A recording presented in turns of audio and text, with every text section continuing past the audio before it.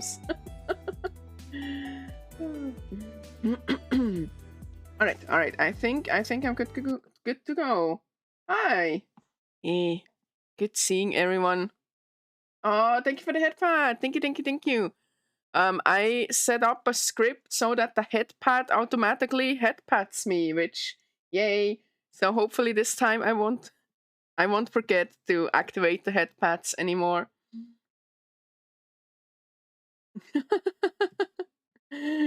Tyson, thank you for the hydrate. Today I'm drinking some Pennsylvania Dutch pumpkin spice cream liqueur. Because that's what I drank when I started playing Please Be Happy. So just kind of a throwback. I really liked Please Be Happy. It was so good. I will never shut up about Please Be Happy. And yeah. So cheers to Zoe and Tyson. Cheers. Oh yeah, Dart Runner. I heard of Trigger Fire too, but a friend of mine, Eva, if you chat, hi Eva, big love. He showed me streamer.bot, which it seems like Trigger Fire except much more powerful. You can do so many things with it. Yeah. I have some of my stream elements, some of my channel points running through stream elements. It's just a bit of a pain to set up. But yeah, the thing I use now is streamer.bot. If you wanna like check it out, it's really good. It's really kind of complicated though. Yeah.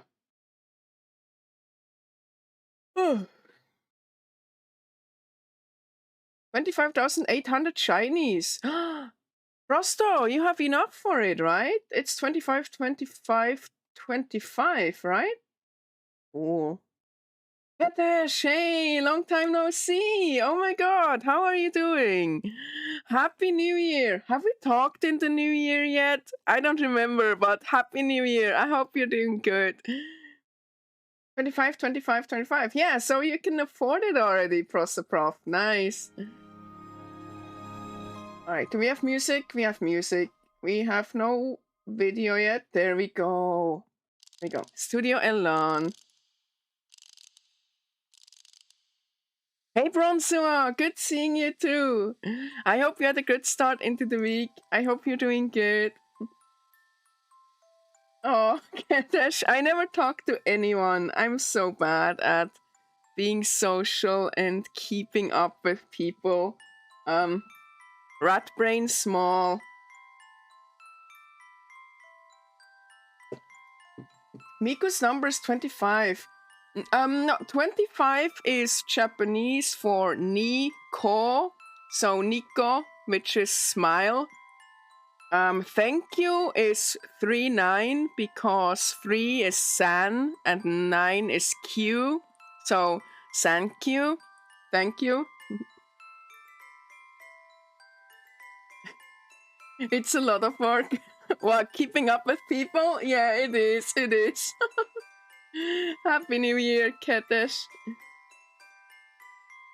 Yeah, like Japanese is really they do a lot of those number wordplay. There's like a ton because like each number can be said multiple different ways. They also sometimes use the English pronunciation.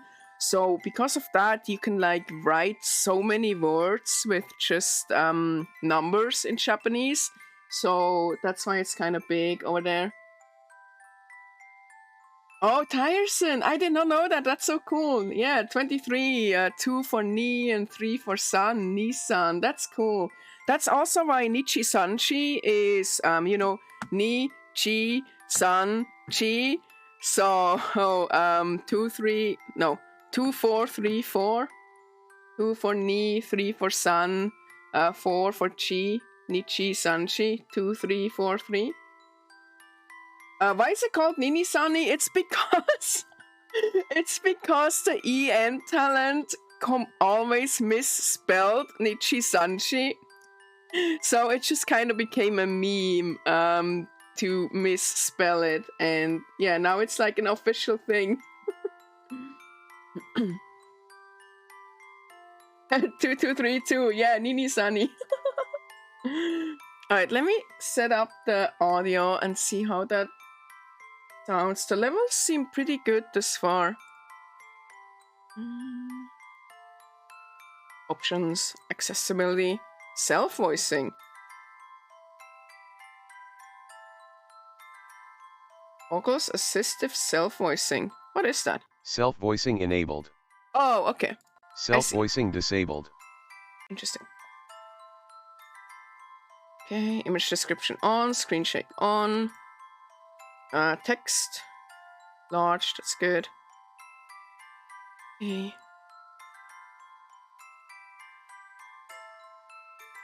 Oh, I like how in Please Be Happy you could actually listen to the voices to know if it's good or not. I guess we'll just find out and might have to adjust it. Tiresome. It's kind of like bumbling cummerbunds. You mean Benedict Cumberbatch? It's funny. I never had trouble remembering Benedict Cumberbatch's name, but there's so many misspellings of it. It's really funny. It's kind of like Bridget. I almost said brisket. Kind of like Bridget from Guilty Gear, where that one person misspelled her as brisket, and now like there's just millions of different spellings, and now no one actually uses Bridget anymore. It's just baguette, yes.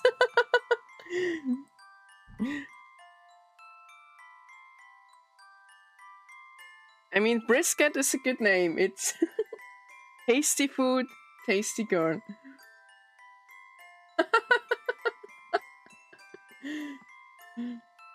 It is very funny. All right. Oh yeah. If you were here yesterday for the Prey stream, you caught the end of it, where I discovered the rat cone. So I made this. I'm the cone now. So hope you weren't expecting to look at the cute rat girl, because you're gonna get a rat cone now. All hail the rat cone.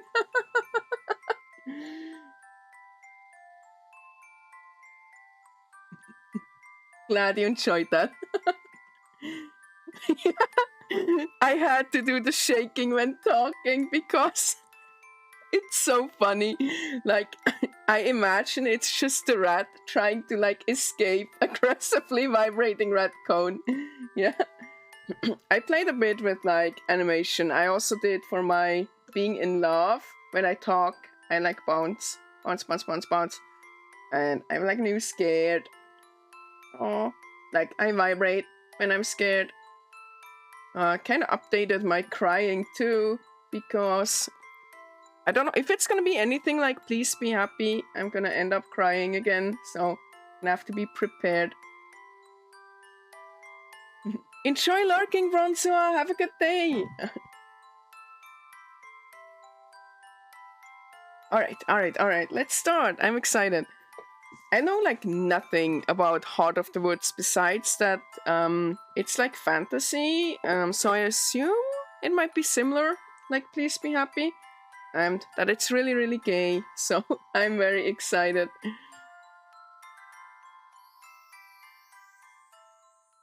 Chapter 1. A Winter Wonderland. That's how this place was pitched to us. Out in the middle of a forest with an unpronounceable name. Hey, speaking of misspelling names. Out in the middle of a forest with an unpronounceable name in a village that time forgot. In the email, it sounded like every other ghost hunter's paradise that we get messaged about. Isolated and antiquated, with a tourism board encouraging hokey effects and gaudy billboards. The train rattling in the background. Wow, my voice gave up there. But the train rattling in the background is really pretty. Very comfy. The vast majority of those emails go unanswered. If Tara weren't so capricious.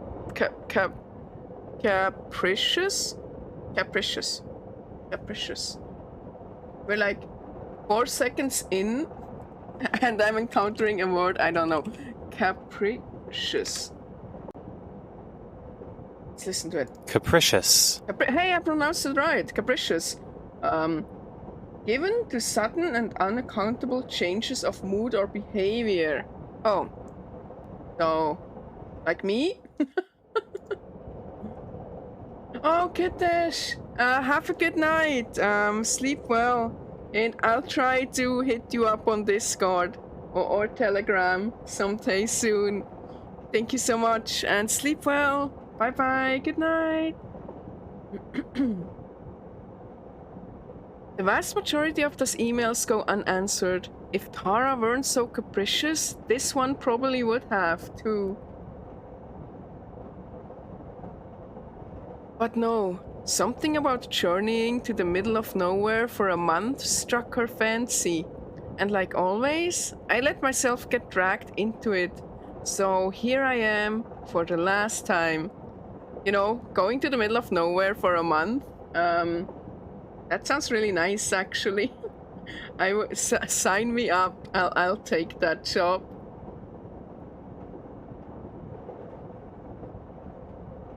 Oh, so that's the main character? Oh, I love her. She's so cute. Alright. Oh no, do we need to get a gush counter going? Rat visiting the middle US. I've never been anywhere rural, basically, besides like I've been to like rural California, but otherwise I haven't really traveled much. But yeah, let's start a gush counter. Where are they? Here, boxes. Oh yeah, someone remember that I died once in Prey for the next Prey stream, because I still own the squats for that. We don't know the name. Wow, my voice really is not doing well today. We don't know the name of the girl yet, so I'm just gonna do Gush. Maybe a bit. Okay, Gush.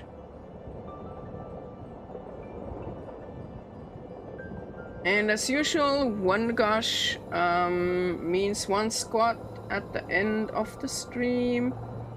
And yeah, someone please remember that I had Death Counter 1 for my Prey DLC playthrough. Thank you. Okay, 2. Let's go at the 0. There we go. Oh, you might want to turn off image descriptions. Let me see.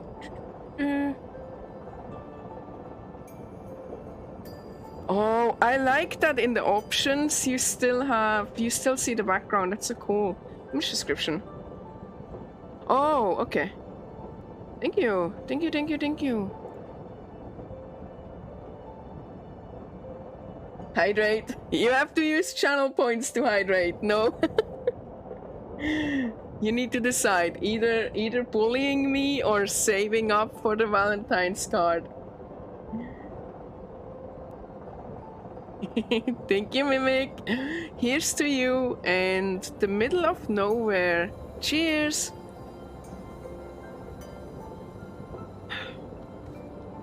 On board a lonely train to the village of Eisenfeld, Tara and Maddie sit in uncomfortable silence. Maddie has blonde hair and red glasses, so she's Maddie. Okay, there we go. Maddie, gosh.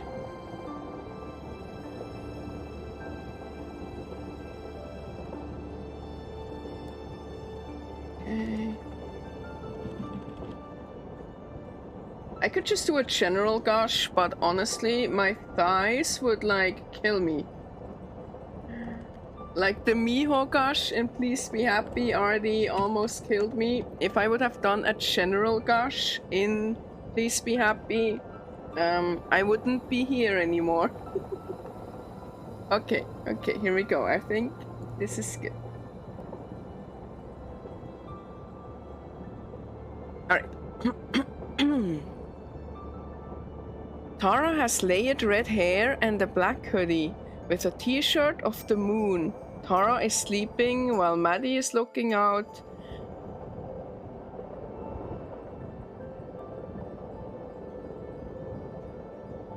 I see. That was the image description, wasn't it? I get it now, okay.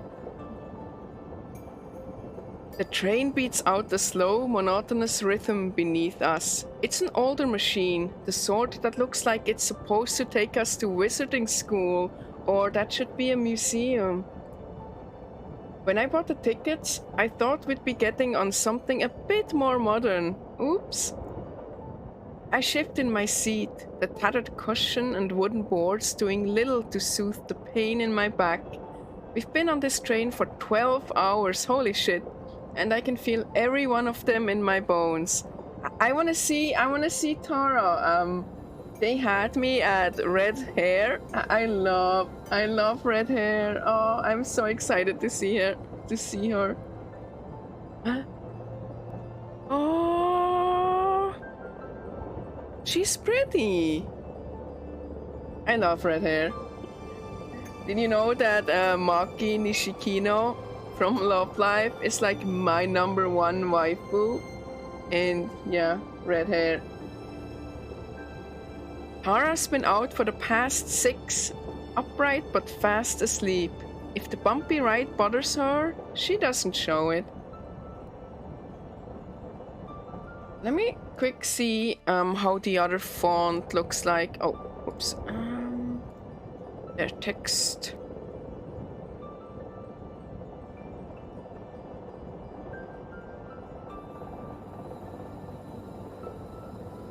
Okay, that's a bit better. Let me look at the dyslexic one.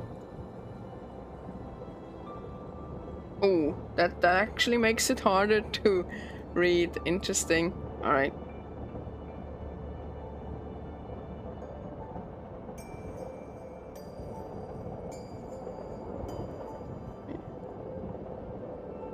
Next, spacing. I cannot see a difference. Okay, I can see a difference.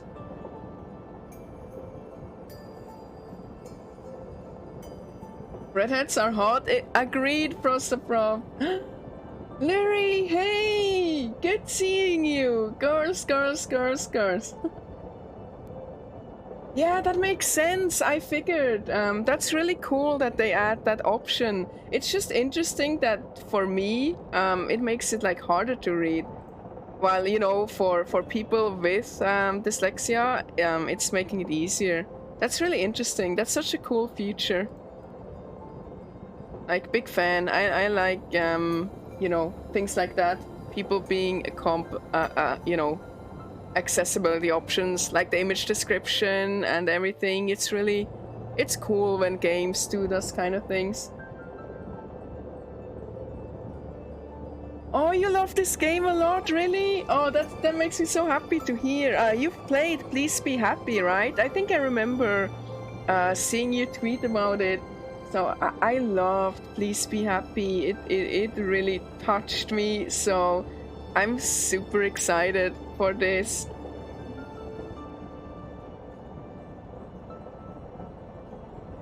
Yeah, exactly, Mimic. People being accommodated towards, it's really great. I'm a big fan. Like, I watch every media with subtitles just because accents makes it a bit hard for me. to hear sometimes, since English isn't my first language. Subtitles in English help a lot too. So I just watch like every show and every movie with subtitles, and games too. But sometimes games like don't even offer subtitles. That always makes me a little sad. Like, it's such a... You would think subtitles would be like the most simplest of things, and not even that is sometimes offered. And yeah. Also, a lot of games nowadays do like colorblind modes, which I think is really cool too. Studio Elon really here giving us the best stories. I love Studio Elon. I'm so happy to have discovered them. Alright. The paperback she was reading dangles low in her hand, in danger of losing her spot in the book. I scuffed my feet across the floor, kicking at nothing. As tired as I am, I'm afraid for our journey to end, for Tara to wake up, to have to talk to her. I always turn subtitles on when I can, either for viewers or just because sometimes you can't understand what someone says. Yeah, exactly. Also sometimes, especially in games, depending on how far away you are from the conversation, it like gets drowned out. Or like Prey had that problem where some of the audio was mixed really, really weirdly. So some of the dialogue was like super quiet, while other dialogue was really loud. And just with things like that, subtitles already help a lot. I think subtitles really should be a standard feature, a standard option. You don't know how trains work? Oh, what a very American thing to say. Usually, there's either a luggage section in the car, like something like that, you know, except seats. It's like just for luggage. Like usually each cart has that. But like sometimes in trains, especially long distance trains, there's an entire cart just for luggage. Yeah, thank you. Yeah. Yeah, it gets annoying if you travel with big luggage, cause you know there's not a lot of luggage space in train. So if you're unlucky, you just have to deal with holding the luggage the entire trip, or you know, have it like awkwardly next to you, or like between your legs, you know, like, which is always very uncomfortable. Sometimes you have no luggage. Yeah, true too. Like, when we visited Japan, what we did is at the airport, we sent our luggage to the hotel, and then at the hotel, when we switched towns, we sent it to the next hotel. It's a really cool feature. I'm not sure they exist in other countries, but in Japan it was really cheap. It was like $10 to send like 3 pieces of big luggage from hotel to like a hotel on the other end of the country. You get 2 small shelves at the start of a train carriage, and if there's already bags there, then screw you. Yeah, I encountered that too, which makes it especially annoying if you have like one of the huge suitcases, right? And then you just like awkwardly have to like make sure it doesn't roll around and it's not in the way for other people, and then you know it takes up sitting space, and yeah, big concern.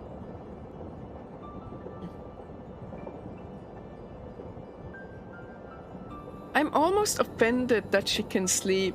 She should be as preoccupied as I am, fighting off intrusive thoughts and wondering what to say. Is she me? What is it with Studio Elan games and them writing the protagonist girls like me? Mood Larry, yeah.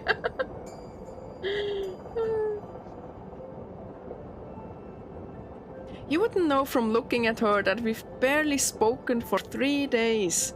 That's how long ago I told her that this would be our last trip for the show together, and that I was quitting once we got back home. Everything since then. Packing, booking our tickets, finding someone to take care of the cat while we're gone, happened in a blur. We've been cordial, but that's it. My heart hurts, but it tells me I made the right decision. Yawning, I lean back against my seat and pretend it's comfortable. The cushions are unnoticeable, nearly as firm as the wooden floor beneath us. A heater in the corner hems and haws like an old man, but it's not nearly powerful enough to fight off the chill. I desperately wish that I could sleep too, but one of us needs to be awake when we get to the station, and that should be any minute now. Plus, I've never been able to fall asleep on planes or trains anyways. Yeah, me neither. Like, I always try to sleep on the plane. You know, I take quite a lot of plane trips and I just can't fall asleep. Like, maximum maybe an hour or so. Even if I'm like super tired. It's just, I don't know, just like sleeping while sitting in a cramped space. And you know, the anxiety of, oh, will everything be okay? Will we make our connecting flight? And then the excitement too of, you know, going to a new place. It just makes sleeping really, really, really hard. Flying rat.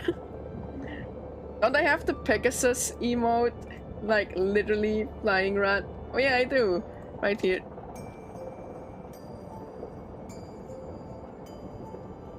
One second. My cat is up to something.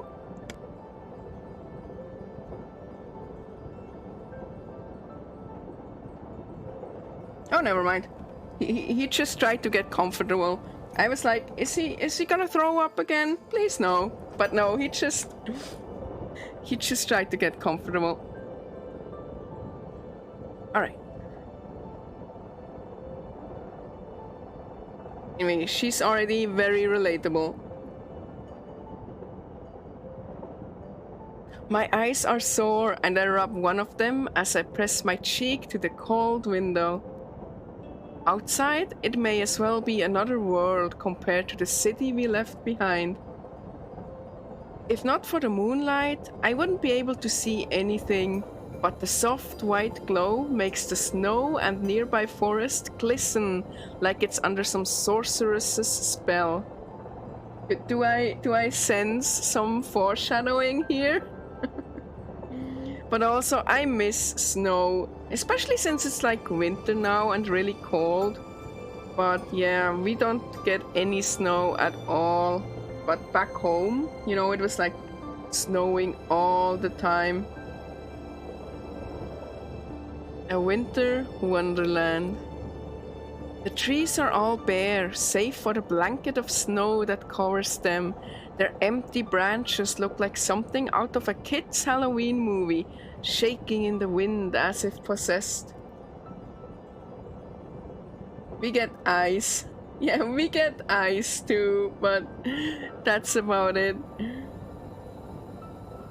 They seem to stretch on forever, farther than I can even see. It's more like an ocean than a forest. Morgan certainly wasn't exaggerating when she said this place was remote. I'm getting like wanderlust. Like hearing that description. I wanna experience that. Intermittent lights flicker amongst the trees in the distant darkness, which I assume come from either winter campers or hermits. I'd call them crazy, but I'm about to be in the exact same position. Something catches my eye, way out in the woods.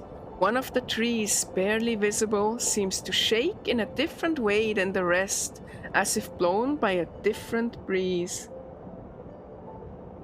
Try Oregon or Washington then, lots of forest. Yeah, I've been in the Yosemite. No, not Yosemite. Is it Yosemite? The national forest between California and Reno.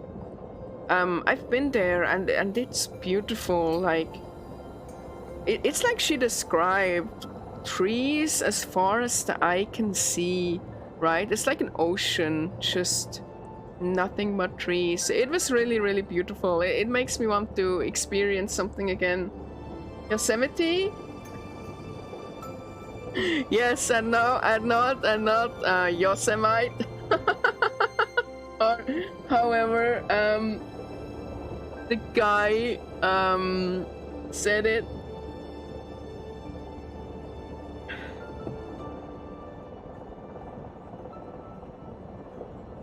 A thin layer of frost is beginning to form on the outside of the window as I push my face against it, turning to try and find whatever it was I saw. It's gone, though. It was almost certainly never even there to begin with. Either my eyes were playing tricks on me, or the moonlight was. Train isekai vibes, right? It's like they're entering another world. I sigh and sit back again, allowing my eyes to barely close. I really love her boots, by the way. Like her outfit in oh shit, that's a gush, isn't it? Her outfit in general is really good. Like, you know, the skirt, but the thighs and the nice scarf, the fluffy, whatever it is you call it, shoulder fluff. Her boobs, yes. But yeah, the boots exactly, especially are really great too. I like the combo of short skirt and thighs. It's or leggings. It's really pretty. I sigh and sit back again, allowing my eyes to barely close. I won't fall asleep. I'll just... I'm jostled back into alertness as the train lurches harder than before. No sleep allowed. Sorry, Maddie.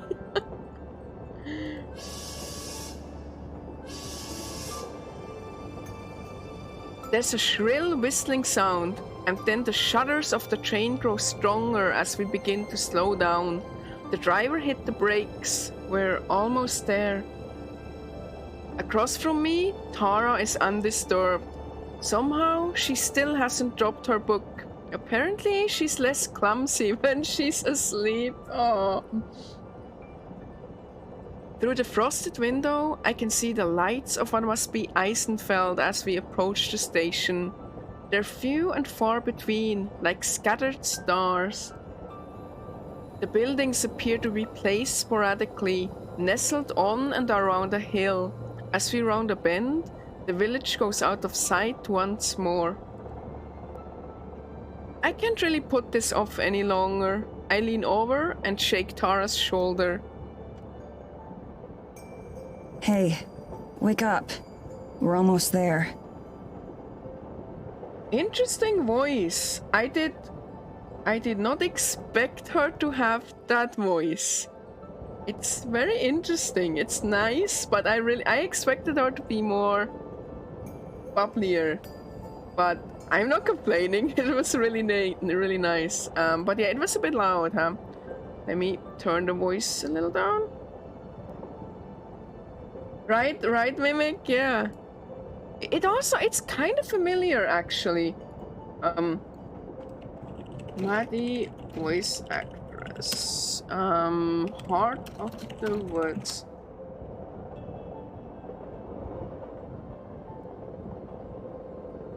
Okay, the game is on IMDb. That's so cool.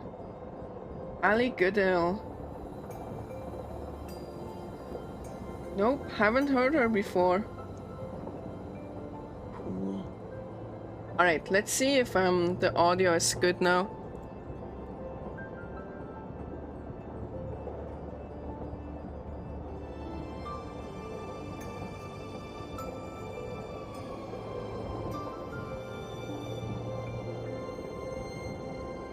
Can I like replay audio?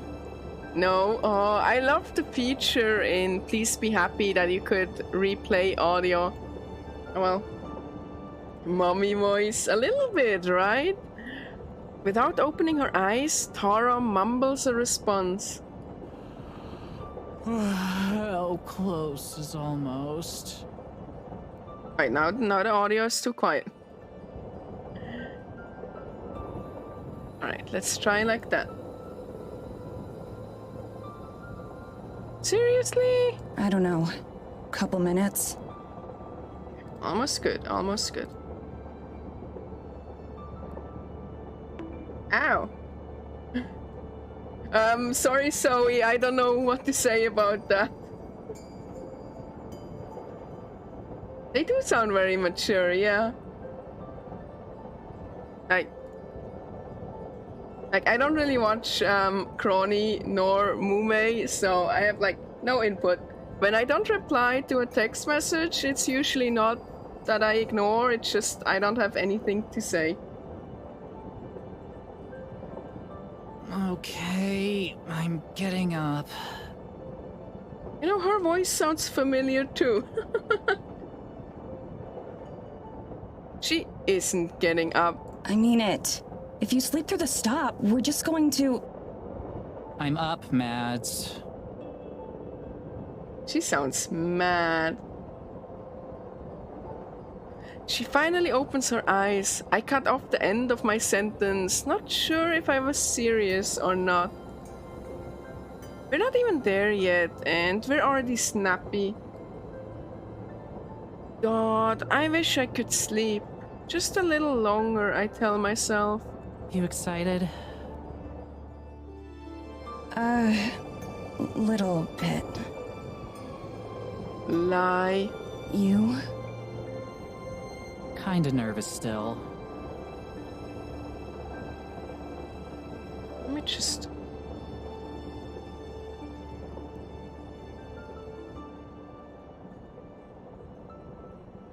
Okay. What is there to be nervous about? We've done this 1,000 times. Yeah, well, this isn't like those other 1,000 times. And you know that. She shrugs again, not meeting my eyes. I don't know, Maddie. I'm sorry. Let's chill. Yeah, sorry. Damn, the game like opens with them already in like massive conflict. It sounds like. We lapse into silence. At least when she was asleep, it wasn't awkward. I just want off this train. I want to be distracted by going to the cabin and taking in the new sights. Oh, my cat is throwing up.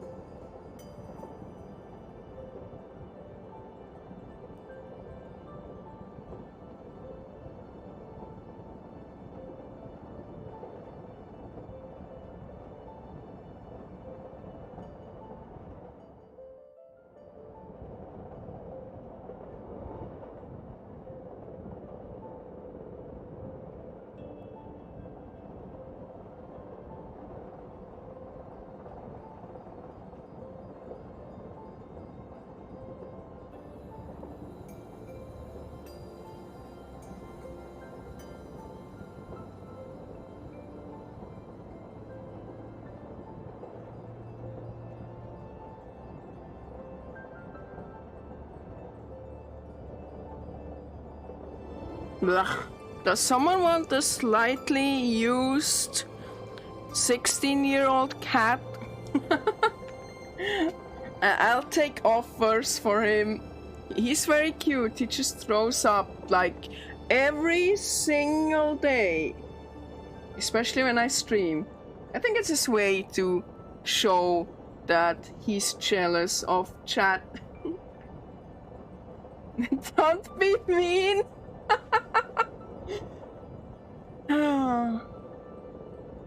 Oh, Valentine. Little throw up kitty. Vomit cat. Hey, that's it. I'm gonna call him Vomit Cat from now on. Slightly used, yes. He's slightly... He's like not fully the guarantee, not the guarantee, the return window has passed a few years ago.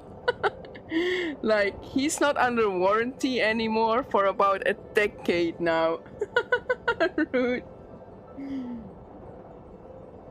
Well, if you'd see me throw up in your living room, you'd want to, ow! You'd want to trade me away too, right?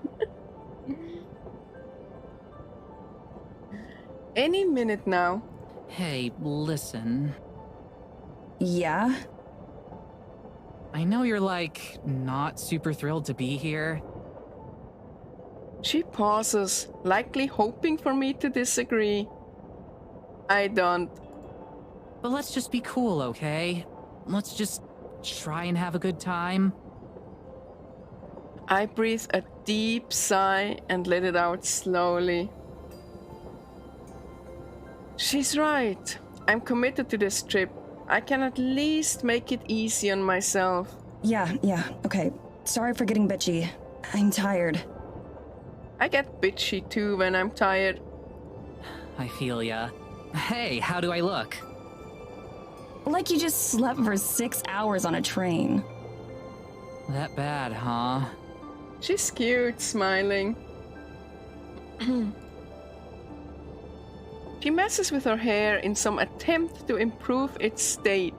The results are unnoticeable at best. At best? Oh man. Hopefully it's good enough for Morgan. Fisher. Fisher. Interesting name. Yeah. Morgan Fisher. If she's meeting her online hero or whatever, then I doubt she'll care that your hair's a mess. God, I hope not. I don't want to end up on some fashion faux pas vid. For real though, if she's super fangirly, then let's just let her get it out of her system and hopefully she won't make things weird later. Making things get weird later is kind of our specialty though. Yeah, true. But hey, it got us to 250,000 subs, so like, we must have been doing something right. 250,000 subs? Wow. Goals. I just nod. I still can't help but fixate on how everything she says is past tense. It's over after this. Hey, Justar! You're here for the gays! Welcome, welcome. We're all here for the gays. Good seeing you. I hope you're doing good. Happy 2023. I'm not sure when I've seen you last in chat, but I hope you had a good time.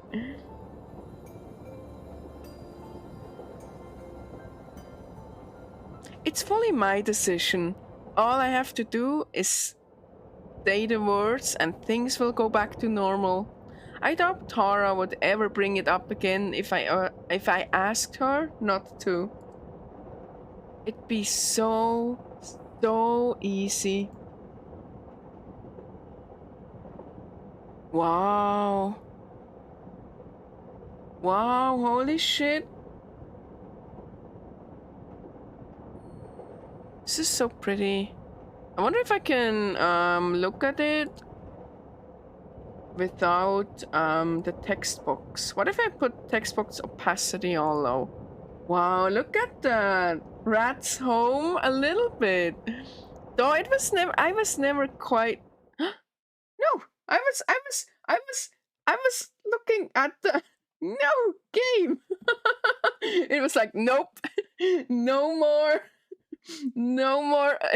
looking at the pretty landscape. You're gonna have to read. We step off the train and into another world. Oh. But yeah, like I was saying, even though I grew up in Switzerland, it was never quite as quaint and small and, you know, like this. Like, I've seen places like that, and I've stayed at places like that, but, yeah. Landscape gush? You know what? I'll give you that. +1. Alright, let me turn the opacity back on. Yep. A frigid wind saps the heat from my body almost immediately, as if it had been waiting until we arrived to pelt us until our skin felt like it was burning. Yeah, that's one of the things I don't miss about snow. I kind of want the ambience sound to be a little higher. There.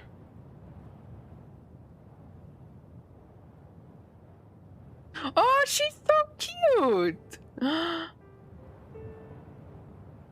Like the pout, the oh shit, that was another gush, wasn't it?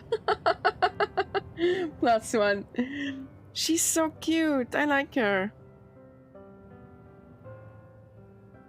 Pretty music too.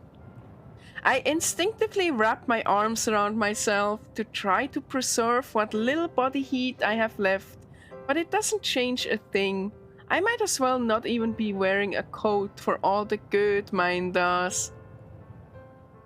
As nice as it is to have the moon keeping things from being completely pitch black, I could really go for some cloud cover right about now.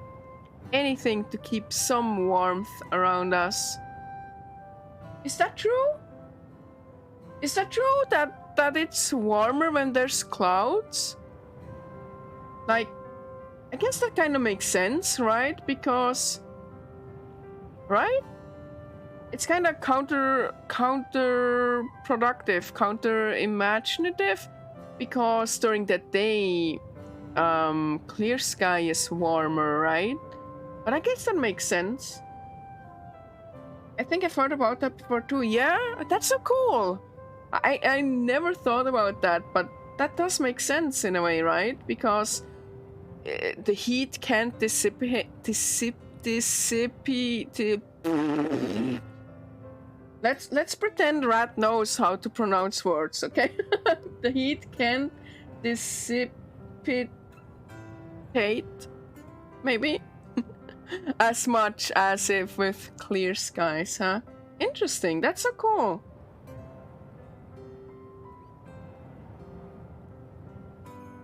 She's cute too. Oh, the clips look like she has angry eyebrows. I like her style of dress too. It's very cool.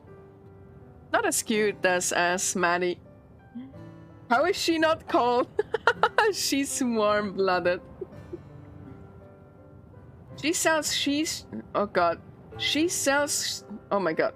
She sells seashells by the seashore. She sells seashells by the seashore. She sells seashells by the seashore. She sells...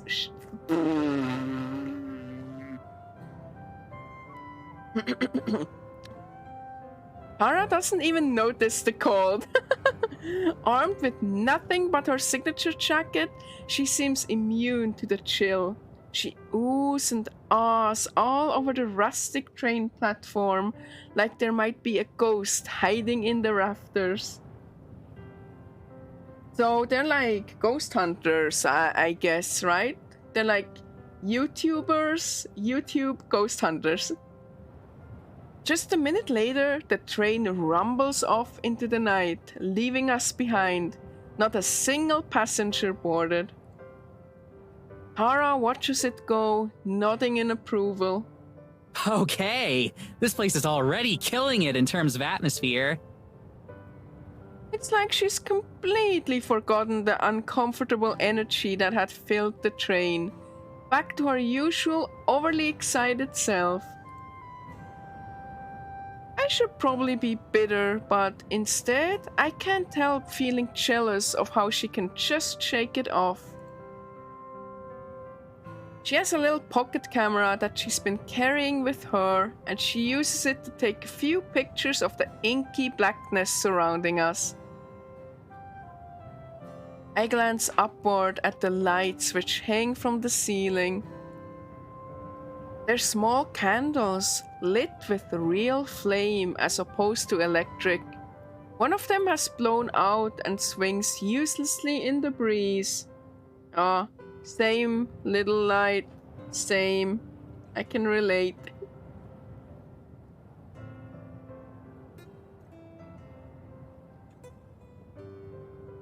They're about as ineffective at keeping away the darkness as my coat is at keeping me warm. The low light will surely ruin Tara's photos, but she's snapping away without the care. You know none of those are actually going to be visible, right? Oh, I love her. Her spunk already. She ignores me. I should probably just let her enjoy the moment. This place really does feel super eerie. Listen. I do, and it soon becomes apparent that what she's referring to. The silence. All around us, it's quiet. Even the sound of the train has faded, leaving us in total solitude. The flickering lights of Eisenfeld seem impossibly far away, though I know it can't be more than a half-hour's walk. It's so quiet. Isn't that cool? We're definitely not in Kansas anymore. That's one way to put it.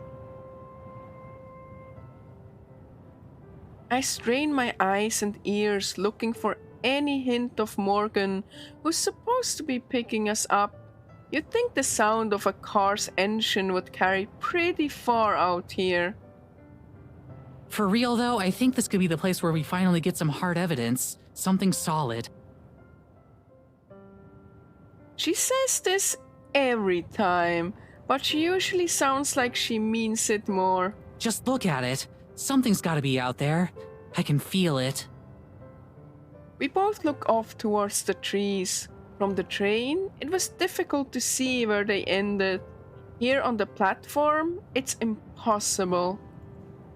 My expectations aren't any higher than usual though, which is to say, non-existent. I wonder if Tara really believes what she's saying either. When she speaks again, her voice is quiet. That would be the perfect send-off, wouldn't it? Aww. Her words sting. Damn it. Not here. Not already. I want to try and deflect away from this somehow, to set her back on her path. Let her enjoy this moment without me spoiling it. Who knows? Maybe this will be the one that finally gets you a con panel so you don't have to crash someone else's. Nice. You can get a panel at Off-Kai Expo. That was one time, and their panel would have sucked without me. Her voice has an edge of her typical bravado again. It's a relief to hear. She returns to her camera, and I give myself a moment to try and take in my surroundings.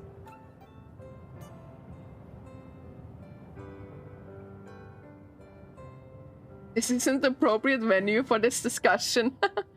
Look how pretty it is. On my way to crash OKE. With your panel about ghost hunting. Supernatural or not, there's something oddly serene about this place. That said, I'd like it a lot more if it wasn't so damn cold. About why mimics are just misunderstood. I mean, isn't that what Prey was about, right? That Typhon are... they're not evil, they don't get it. They don't get empathy. VTuber ghost hunting. I shiver and cross my arms even tighter. Surely Morgan will be here soon. I can't wait to see the village tomorrow. I hope it's like one of those museum exhibits with the little replica towns and people. In what way? Like architecturally. She sounds out the word slowly. All rustic and old-timey. I can't imagine that it'll be that different from home. They've got to be modern enough for Morgan to watch Paranormal after all. Her YouTube show name is Paranormal. That's actually pretty genius. If you're expecting people to be walking around in monocles and waistcoats, you're gonna be disappointed. Here I thought I'd finally get a chance to show off how amazing I'd look in a top hat. Soup. Soup. You and visual love novels. I mean, I like what I like.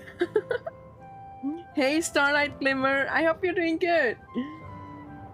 I'm gonna be playing Prey again soon, but I need some, comfy gayness every once in a while. I'm sure you'd be the teen heartthrob of the Victorian era. She gives me a brief snort of amusement. Her responses feel more muted than usual, but the fact that we're still able to banter is a good sign. I have plenty of those, so I can't shame. There's nothing to be ashamed about anyways. I don't even want to say guilty pleasure. It's just pleasure. No guilt about it at all. I'm glad that I can cheer her up, even if I was the cause of her low mood in the first place. Justa, really? Oh my god.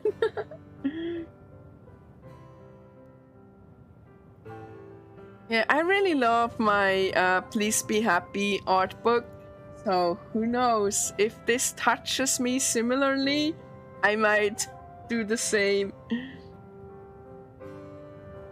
However, after a moment, she looks back at me. Her expression is serious for once. Okay, so about Morgan.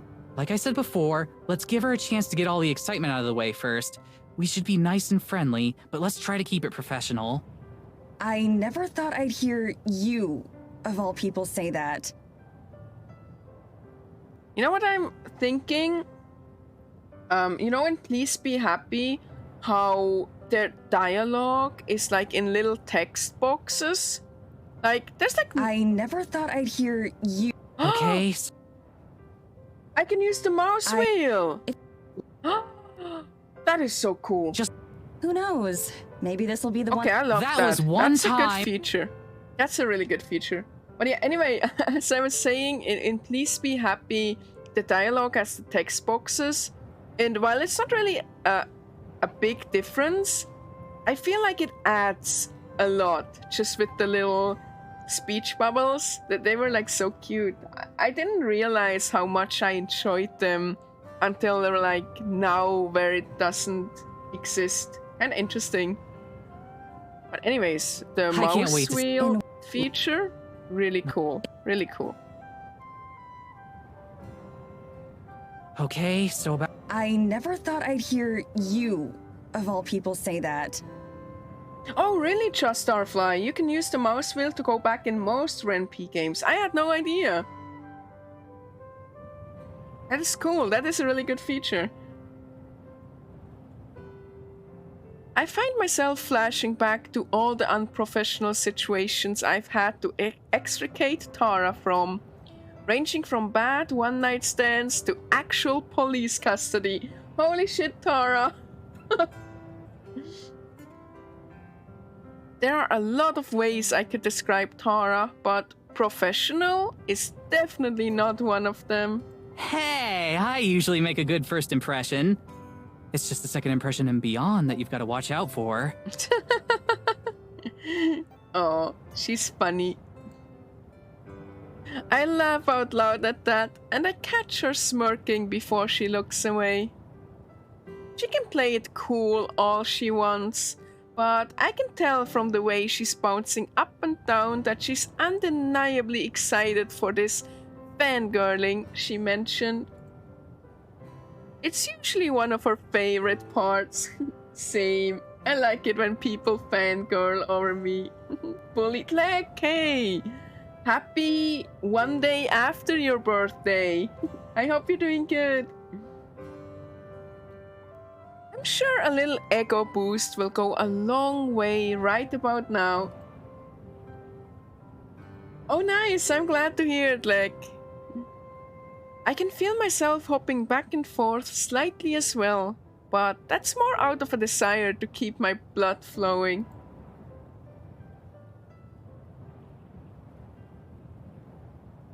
Thankfully, it isn't too long before I can see the silhouette of someone approaching through the storm. Oh, thank God. It's gotta be her, right? Given that we're the only people out here, I really hope so. I love her! Holy shit, she's so cute! She's so cute, oh my god! Callisto, that is so mean. No bullying. Gosh. Gosh. Alright, I'll give you a gosh. I'm just gonna change it to general gosh and hope I won't die. Ow. Boxes. Gosh, there we go. Oh, look at her. She's so cute. Shit. Believe how cute she is. Gosh. Or gonna add a colon. Colon. There we go. There. You tried to give away my slightly used. You call him slightly used too. Rat scale little heart. I know, I'm sorry, but look at her. She even has the little ahoge. Oh my god. You know, usually I'm not too big on twin tails, but that is really cute. The orange with the green, it's such a good combo. And like the big comfy sweater. Oh, I love her. What was her name? Morgan, right?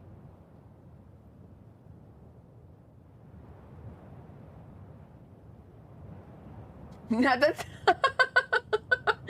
that's still the same gush, okay? Still the same gush. Morgan, you? Oh my god, is that how Morgan looked this entire time? I did not realize that. Can't believe I played such a cutie. As the girl gets closer, she gets easier to see.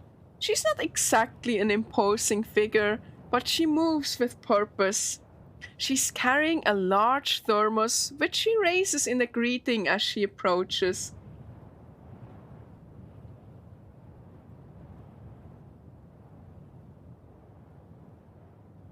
I wear my twin braids a lot. You do?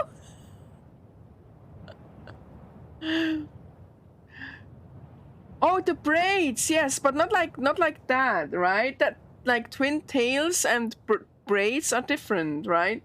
Like, cause braids are like braided, while these are just like ponytails, but on the side. Rat sleeping on the couch stream. Please no, our couch is not very comfortable.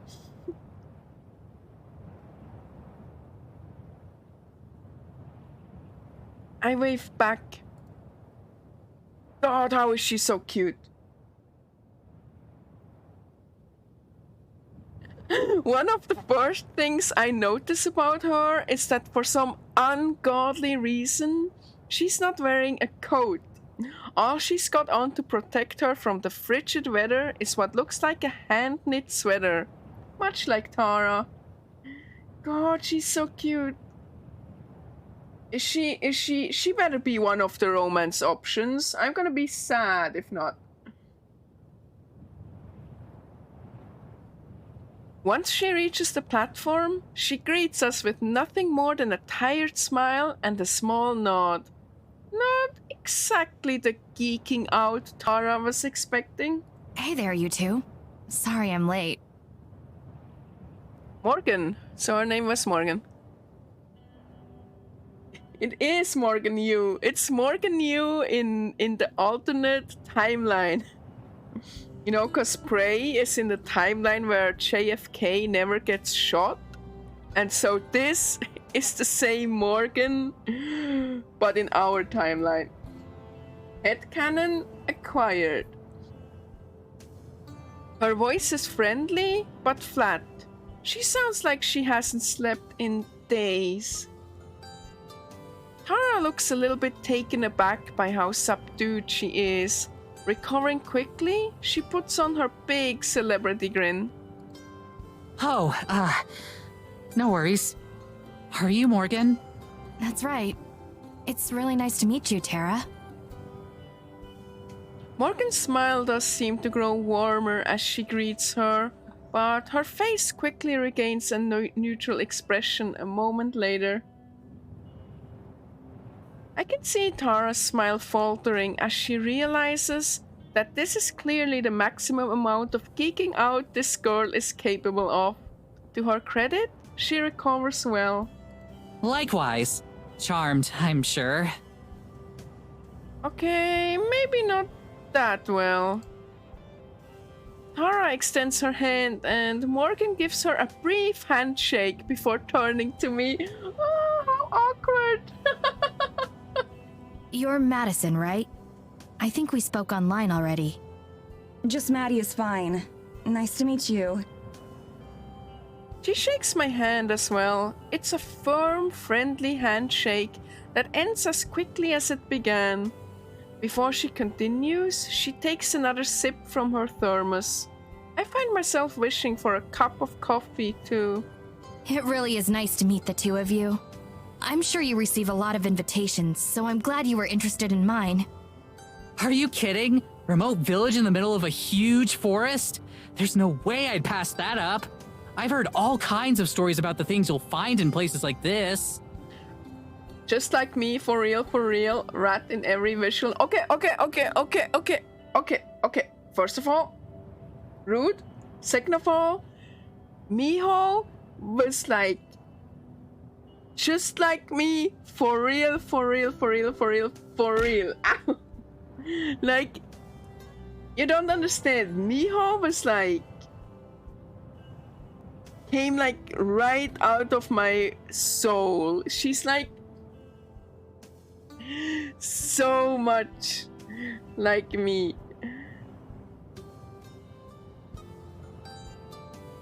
Hopefully not too many, or I won't have anything new for you. Ow!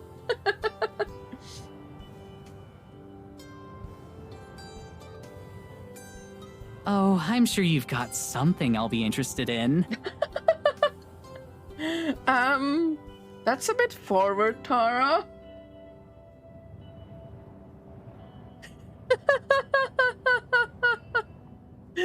Real smooth, Tara. So much for being professional. I can see Morgan's mouth twitch slightly at the comment. Oh, look how cute she is. Oh, she's so cute. I love her. Tara down bad. Seriously, Tara down bad +1. She's like mischievous. Also, I just now noticed she's like short. I like short girls, like little gremlins, little shit energy. Big fan. Squad prediction, it'll get into the hundreds. I'm scared. I can see Morgan's mouth twitch slightly at the comment. I can only hope it was something closer to a smile than a grimace. Tomorrow I can show you around the village. There isn't too much out of the ordinary there, but I'm sure you can find a few things that interest you. That would be wonderful. We can go sightseeing when Tara isn't off chasing spirits around in the woods. Morgan and I both smile. Tara flashes me a look of mock annoyance for the slide. But it's probably eating her up that I've gotten more of a reaction out of Morgan than she has. It's about a half-hour's carriage ride to the cabin if you guys want to head out. Do you need help with your bags at all? Carriage ride? Horses? Horses? You have a horse? You came by horseback? Horse, horse, horse, horse, horse. Horse, horse, horse. Tara lifts her bags, giving Morgan another shiny grin. I'm pretty sure I see her accidentally flex her arms too. She really is down bad, isn't she? It's rat drawn. I wish.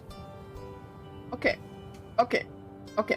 So, a rat drawn carriage.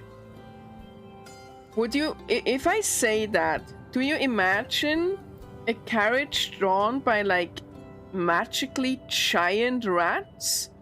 Or like a huge swarm of hundreds of tiny regular-sized normal rats? Because my mind immediately went to the first, to like almost horse-sized rats, but honestly just like thousands of tiny rats drawing it would be cute too.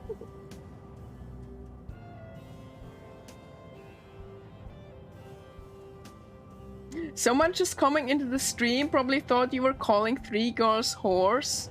Oh. I never realized that horse and horse, it is literally pronounced the same way. What the fuck? English? What the fuck? Horse. Horse. Horse. Yeah, what is up with that? I've spoken this language for like 15 years now and I never noticed. That is fucked up. English, I want to file a complaint. Who do I complain to? Do I like write the White House? Who invented the English language? I just want to chat, okay? Just want to have a quick chat. Also, hey, cat. Good seeing you. I hope you're doing good. There's a slight difference. Yeah, I'm sure for native speakers, but for me, I mean, I can say horses and horse. But if it's like singular, horse. Okay, there might be a bit of difference. Horse.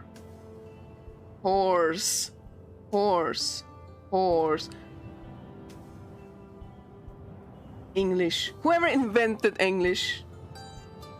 Oh, you could not sleep. I'm so sorry to hear. I hope you'll find some rest soon. Poor cat. Horse rat. It's because you elongate the O in horse. Oh, so the horse is really short. Horse.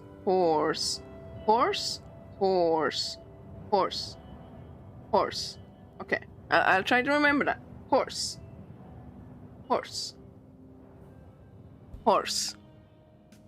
Okay. English. Hard. If you pronounce it British, it would be more obvious. If I pronounce what British? Horse or horse? Reboot the rat. I wouldn't even know how to pronounce either of those words in British. All I can hear, horse. Horse of the equine variety. Equine. Okay, so this just turned into rat is trying to pronounce words stream. I'm sorry if you came here for lesbians, you're getting rat trying to speak 101. I leave that up to you and Twitch. Horse.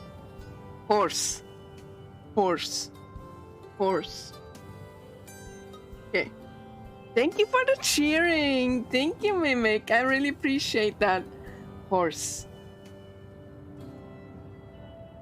Anyway, is it against Twitch TOS to say the other horse? Remember to hydrate. If you want to hydrate, you gonna use channel points. No discount hydrates.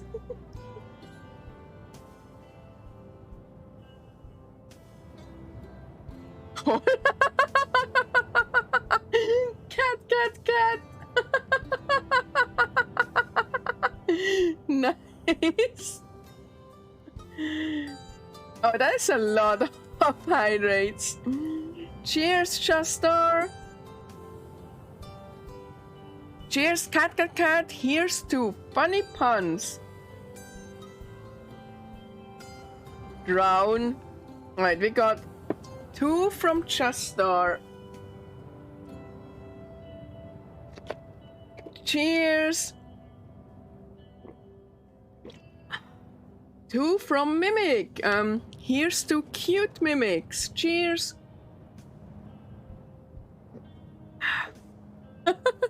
Leg, thank you.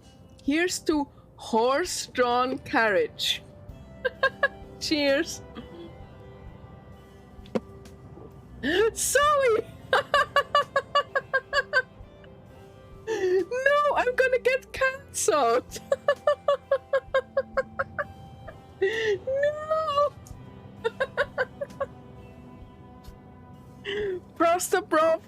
Here's to me not knowing the difference between horse and horse. Cheers.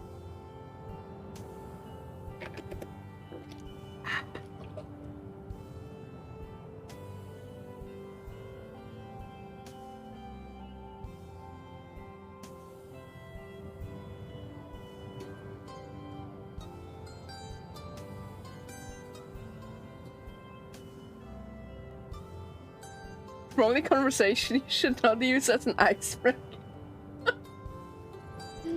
I'm sorry, I don't English very well.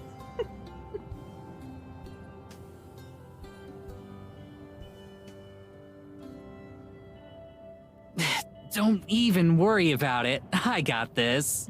Look at her showing up. Okay, cool. This way.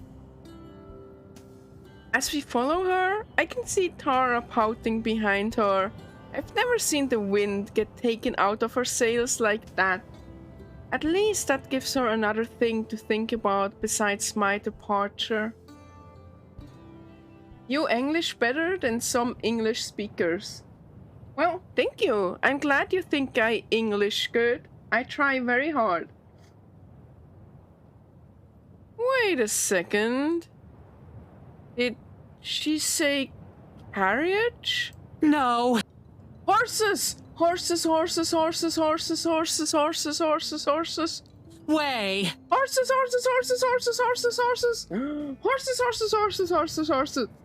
Horses. Ah, yay! We're standing in front of an honest-to-God horse-drawn carriage. If it weren't for the little white puffs of breath coming from the horses' noses, I'd be willing to believe that it was some sort of commemorative statue. I love horses. Chester, no! No, Chester, no! I'll never live that down, will I? They are unicorns. Could you imagine? I want to see unicorns. This is so cool. Is it yours? It belongs to my family. Given that there aren't any roads through the woods, there isn't really a point to anyone out here owning a car. I move closer, examining the craftsmanship as best I can in the moonlight. The design is fairly bare bones, but a few flourishes here and there and some semi-ornate painted finishes make it clear that this was something built with love and care. Somehow, I'm the only one who seems intrigued by our ride. Tara, come take a look at this. She doesn't like horses? As I speak, I look back and see her standing completely still, as if the cold has her rooted to the spot. Give me a sec. I'm just taking in the view a bit. From a distance. She froze to the floor. She's trying to act nonchalant, but her wide eyes keep flicking towards the horses. Her previously genuine grin has turned into a very nervous grimace.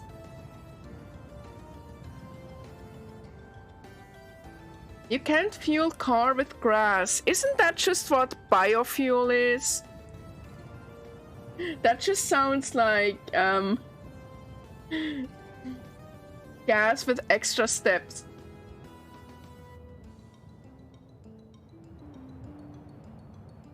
Mimic! No, stop clipping my horse! Oh, thank you for the clips. I'll check them out later. Slowly inching forward, she scoots further away from the horses as she approaches the carriage. I doubt she planned for part of her first impression to be Morgan learning that she's absolutely terrified of horses. She had better at least learn to tolerate them, or this is going to be an even longer trip than I expected. Wait, if this is the only way through the woods, how are we going to get back and forth between the cabin and the village? Don't tell me we'll have our own carriage. Neither of us can drive one. The horses can drive one.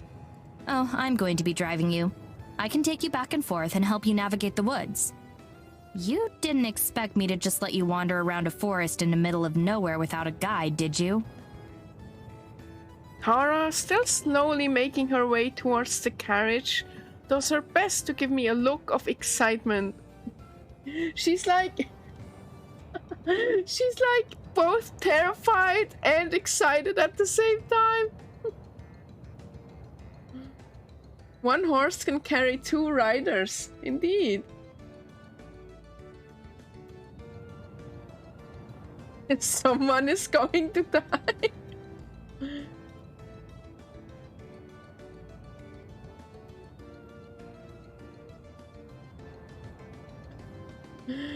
Thank you, Zoe. Tara, still slowly making her way towards the carriage, does her best to give me a look of excitement. If anything, it resembles the look of a panicked hostage. The fact that she's still trying to play it cool is almost admirable in its futility. You're sure that's not any trouble? I'd hate to inconvenience you any more than we already have. It's no trouble. I run my own shop, so my schedule is pretty flexible. I'm more than happy to help. Running her own shop. I wonder what she does. She looks over at Tara, who has finally made it within a few feet of the carriage. She shoots us both a thumbs up. I have a feeling she might need it. Trust me, you have no idea.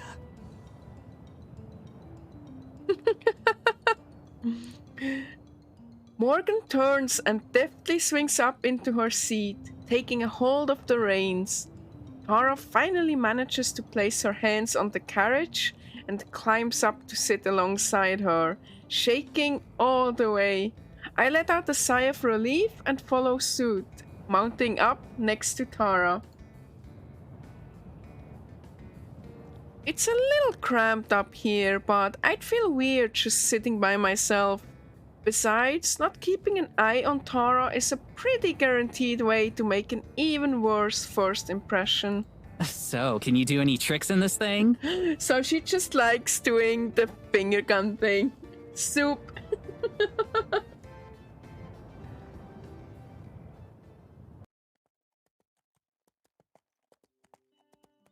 The path to the cabin turns out to be a complicated one.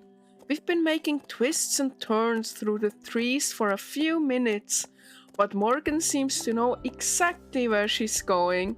Not even the dark can stand in her way. You can navigate through all this with just that little lantern? How can you see landmarks? Don't worry, I know these woods better than just about anything. Besides, the moonlight is more than enough for me. I can't help but feel embarrassed as I think about all the times I had to use a flashlight on my phone just to find something I dropped in the car. I definitely wouldn't last out here. Looking over, I can see Tara bouncing her leg, probably about to launch into a torrent of questions for Morgan. After that flat introduction, she's clearly a little less gung-ho than usual, but I know that won't stop her.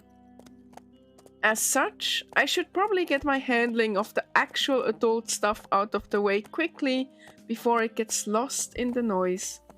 Is there anything about the town or the people that we should know? Local customs, things to avoid saying, that sort of thing? Morgan thinks about it for a moment, silent. There's a curfew at midnight. Also, you're not supposed to go too far into the forest. I ignore both of those rules a lot. Most of the villagers tend to be sticklers about them, though. Great. So, our host is a troublemaker. I guess that means Tara will be in good company. So, while we're on our way, could you maybe tell us about some of the specific supernatural occurrences you've seen here so far? Here she goes. Don't say horse if you can't pronounce it. Calista, rude. Weird the locals are. I missed what was said. Let run horse around. Oh, that reminds me of BoJack Horseman from Horsing Around. What a good show.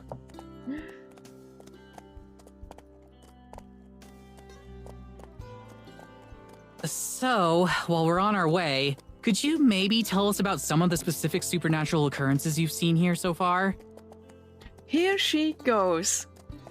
Morgan sits up at the question. She looks over toward us, and her eyes seem to lose a bit of their constant drowsiness. She's been waiting for this. Well, we have a lot of freak weather events. Strange storms that appear and disappear, or are localized to certain parts of the forest in ways that shouldn't be possible. Is that the horse from Horsing Around? Oh, I think I'm about due for another rewatch. It's been a while. Tara nods solemnly, already totally enraptured in what Morgan is saying. Sometimes when I walk in the woods, I can see strange lights here and there, like tiny little stars inside the forest. I've never been able to get close to them, though.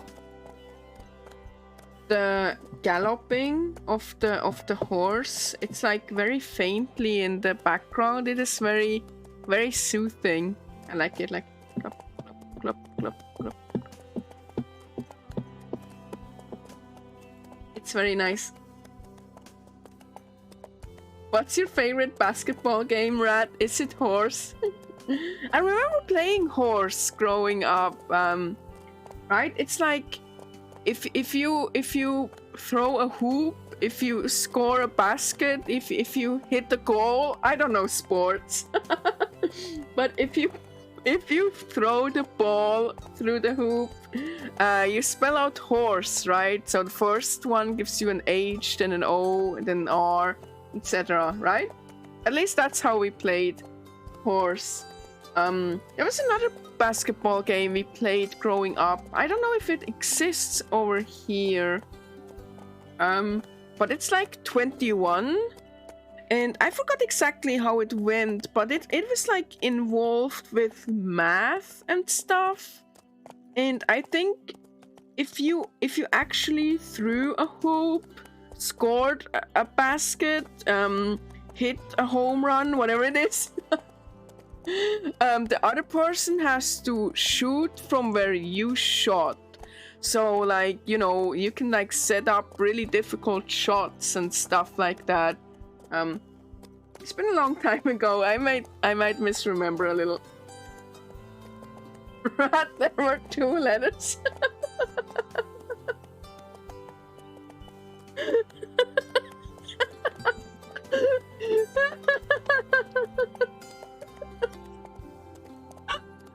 I can't stop laughing.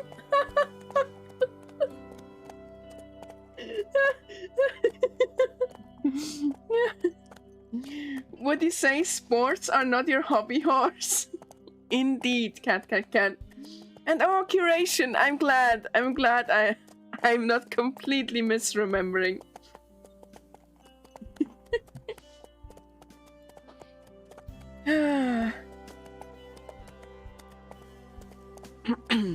I raise an eyebrow, but don't say anything. We've had countless cases of strange lights before, all of which have ended with a rational explanation. That doesn't seem to damper Tara's spirits, though. I start to drift off. This is more Tara's jurisdiction anyway, so I'm sure they can just wake me up when we get there. That's a big mood. There's also my cat. Cat! Kitty, kitty, kitty, kitty, kitty, kitty, kitty, kitty, kitty. Your cat is a supernatural occurrence? Hey, that would be cool. She can talk, so I'd say so. Talking kitty?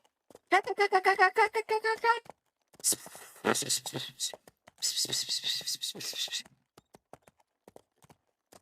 cat. Her words snap me out of my trance.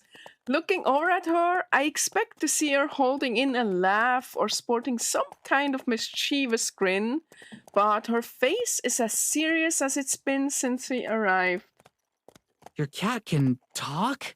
Like, talk the way a human does? Yes, she's very well spoken, in fact. I bet she's better spoken than I am. I like that the cat is a girl, too. I try to hide a sigh. Weird weather and lights in the woods are ambiguous enough that we can play along with them. But every so often we get these blatantly fake claims too, like a talking cat. Tara, however, instantly perks up once her words sink in. She can't actually believe her, right? So, could we talk to her? She won't mind if I ask her a few questions, right? Well, I'm watching a talking rat on my PC. Plot twist, her cat is a VTuber.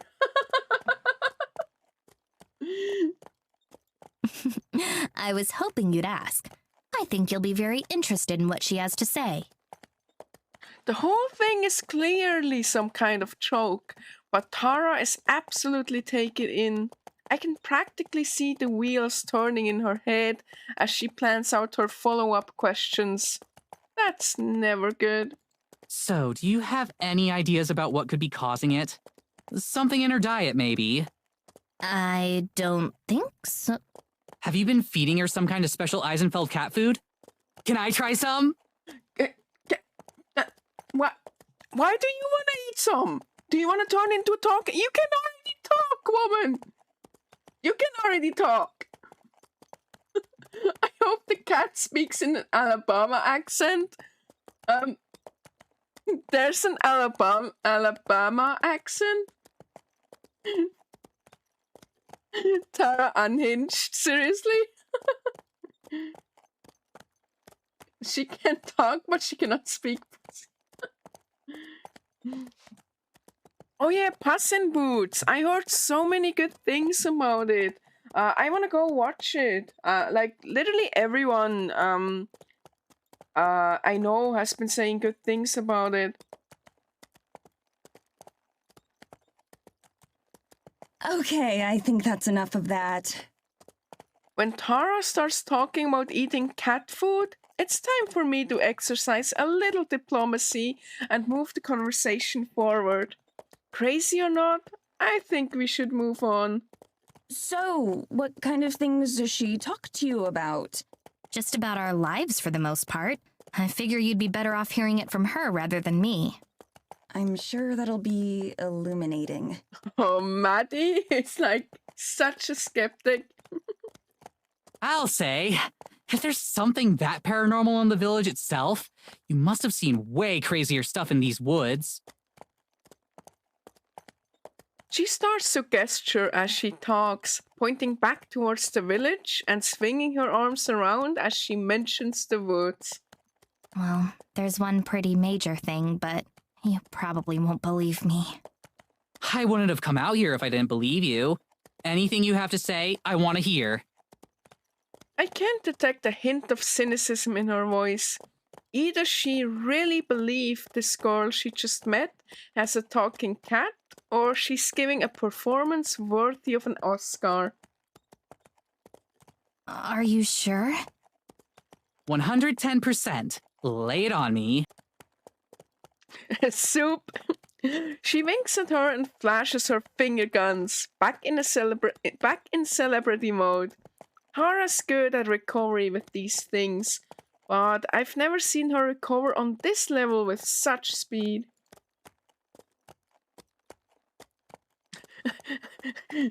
She scooted closer. But as I watch her lean in towards Morgan to make sure she catches her next statement, I realize another possible reason for her passionate response.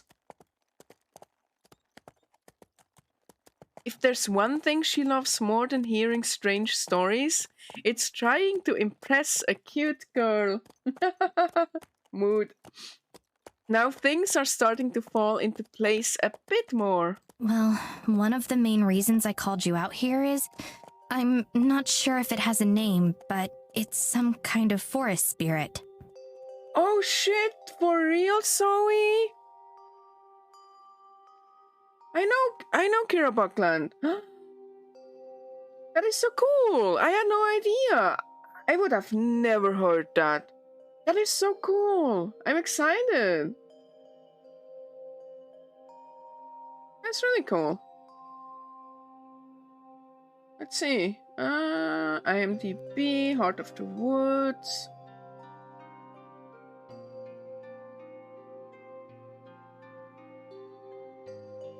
Stephanie Arata for Tara Brick. Kira Buckland. Oh, holy, it is. It really is. That's so cool.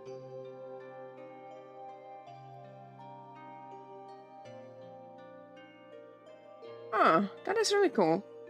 So I tried not to look at the other characters so I wouldn't get spoiled. Huh. Sorry, I'm just scrolling through her list of work she did. She was in a lot. Wow. Wow, the list just goes on and on. That is so cool.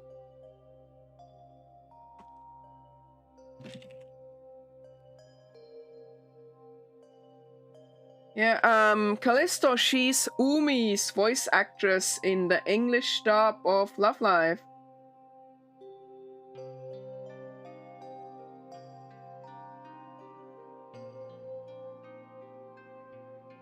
Put your rat in the cone, like this.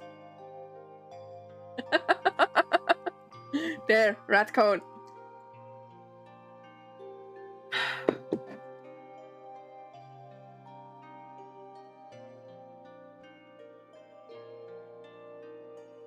Silicone. The shakes. Yeah, I love the shakes. It's so good. Yeah, bye, rat gets put in the cone.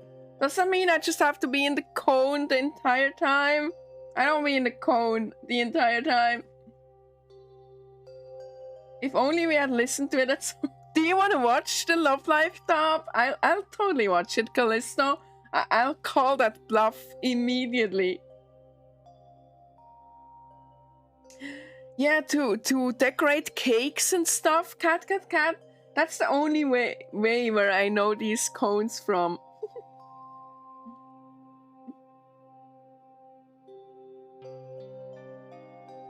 Rat on the couch stream. Spirit? Like a ghost or something? No, something physical. Some sort of massive creature. Like the forest came to life. Oh, spooky. I didn't realize this was gonna be A scary game. Okay, this is new. Even the crazier fans don't get this outlandish. But Tara is absolutely eating it up. No matter what her reasoning is, I'm glad she's having a good time. Is there anything else you can tell me about it? Does it speak or anything? Have you managed to interact with it at all? Is it more kaiju-sized or more basketball player-sized? Kaiju-sized or basketball player-sized? Apex Forest? I hope not. I hope I've had enough apex creatures for a few weeks. I've only seen it once, unfortunately, so I don't know too much about it. I've searched for it a number of times since, but without any results. Who knows? Maybe you two will have better luck than I have. That's what you're best at, isn't it? In terms of talents, I'd say it's certainly up there. Morgan's mouth turns up into a small but seemingly genuine smile, and her expression grows slightly less intimidating. I knew you'd believe me. Nobody else around here does. Are you surprised? No! We're starting the... the same thing's gonna happen that happened with Please Be Happy, where I comment on something and then the main character makes the exact same comment. She's just like me, for real, for real. I can't imagine why. I feel a pang of guilt as that thought crosses my mind. As crazy as her story sounds, it can't possibly be easy feeling rejected in a community this isolated. No wonder she was so eager to bring us into the fold. So, how far away would you say we are from the cabin? We should be coming up on it any minute now. I'll help the two of you get situated and then head back. I'll be happy to tell you more about the spirit tomorrow. I want to meet your talking cat. Thank God. Oh yeah, great. That's great. I'm exhausted. That much isn't a lie. All I want to do right now is pass out. We've passed the last of the houses that I can see, but the sparsely marked path continues on towards the forest. The last traces of civilization are behind us now. By any minute now? What exactly did you mean? I can't keep the biting tone entirely out of my voice. Just ahead. See? She points forward into the darkness. I strain my eyes to see anything other than murk. Finally, I spot the faint outline of a small cabin, practically swallowed by forest. I started the heater before I left to get you, so it should be warm. That's what I like to hear. You're like Prometheus. I'm surprised you know who that is. Ow. I don't know who that is. On to Google we go. The only Prometheus I know is from the Bad Alien prequel. Prometheus Monitoring System and Time Series Database. Probably not. Prometheus in Greek mythology. Here we go. Prometheus, blah blah blah. Possibly meaning forethought. What do you mean? Possibly meaning.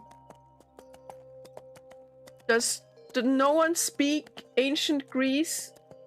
Ancient Greek? It's about time. I was getting bored. Skutsbutts raided my stream with 6 viewers. Prometheus was the nerd who stole fire from the gods to give it to him. Oh, okay. Scott, say Scott. So good to see you. Oh my god. Hi. Thank you for the raid. Thank you so much. Let me give you a shout out. You raided into me playing lesbian visual novel. I hope you're doing good. Everyone go follow.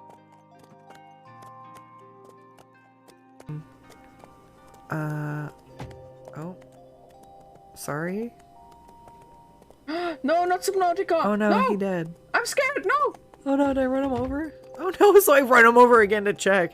No, no, I was trying to see if he was okay. And I hit another fish. No, Aw. Subnautica. I'm scared. I'm scared. I'm scared. Okay, okay, okay, we're good. We're good. We're good. Man, Subnautica. Oh, you streamed The Sims? That's so fun. I hope you had a good stream. Thank you again for raiding into me. Hey, wow, I cannot talk today. Hey, raiders. My name is Rat. I'm a variety streamer. I'm also an artist, supposedly. So sometimes I stream art. Good seeing everyone. And thank you for trusting me with your community, Scott. And I'm so happy to see you. Thank you for the raid. Thank you so much.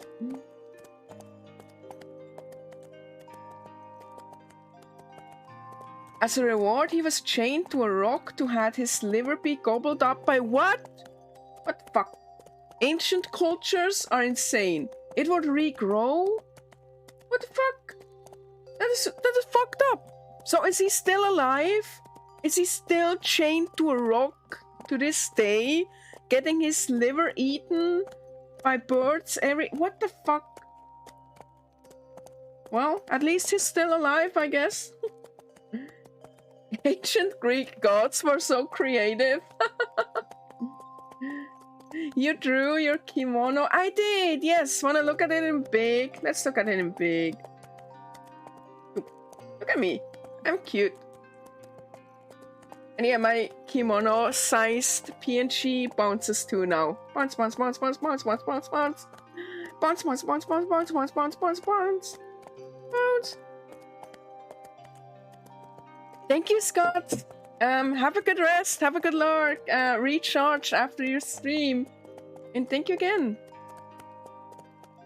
Beats getting crushed by a rock every day as you rolled it up a hill. Oh, I've heard about that story.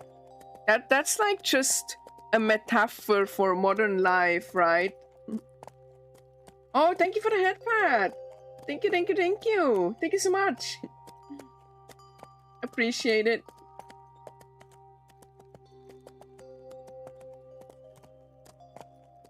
You mean under the kimono, Zoe? It's like just wrapped up around me or something. Hidden.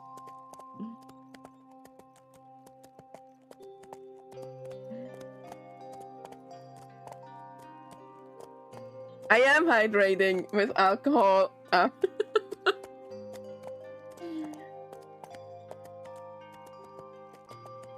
He was freed by Heracles. Hey, Vermin. Hey, I'm really surprised you all know Greek mythology so well.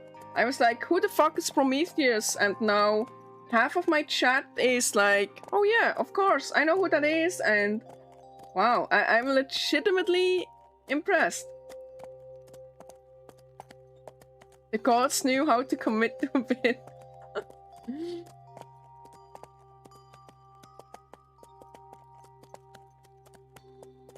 Hercules? Oh, the Hercules? Like the Disney villain? I mean, hero person thing? You learned it in high school, really? We didn't really learn much. We learned about the like Olympus and like Zeus and Loki a little bit, but barely. Most of my Roman and Greek history comes from watching Asterix and Obelix as a kid. I don't know, do you guys have that? Does it exist in the US?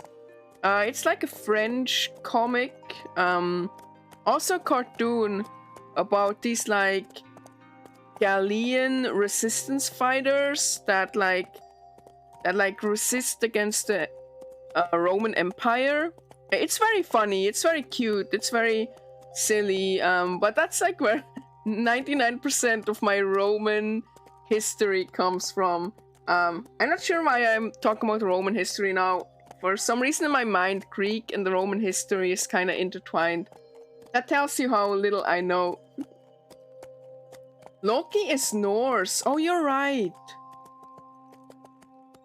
Ah, see, that's how much I know. The Greek were less important than the Romans. Yeah, I only know that, like, I don't know who was first, but I think the Romans kind of stole their pantheon from the Greek, right? Because, like, a lot of their gods are, like, similar, like, right? The god of war, they both kind of share, and I don't know. I don't know history. I'm stupid. I have one rat brain cell.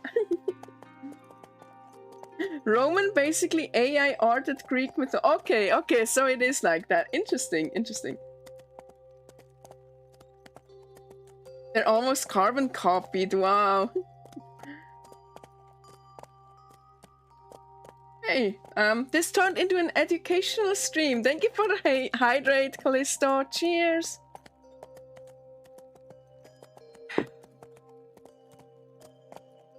All right, let's continue. Why? I love that movie.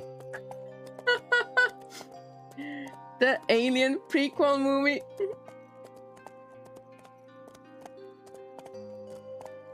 The US spends a lot of time on ancient mythos for whatever reason in history and English. Really? That is so interesting. Like, back in Switzerland, we spent most of our time in history on World War II. That's it. Like, literally, if it were according to my school, the only part of human history was like the founding of Switzerland and then World War II. Nothing else existed before or after that. Yeah, we don't even... I know, like, nothing about World War One, and it was literally fought on my doorstep, but it's just all World War Two. It's, like, kind of interesting. What happened is that the Roman conquered the Greeks, but adopted most of the Greek culture and mythology, because it was cool. It's like, do not steal. OC, do not steal. Just, like, recolored OC on, like, not DeviantArt, but mythologyart.com.ro for Roman. Okay. Morgan suddenly jerks the reins and the horses come to a stop. Tara and I are rattled from our seats and nearly fall forward. Damn it. What happened? Rather than answer, Morgan just glares into the darkness where the cabin is. I strain to see what she does as my heart starts to race. Raclette versus strawberry liquor. Man, I wish I had strawberry liquor. I saw it in the store like once, but I didn't buy it, and I really want to try it. It was like strawberry cream. That's what gave me the idea of doing strawberry cream themed hair, which is what I'm gonna do for Valentine's Day, which is coming up soon, I realize. So y'all can probably expect another art stream soon, where I'm gonna draw my Valentine's Day outfit. I think we went from Egypt to Greece and Rome to the mess that is medieval Germany to the industrialization to World War I and World War II. Yeah, we barely learned Egypt. We had medieval Switzerland too, like medieval Europe in general, and then the whole forming of Switzerland, you know, the independence war against all the Habsburgers and all the lords and stuff in Central Europe back then. And then, yeah, just like straight to World War II. I think we hit a little bit the Atlantic slave trade, just a tiny little bit.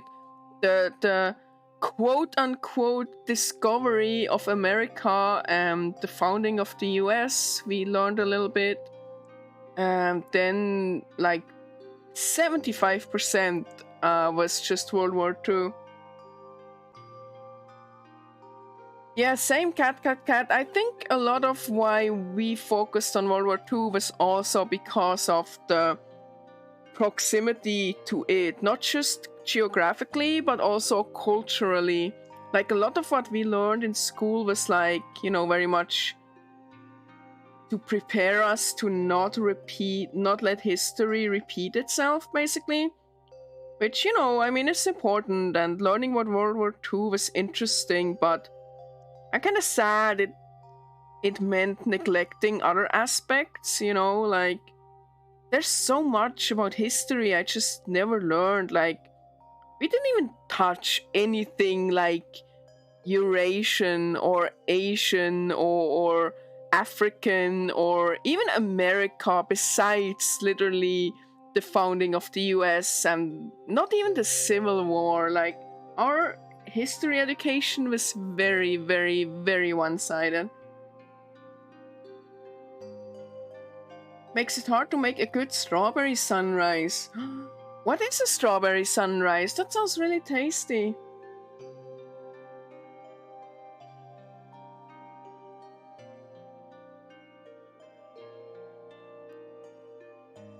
Did you watch the history of the entire world, I guess, with? Yeah, I did. I loved that. I learned more from that than, you know, my entire school upbringing. The whole where America, not America, but where they like arrived in Japan and they were like stopped, have it open or whatever. It made me laugh so much. I think everyone's history lessons end up being very ethnocentric. Yeah, that makes sense, but still, it's sad, you know. Yeah, there's like so many interesting cultural things and history I would like to learn more about. Layered grenadine, strawberry liquid, and orange juice. Oh, so it like literally looks like a sunrise. That sounds good. I wanna look at that now. Stop being closed. Yes, exactly. That is so cool, Mormon. That sounds really creative. That's really awesome. Anyway, I keep getting sidetracked. I'm sorry. Let's focus on lesbians, okay?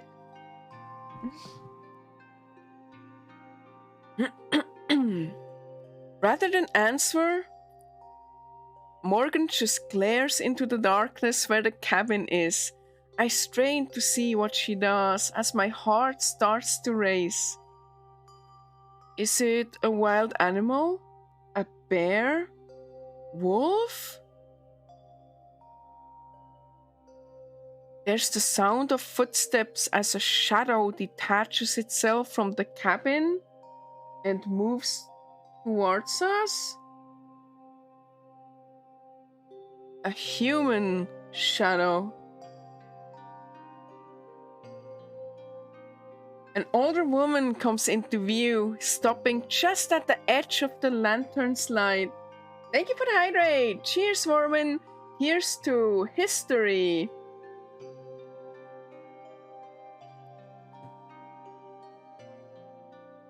Are they all confirmedly gay? We don't know yet. We know that Tara for sure, because Maddie mentioned that Tara has a lot of one-night stands with girls and stuff. Yeah. The extra shakes and scary mouth though. I'm glad you like it. Yeah, I had to like differentiate between scary and sad.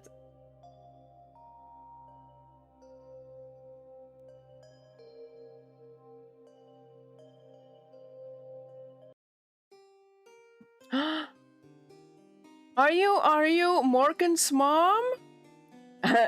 She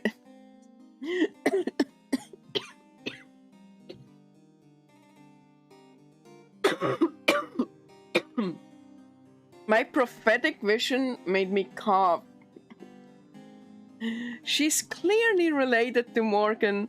Her angular features and steely eyes, barely visible in the dark, make her look like she stepped out of a Baroque painting. Oh, Sandra. Raclette winked at me. You like that? You want another one? Why are you here? Ooh. Conflict. There's like a lot of conflict, between Tara and Maddie, and now Morgan and Grant Morgan. Cheers, Callisto. Here's to family. I came to greet our guests. Ooh. Nice voice.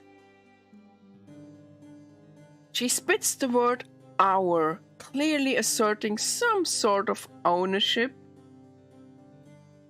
I suck in an involuntary breath as she approaches. Being able to see her more clearly isn't a reassurance. If anything, it's the opposite.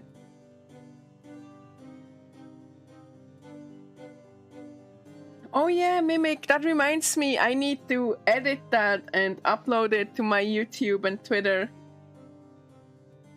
It was a really good clip, thank you again. What am I drinking, by the way? Pennsylvania Dutch pumpkin pie cream liqueur. Something about her radiates hostility. Even the horses seem uncomfortable, their ears pressed back as they stamp their feet in the snow. Up close, her gaze is sharp and fierce. Her face is proud but sunken, cheekbones jutting as if her face doesn't quite fit. It makes her look older than she is. Which of you is Tara? Mouth thrown thin, she looks from me to Tara and then back again. Each second that passes makes the discomfort grow. Which? Maybe. I keep waiting for Morgan to intervene, but she doesn't. Tara and I exchange a quick, nervous glance, then she clears her throat and leans forward, offering a handshake. That's me. The woman regards Tara's outstretched hand for a moment and ignores it. Welcome to Eisenfeld. My name is Evelyn, the mayor. Who are you? Evelyn. Pretty name. And the mayor. Holy shit. Her attention flicks to me like a hand on a clock. Wow, I love that. I never heard that expression before. It's really cool. Like, I could immediately picture it. That's really cool. I like that. Her attention flicks to me like a hand on a clock. I'm Maddie. Madison. Tara's manager? I see. Oh, why do I like her? I don't have a thing for older women, but her demeanor and voice is like, it's making me feel things. It's clear that she's judging us, though I have no idea on what. Are you done yet? I mean, I do like my evil women, right? They're tired. You can interrogate them later. God, she's so cute. I love her. They're +1.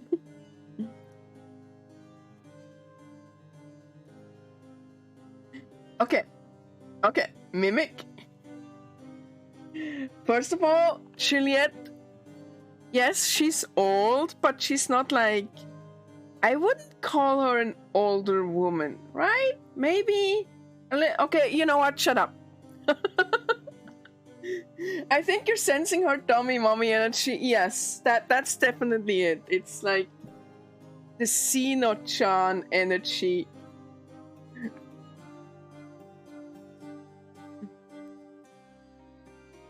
Just what exactly is she volunteering us for? interrogate is kind of a strong word. Our host makes absolutely no effort to disguise the loathing in her voice. In a town as small as this one, I can't imagine that speaking to someone as important as the mayor like that is a good idea. Though Evelyn appears entirely unfazed. Mistress Mayor. She remains in the middle of the trail, blocking our path. She and Morgan stare each other down while Tara and I sit in painfully uncomfortable silence. Like, I like the white in her hair too, it's cool. After at least a minute, holy shit, you just stood there for a minute. A minute? Do you realize how fucking long a minute is? Chat, let's see. We're just gonna stare at each other for a minute, okay? 1 minute.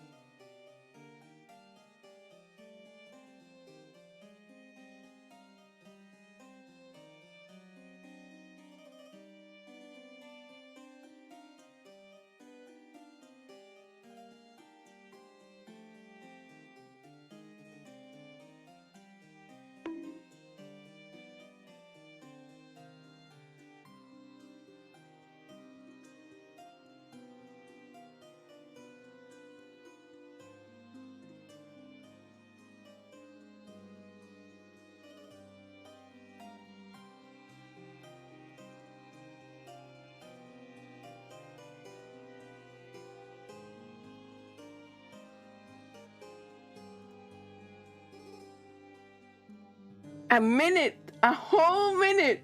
Wasn't that uncomfortable?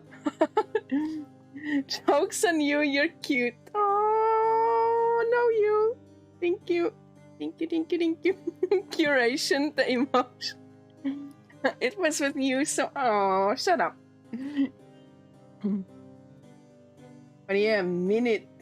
A minute, man. That was fun.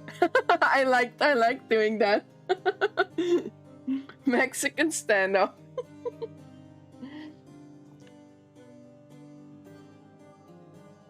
After at least a minute, the mayor finally steps out of the way and heads back up the way we came. We'll speak later.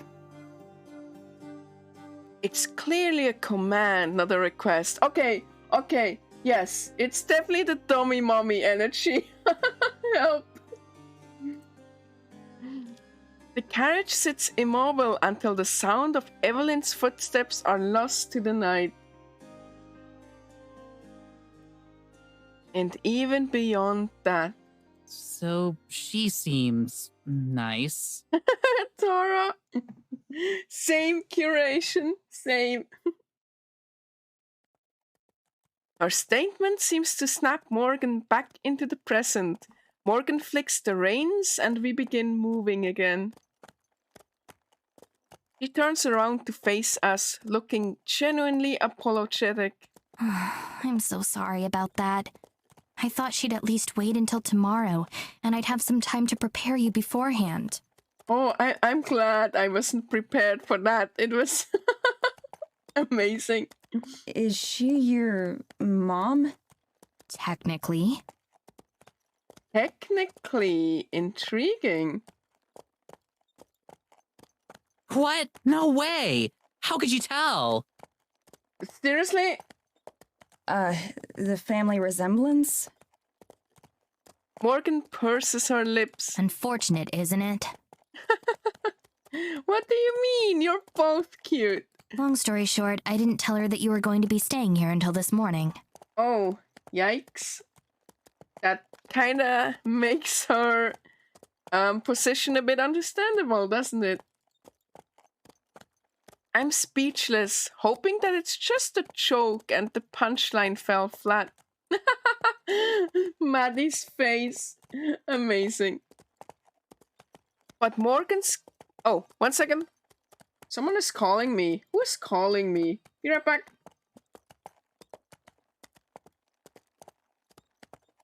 It's spam, of course. Who else would call me besides spam?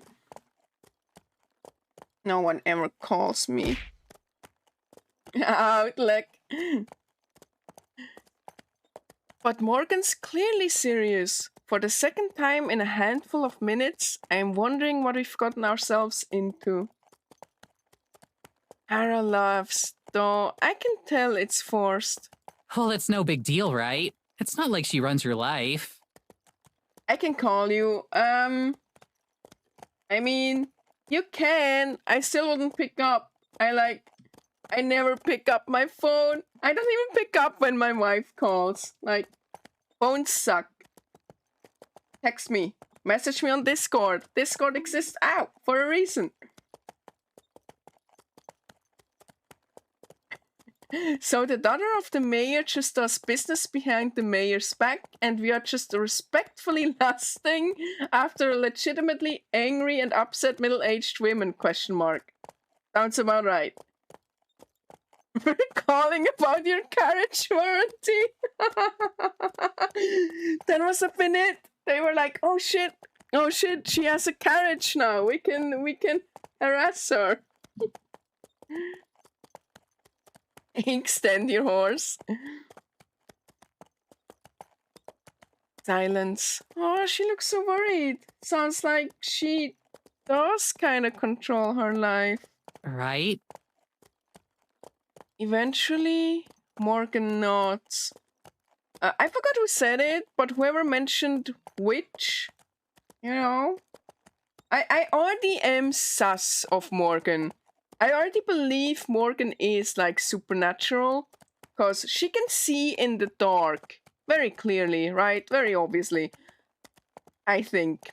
So, you know, if her mom is a witch, who knows? Tara has a fang? Holy shit, she does! Good eye! Good eye, I like fang. Pretty funny, the horse SFX are still going. Oh, they're just trotting in place. Trot, trot, trot, trot, trot, trot, trot, trot. Right. We shouldn't get into it right now, though. I'm sure you'd rather sleep tonight. I can see Tara gathering the breath to disagree and tell Morgan that we'd love to hear all about her family issues right now. So I head her off. Yeah, we would.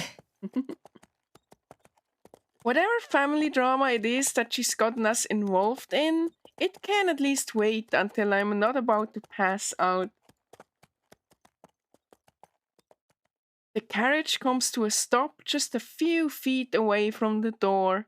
A small stone path has the snow cleared away from it and leads to a short flight of stairs. Good night, Zoe. Sleep well. Thank you for joining. Bye-bye. We're facing a large window, although it's dark and impossible to see into. Morgan walks out of the carriage, nimbly landing on her feet. See? Isn't that kind of sus? She's a cat. Holy shit, she is a cat. She can see in the dark. She can nimbly land on her feet. She can talk to her cat. She's a cat. She's a cat. I'll unlock the door. Your luggage already came in too, so it's inside. Hera launches herself out of the carriage just like Morgan did, and then she quickly scurries away from the patient horses, eyeing them for any sudden movements. Oh, she's so scared. I climb down as she stands an I climb down as she stands an extremely safe distance away. I can't carry all of this on my own, you know. I toss her bag and she lurches to catch it, barely keeping it from landing in the snow. We stand back and watch as Morgan fiddles endlessly with the lock on the door, pushing and trying again over and over. Did your mom change the locks? Now that we're so close to the end, I can feel the last of my reserves of energy rapidly draining. Skill issue. The bags in my arms feel like they weigh 1,000,000 pounds. How much is that? Like 4 kilograms? I don't understand metric. I mean, I don't understand imperial. There we go. Whoops. So, what do you think? She mutters as quietly as she can, though her timing couldn't be I worse. think I want to go to bed. Same as ever, then. You know me. Rubbing my arms, I peer into the forest. Just beyond the first few lines of trees, everything fades into an inky blackness, thick and impenetrable. You know, if I were there, I would be kinda scared. Just dark woods and all. Kinda scary, right?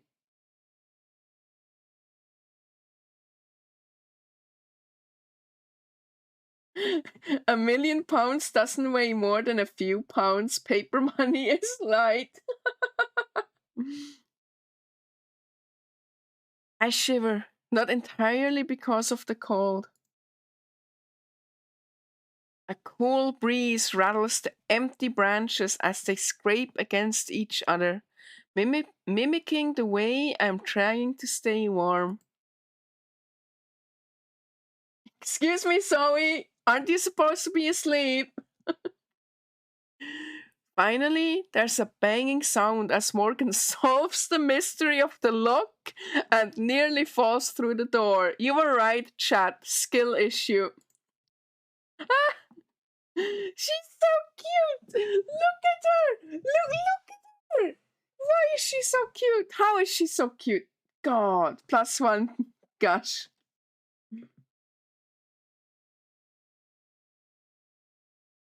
I like how she's just diagonal. It's so cute. She pokes her head back through like nothing happened. She's a cat. She's a cat. That's what cats do. Whenever they do something embarrassing, they immediately pretend like nothing happened. Right? Right, hateable Mormon? Right? I'm so happy you agree. She is a cat. She's a cat. If she's not a cat, I'm gonna be mad. She has to be a cat. I got it open. Hallelujah. I haul my way inside and into the blessed warmth. It's been so long since we've been near a working heater. What's like that luggage? It looks like it has, it's like an Ita bag luggage.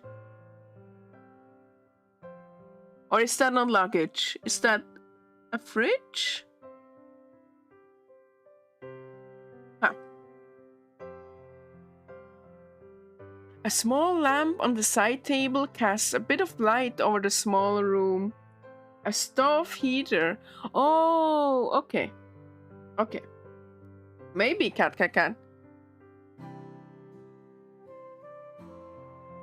Our luggage, as promised, is scattered haphazardly around the living room, just like home.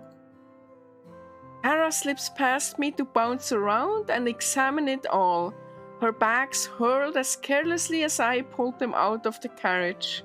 Oh my god! Yeah, the handle, the wheels are a bit weird, but okay. I think it's luggage too. Ita bag luggage. She has like charms and buttons of her favorite anime waifu in here. Holy shit! This is so cool! I love that. Oh, Tara. There's nothing really out of the ordinary, so I just stand there and wait for her to get it all out of her system. Isn't this the coolest? It's like staying in a history museum.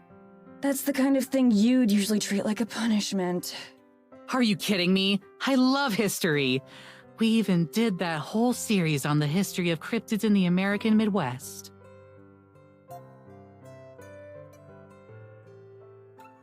And I spent like 3 months on that special about Bigfoot's impact on the Great Depression. That's one of my favorite episodes. I had never heard of the theory that FDR was a cousin of Sasquatch. What? What? You're insane! Tara reminds me of Maya. Which Maya? Maya-chi Maya? To be fair, I don't think FDR did either. Oh, sorry, that's cool. Yeah, I can see the Maya-chi energy. Go, if you like Tara, go follow Maya-chi. She's amazing. Shout out. Oh shit, I don't know her Twitch. Let me check it. Maya-chi VT, I think.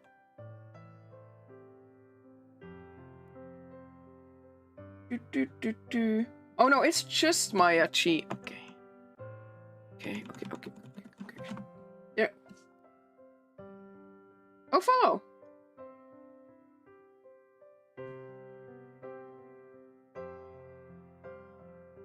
Morgan laughs and I just roll my eyes. I mean the kind of history that actually happened.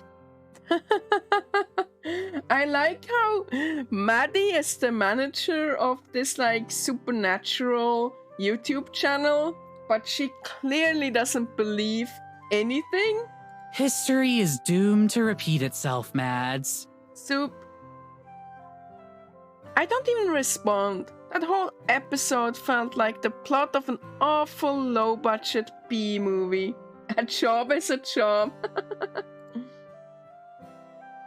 Instead, I crossed the living area towards a tiny hallway with a pair of identical doors. These are the bedrooms? That's right. They're the same size, so there's not much of a difference. Guess I'll take this one then.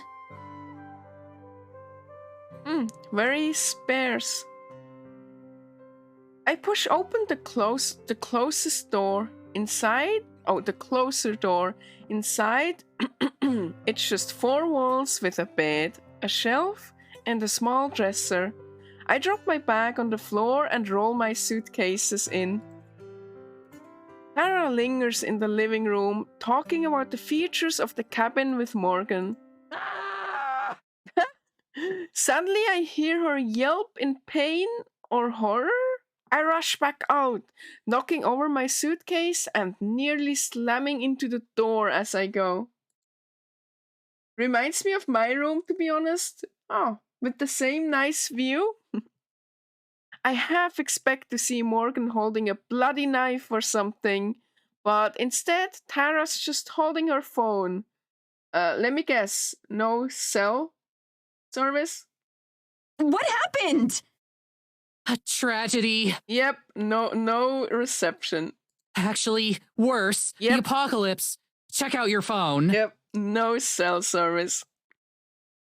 I do as she says, expecting a news article or an alert or something, but there's nothing. What? I don't have anything. Exactly. No service out here. I check. Sure enough, she's right. There isn't the barest trace of a signal at all. What about Wi-Fi? I assume we have that, right? Technically. Technically? Oh no. Oh no. I stocked up on books and downloaded a bunch of new films before we left, since I wasn't expecting to have much connection out here anyway. But I'm willing to bet the thought never even crossed Tara's mind. Exactly, cat. At least Maddie had some forethought. Poor Tara.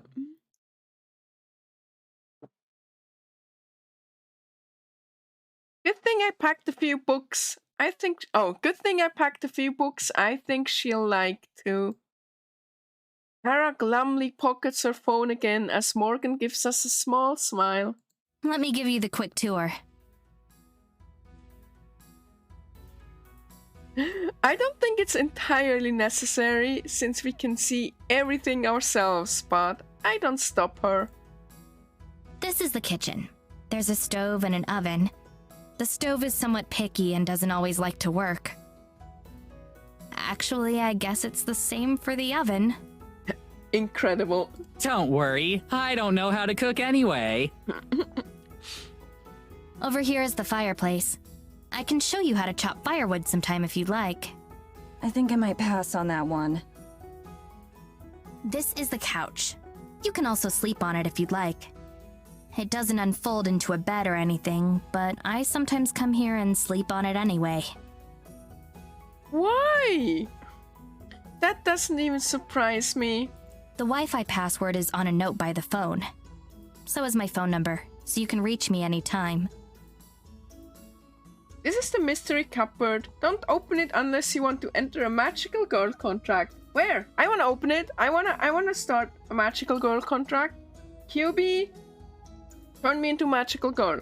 Do you have any questions? Aww, cute. I shake my head and look at Tara, who does the same. I think we're good. Thanks for all your help tonight, Morgan. It was my pleasure. Again, I can't thank you enough for coming all the way out here. I'll be sure to make it worth your time. I assume the cat is with, where Morgan lives. I'm sure. Can't wait to get started. Me either. But I should probably be going for tonight. I've kept you up long enough as it is. Kitty, kitty, kitty. Oh shit, my cat actually came. Sorry, I didn't mean you. Poor cat. She heads out the front door, waving goodbye. Night, Morgan. Thanks again. Good night. Through the large window, we can see as she starts to make her way down the path. I'm gonna go to bed too. Yeah, same. Like a Ruby, I know everything because I got all the endings and achievements. Wow, nice. 5-head, don't worry, I won't spoil. Thank you, I appreciate that. Thank you. We switch off the lamp as we head to our respective rooms. Tara grabs her bags from the floor where she tossed them. All right, see you in the morning then? Yeah, night. I shut the door behind me and she does the same. I sway like a zombie as I stalk towards my bed. It takes the last of my strength to dig my pajamas out of my suitcase and change. I probably wouldn't even bother to change. I would just fall into the bed and fall asleep. There's a window here that looks straight out into the forest. The first thing I do is pull the curtains shut. For this betrayal, I puke in your shoes. No, not my shoes!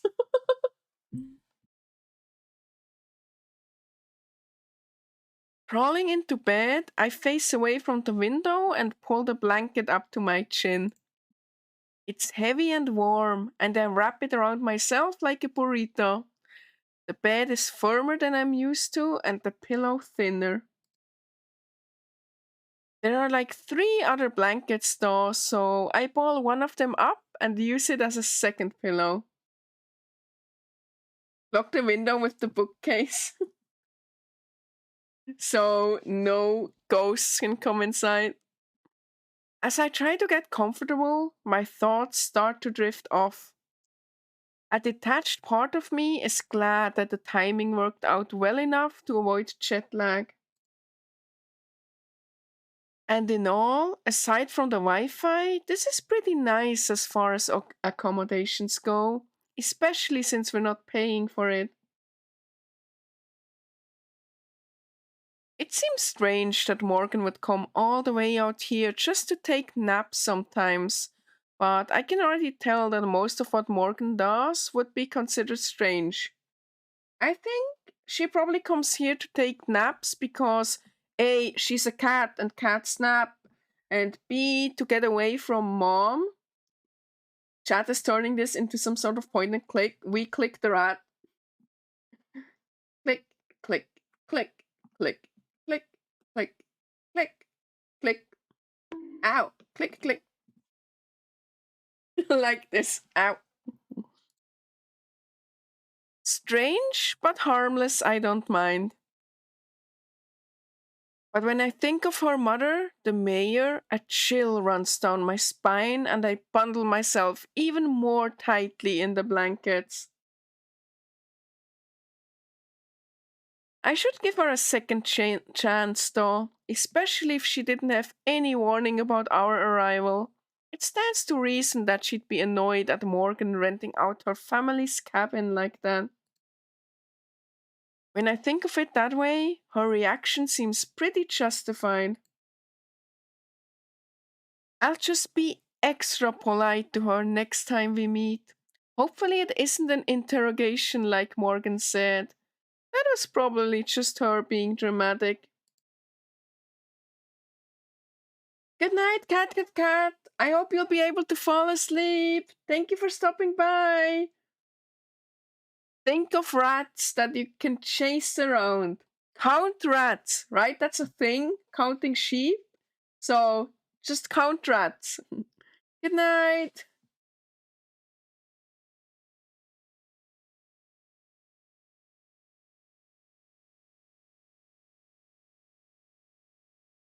I yawn, wishing sleep would come faster. I expected to be out before my head even hit the pillow, not lying here with my thoughts racing. She really is just like me, for real, for real. I try to block out everything and focus on my breathing. In and out. In, out. In. A loud tap tap tap on the window cuts through the silence. My heart leaps to my throat as I bolt upright in bed. Holy shit, chat! You were right. She should have put the the bookcase against the window. Oh no! Here we go. Zombie attack. Just like me, for real counter. That would have been a good counter indeed. I get tangled on the blankets, scrambling to haul them off me.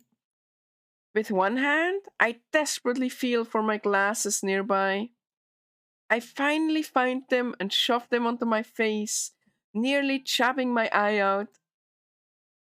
With horror,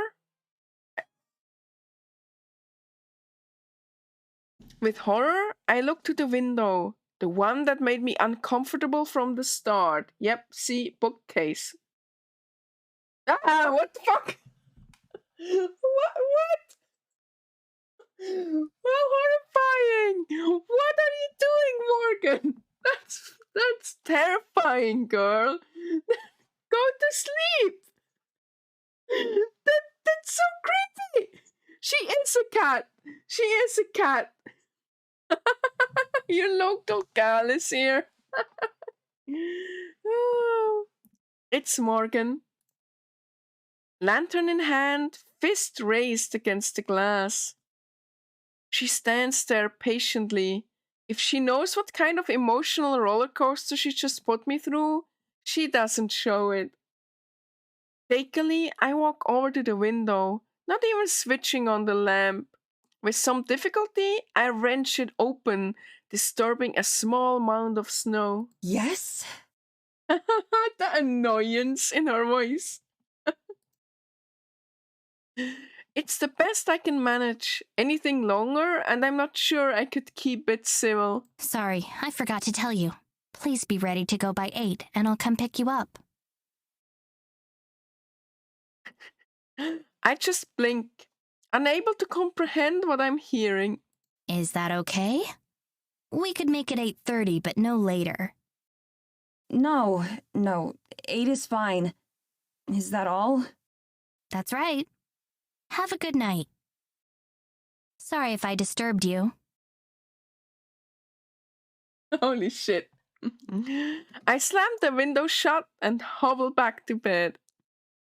She doubled back in the snow and scared the hell out of me for that? I checked the time on my phone. It's nearly midnight. 8 hours to sleep and then be ready to go. It's going to be a long month, isn't it? I got like flashbanged. Oh, my eyes. Yeah, they're staying a month. Oh no, it's a whole month. A long time to get accustomed to the local ghosts. It's 8 hours and 34 minutes later. I know, because telling time is my phone's only remaining function. Nice. Yet I still check it constantly, like something might change. True to her word, Morgan was there to pick us up right at 8. It's a minor miracle that Tara and I were both ready to go. I don't know who had it worse, me waking up to my alarm or Tara waking up to me banging on her door. Even now, she slowly eats a piece of bread from the kitchen, looking for all the world like a cow chewing cat. I'm dying. Okay. Rat suffering noises.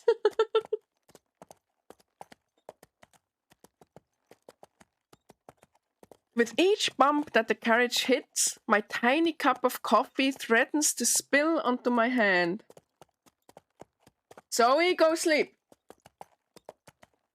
Phone cameras can help with hallucinations. A camera won't show the false image. Hey, that's true. I read that before. But, so I've never hallucinated, so I wouldn't know, but would you like even suspect that you're hallucinating? You know, like, yeah. I mean, that would be a good solution. Just, you know, take photos and see if it's on the photo. But yeah, that would still mean you would need to, you know, suspect that you are hallucinating. Also, phone cameras are probably going to be good for ghost hunting too, huh?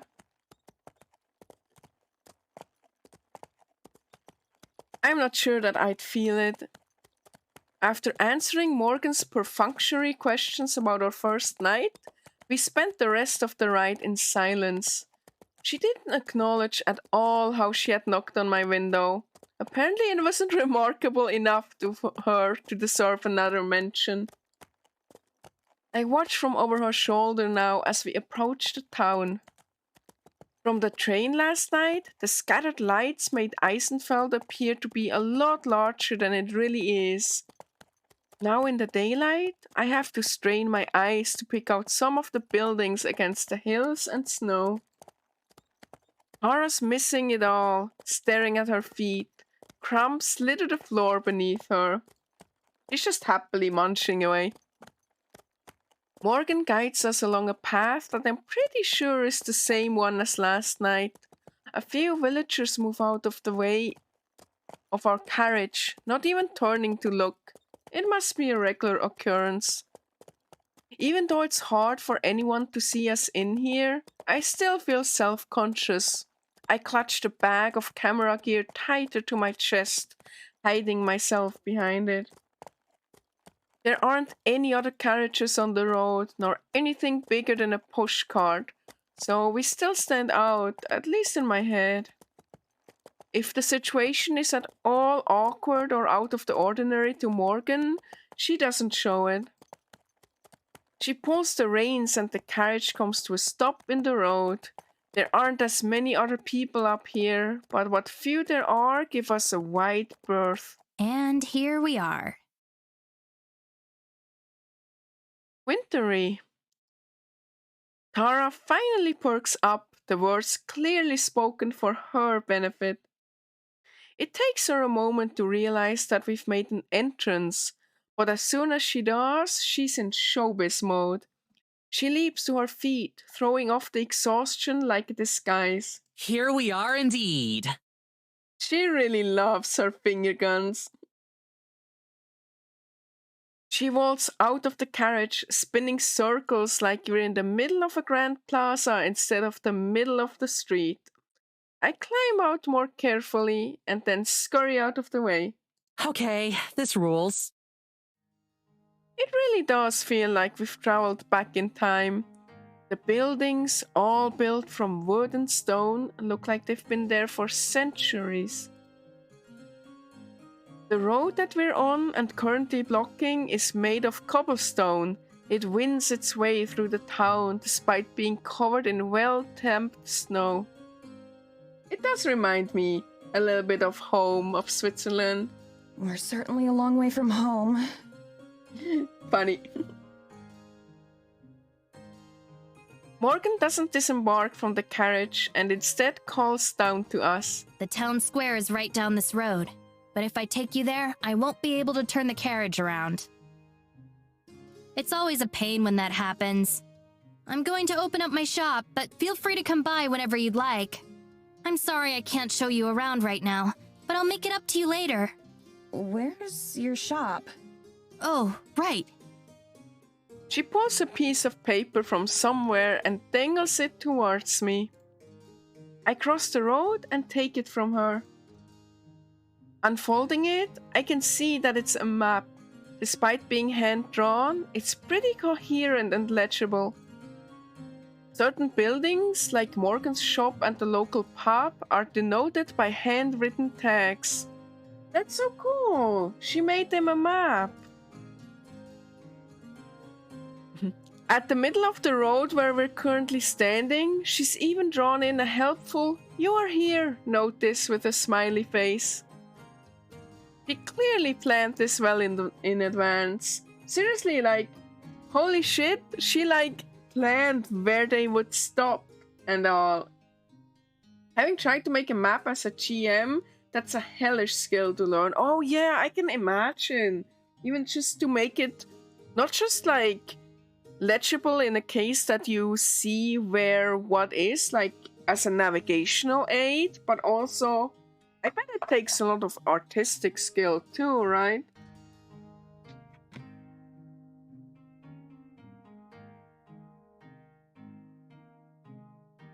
Cool. Thanks. Feel free to stop by around lunch. I'll make you both something. Aw. Hell yeah! You're the best, Morgan. Thanks. Morgan gives us a brief wave before heading off to wherever it is you park horse-drawn carriages. I bet there's a parking lot next to the Walmart. I point in the direction of the town square that Morgan mentioned, wanting to get away from all the people who are currently gawking at us. I mean, how many people can that be? 4? How many people are in the entire town? 6? We definitely stick out, if only because of our colorful hair and clothes. Combined, their outfits have the color palette of a bowl of oatmeal. 69, obviously. Nice. Although they stare, nobody really says anything, either too polite or too intimidated. Both Tara and I avoid eye contact with strangers as we hurry to the empty town square. Well, that couldn't have gone worse. There are a million ways that could have gone worse. If people looking at us funny is the only downside of this trip, then it'll be our best episode yet. I mean, ever. If you remember from the beginning, the town is actually somewhat large.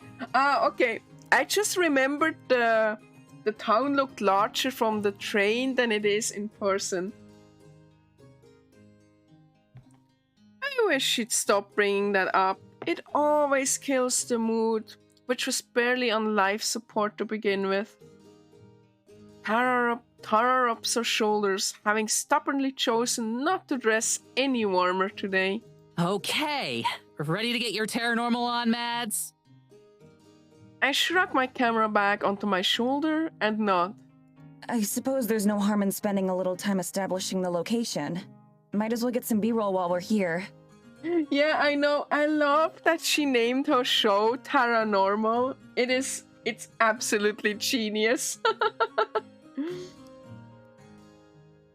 One thing that both Tara and I have in common is that we're not really sightseers.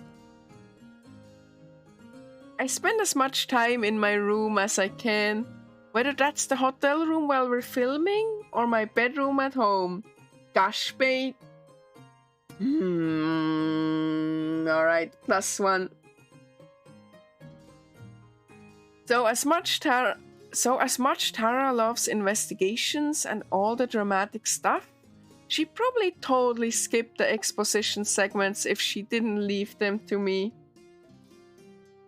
That means that we're pretty efficient at filming them. Toggle the camera with backspace. I turn on the camera and slowly turn a circle, capturing the ground, sky, and some nearby buildings for footage that we can splice together later. Ooh. Fancy.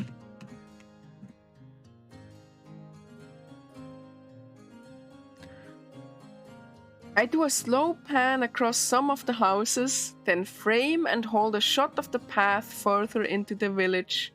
A young couple passes by, holding hands, and they share a suspicious look at the camera as they go by. Guess I'm editing that part out later. Most of the time, making paranormal videos is just me finding ways to stretch 10 seconds of interesting footage into a 10-minute video. That's something else that we're both good at. The cold wind makes it hard to keep a steady grip, so I stow the camera and shove my hands into my pockets. Get anything cool?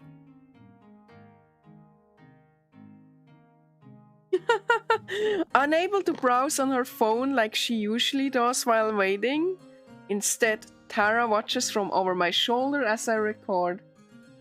Not really. There's not much to see here. Mimic, nice try with the typos. I don't even know where to begin. Thank you for the hydrate, Star. Here's to quaint little snowed-in towns. Cheers!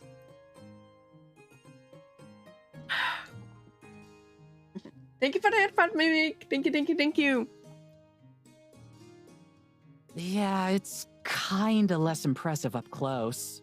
It's the kind of place that you'd expect a tumbleweed to blow through, like if the climate fit. Wow, you're turning into quite the poet. Oh, shut up. What? It was a compliment. Anyway, since filming the village is a dud right now, we should follow up one of the rumors Morgan was talking about the other night. I'm thinking giant tree spirit. That's the most interesting one she talked about for sure. That's the headliner. We need to build up to that one. Oh yeah, definitely. Picture this. We head to the woods to get some creepy shots. Do it right around sundown. Make it super ambient. Lots of atmosphere, wind sounds, maybe a wolf howl.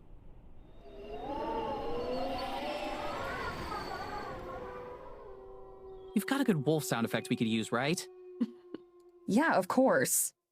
Anyway, I do a narration over all that, introducing where we are and what we're out here looking for. She's good at this. I love this. Then we get a sound of a big branch snapping and just cut the video right there. Tara looks pleased with herself and glances back at me for approval. It takes me a minute to react. So, end the video on a cliffhanger? Yeah, I think so. We can definitely stretch the Eisenfeld stuff into a mini-series or something. We should be able to get at least 3 episodes worth of stuff out here. That sounds fine. A snapping branch is a pretty weak way to end it, though. Especially since, like, we uploaded the video. No one's going to wonder if we're okay or not. That's a good point, actually. Oh, that's true. So you think maybe we just make one long vid? Or end it differently? Maybe a different ending. I'll think of something later. Cool. You're the best, Mads. I smile, but it hurts a little. I'm sure she's not trying to make me feel bad. She probably doesn't even know that I do.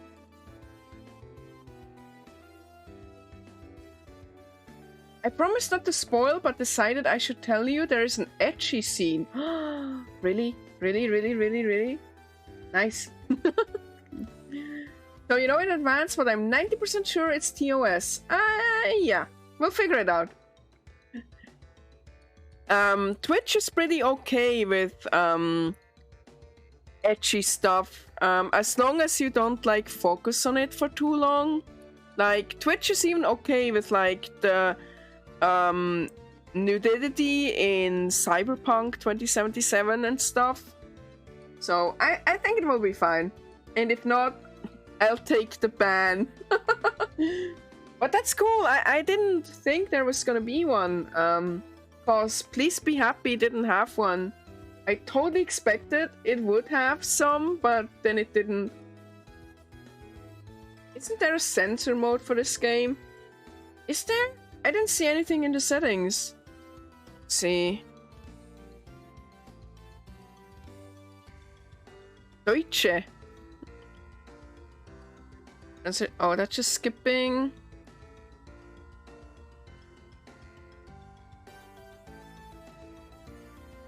Doesn't say anything. I just shrug, wanting to change the subject. We can also follow up on some of the smaller rumors. Like in her email, she mentioned mysterious lights out in the forest. Like a will-o-wisp? Aren't those actually real? You're the expert. You should know that, not me. Tara stares at me expectantly. Yes, they're real, but it's just swamp gas. Swamp gas. I do have a sensor actually ready. Let me see. Where is it? Where is it? Where is it? There. I'll hit that if it's too lewd, but I'm sure it will be okay. If they're like okay with the actual sex scenes in Cyberpunk, I'm sure it will be good. It will be fine, I'm sure.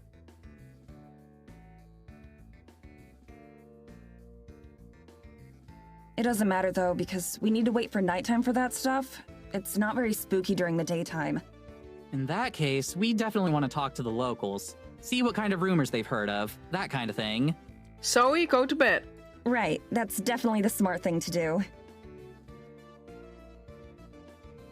We both face back towards the street we came down, where Morgan dropped us off with all those nosy people who just stared at us but wouldn't talk. Awkwardly. Or we could get some more establishing shots from other parts of the village. I like that idea. We pick a direction at random and start walking. As we head further into town, it starts to get more lively, and there are more people around. That might just be the time of day, though. A couple folks shovel snow in front of their homes. A group of kids run up and down the street, accompanied by a sagging basset hound. A woman with basset hound, aren't they like huge, right? Damn. I mean, that sounds comfy, Mimic and Zoe. And Ruby too. How late is it, by the way? Oh, 7:13. At least for me.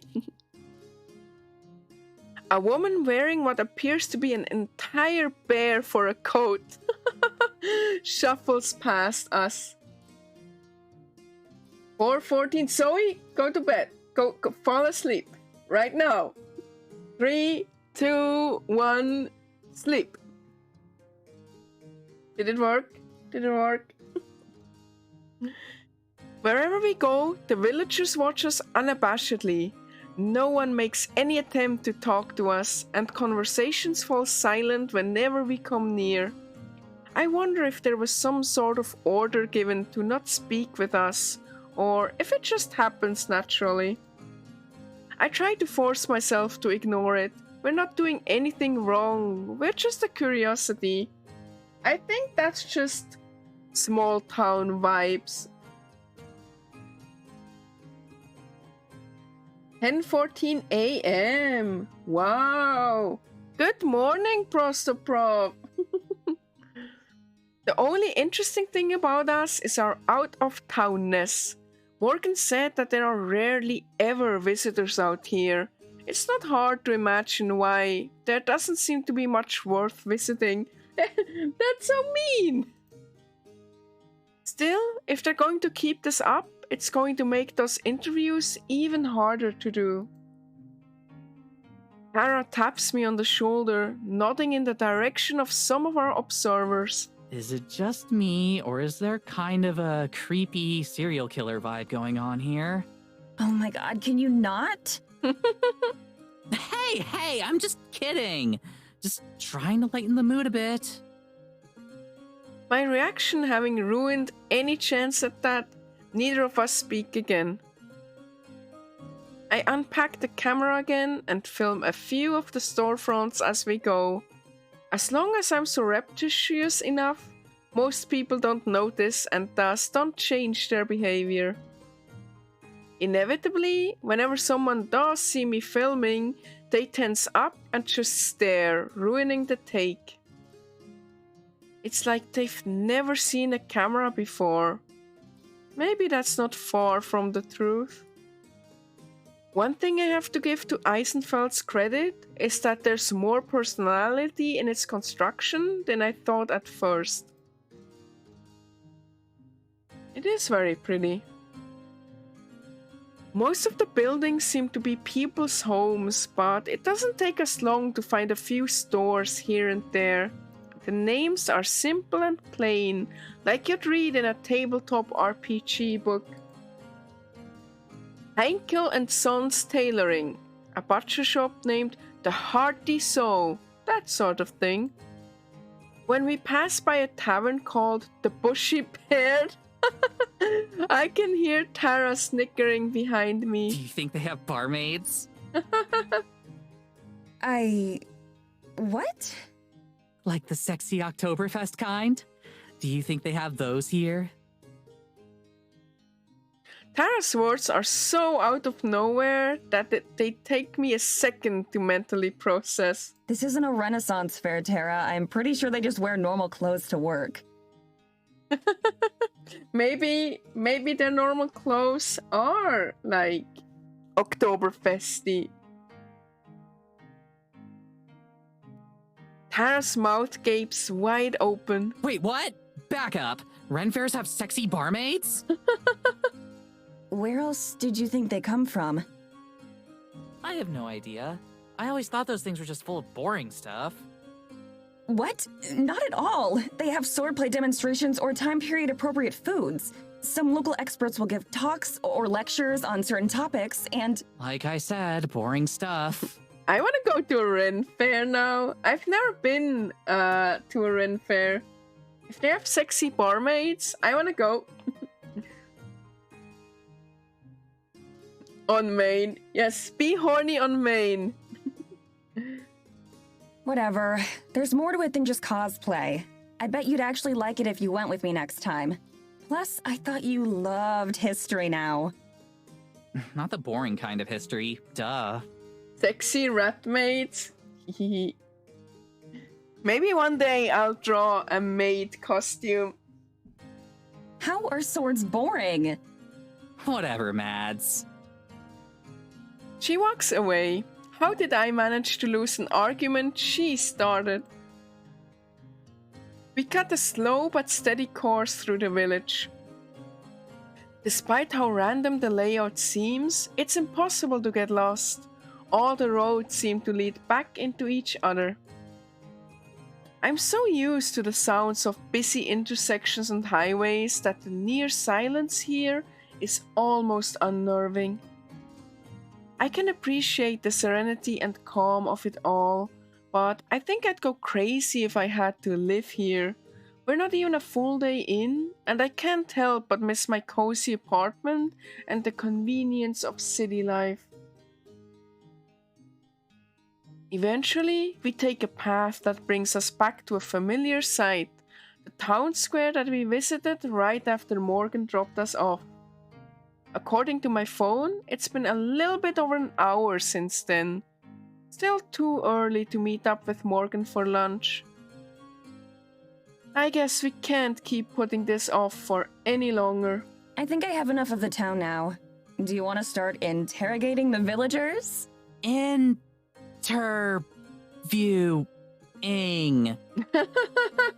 Nice.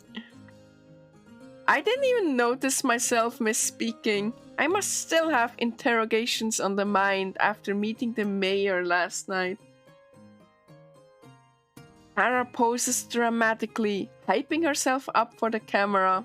I'm not even recording yet. Time to put my game face on. Convenience of city life until you get stuck in traffic, yeah.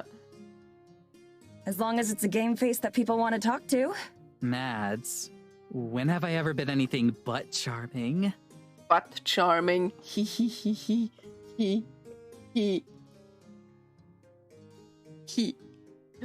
She sighs. Yeah, I know. I'll keep it chill for these so we don't freak anyone out. But, like, how do we do this? Just go up to people and ask if we can chat? I guess. I don't have any better ideas. This is how we usually do it, except usually people are more curious about who we are and what we're doing. Sometimes after introducing ourselves, there are even people who have heard of us. Zoe, go to sleep. That is definitely not the case out here. Hell, I wouldn't be surprised if Morgan was the only person in this whole village that uses YouTube. The only thing more awkward than just asking random people for an interview is them staring silently while you approach. But we don't have any other options. Hateable vermin.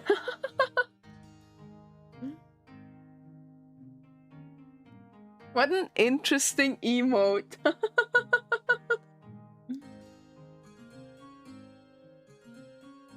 I hand the mic to Tara. At least I'm not the one who has to do the talking. Tara stands there with the mic in hand.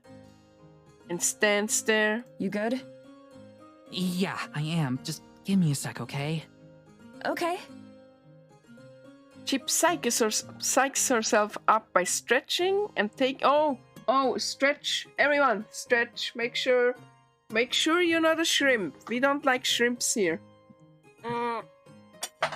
Also, hydrate. Make sure you're hydrating.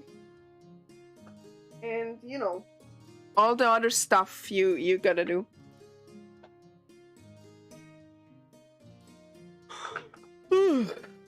Focus your eyes on like a spot a little bit far away. You don't want like your eyes to get too tired.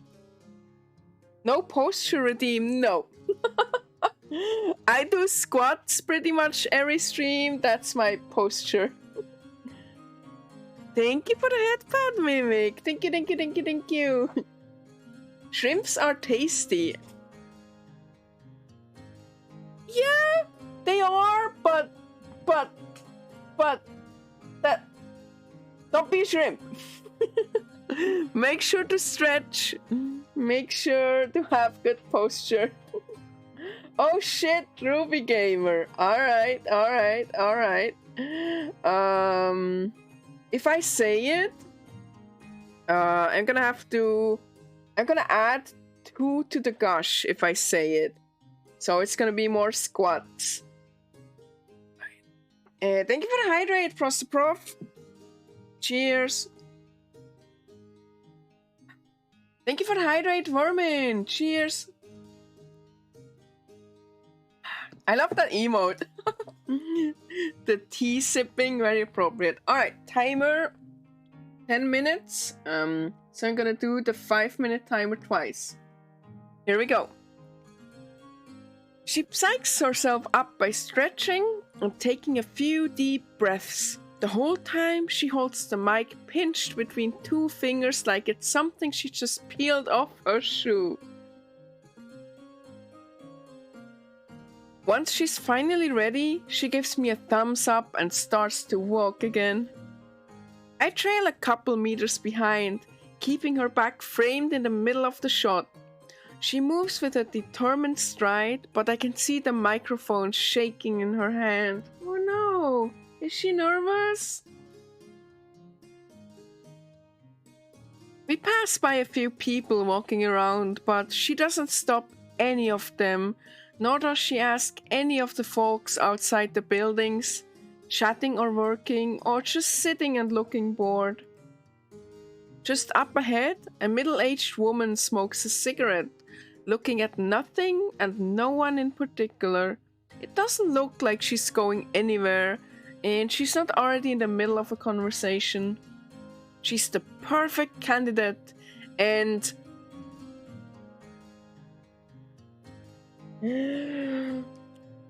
our YouTube ghost hunter must know it too. I wait for her to go up and introduce herself. I stand still and hit the record button, filming her approach. Except she doesn't. She walks right past the lady, whose gaze follows as she goes. I pause the recording and hurry to catch up, hissing my friend's name. I have to say it twice before she hears me and stops. Sup? What are you waiting for? We've passed like a dozen people now. Right, but none of them are the right one. How do you know? Also, Fang. Fang, Fang, Fang, Fang, Fang, Fang, Fang. Which one is the right one? You know it's impossible to tell. I'll know when I see them. I roll my eyes, but I don't chastise her. She's trying her best. Oh, okay, here we go. Get ready. I follow her line of sight to figure out her prey, an older man resting on a bench nearby. Broad-shouldered and with a long beard, he looks like a stereotype of a lumberjack. Like the previous woman, he stares vapidly off in the distance, thoughts clearly elsewhere. Once again, I plant my feet and set up the shot. I make micro adjustments to the focus until I get it just right. The rest is up to our beloved YouTuber.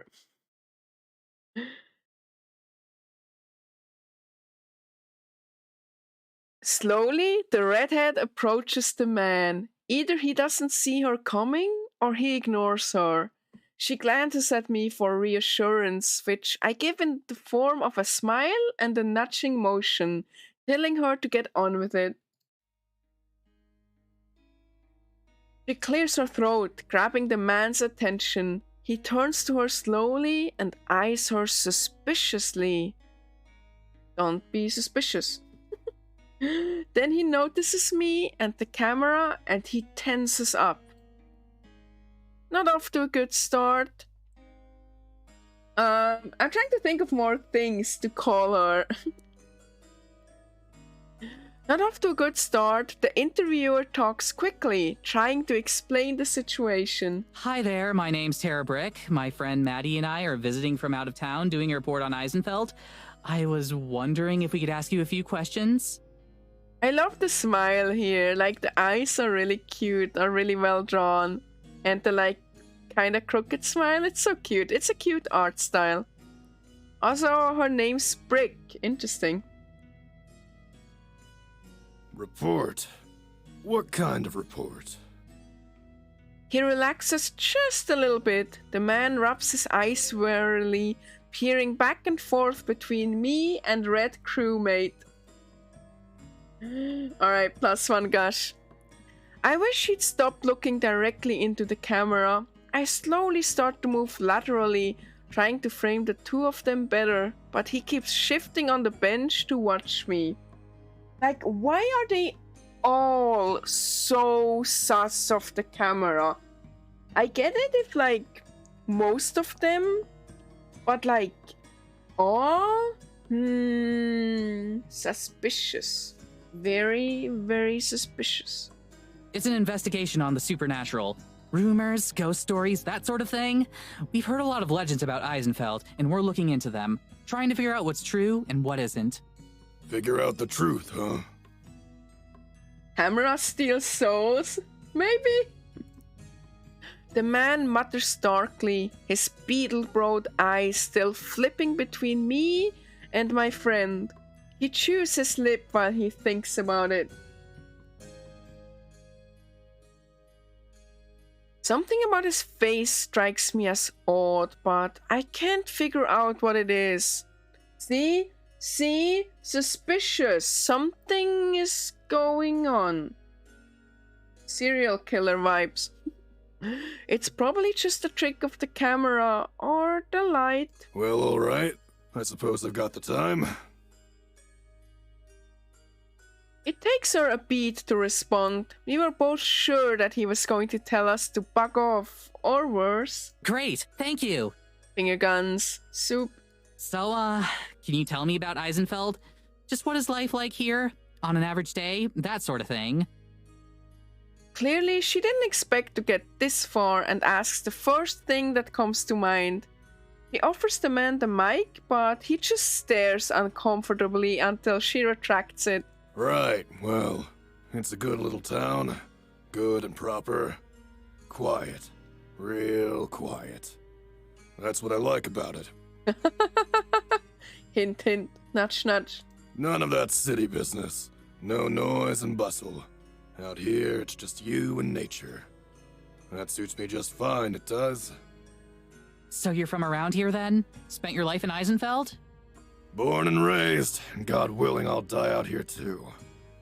Never thought about leaving. Never had a reason to. Great. So then I'd imagine you know all about any local legends, right? About as well as anyone. Any old village has got its stories. If you believe them all, there's goblins in the woods, trolls in the mountains, and who knows what else elsewhere. Of course, it's only children who believe in those. So you've never seen anything weird yourself? Nothing unexplainable? I like his voice. It's I don't know. It's soothing is the wrong word, but it's like cool. I would listen to him tell me stories about his small little village for hours. It reminds me of Soldier 76 from Overwatch. Yeah, I can kind of see that. Rich but gravelly, yeah. I would love to sit down over a beer with that dude and just listen to him talk, you know? That sounds really nice. Weird like what? By now, the man has abandoned looking at... Wow, almost got me there. By now, the man has abandoned looking at his interview partner entirely and instead focuses on the camera, his eyes looking strangely focused. One of our friends here mentioned something about a big forest spirit. Like a walking tree kind of thing. He sits up from his slouch, finally turning to face her. What friend of yours might that be?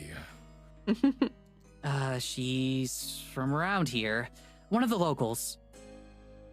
Even though we gave her a shout out on one of our videos, my friend's reluctant to name Morgan as our contact. My brain like shut down there. My brain was just like, don't say the name, don't say the name, don't say the name. And then I had to reboot. Even though we gave her a shout out on one of our videos, she's reluctant to name Morgan as our contact. It makes sense. Her neighbors surely feel different about us than our viewers do. I'll bet it was the Fisher child, wasn't it? If you know what's best for you, you'll steer clear of her. Nothing but trouble comes from that one. Nothing at all. Interesting. My friend and I exchange a glance. Seems her thoughtfulness was irrelevant. At the same time, I'm suddenly a lot more interested in what this guy has to say. Why do you say that? It feels like a strange violation of privacy to be asking this stranger his opinion of our host, but if she's notorious enough that anyone on the street knows of her, then perhaps we're better off knowing why. Spitting into the snow, our subject stands and turns his back to us. There are some questions you ought not be asking, miss. I'll be going now. Enjoy yourselves. Damn. He lumbers off into the town, though I don't watch him for very long. What's like up with the Fishes family? Why does he hate Morgan? It's because they're witches, right.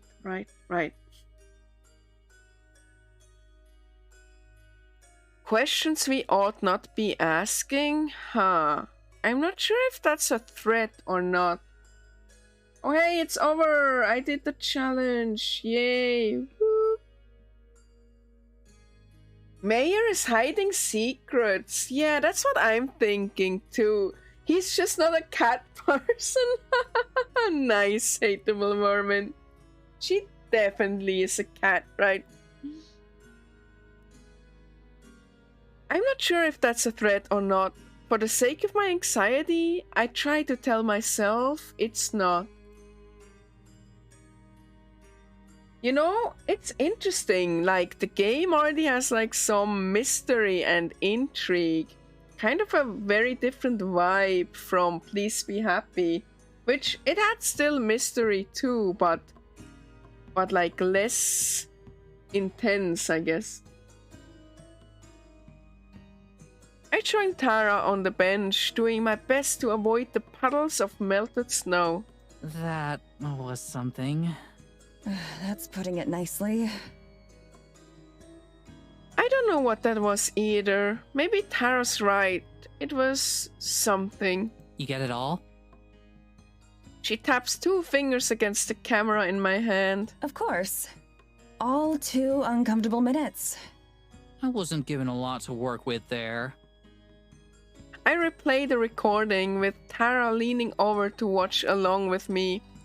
It's not any less awkward the second time through. Well, we already knew we need to talk to a few different people. Just got unlucky on the first one. Know what I mean? Tara stands up, but I remain seated. Still Anxiety need another minute? real. Anxiety indeed.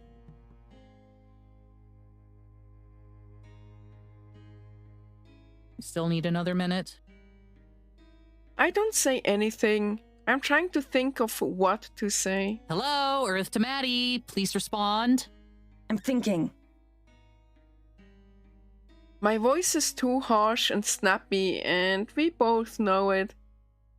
I play through the clip again, this time without Tara watching. Something still seems off to me, and it's not just the gruff way he left. Look, we knew Morgan was a bit weird. All of our fans are weird. That's why they're our fans. In a tiny little town like this, of course anyone who's different is gonna have a reputation. That doesn't make Morgan a bad person. Prostoprov. Interesting. I'm not saying she's a bad person. I didn't say anything. But if you had to ask, I'm sitting here thinking that it's really freaking shady that a guy just guessed we were here with Morgan, and then that he up and left as soon as he found out. That's not normal. That's not something that's happened to us before. Great! That means we're on the right track. If they're hiding something, then that means there's something to hide. That also means that they might, like, you know, sacrifice you to the elder gods, or eat you because they're cannibals, or murder you to keep their vampire secret safe. Have you completely lost your mind? This is ridiculous, even for Tara. I can understand her wanting to give Morgan a chance, but to actually buy into her nonsense? Tara nods and looks down at her feet, brushing some snow off her shoes. It's only been a couple hours, Mads. He's just one old cranky geezer. Or eat poop balls because their leader makes you. Exactly! You never know what's like waiting in these small little towns.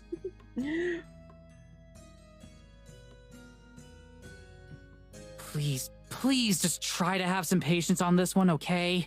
For me. I check my watch. It hasn't even been 2 hours. That only makes her more right, as much as I hate to admit it. Sighing, I place my head in my hands. Sorry, I'm still tired.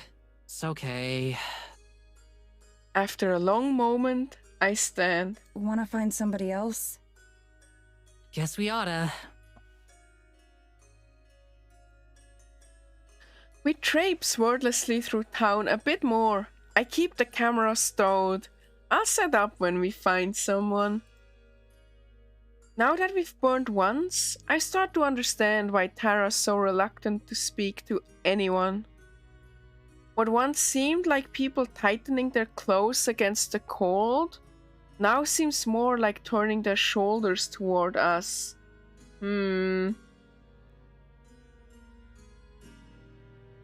If this was an MMO, you'd have to start rep grinding. Yeah. A suspicious number of folks look away from us to cough. It's so eerie, so suspicious. Like, I get that small town people don't like strangers, but there's like more going on than that. They're like hiding something. Hiding themselves? Because, you know, I keep thinking back to what Maddie said about she saw something in his face that she didn't think. She thought it was a trick of the light or the camera. And then when she rewatched the footage, she had that feeling again that something is off, something she's missing. So I'm like, I'm very curious. The amount of times we pass by the same places certainly doesn't help our appearance. By now, there are a few especially chatty villagers that have seen us pass by at least 4 times. It takes another 15 minutes of looping around town before we find another candidate.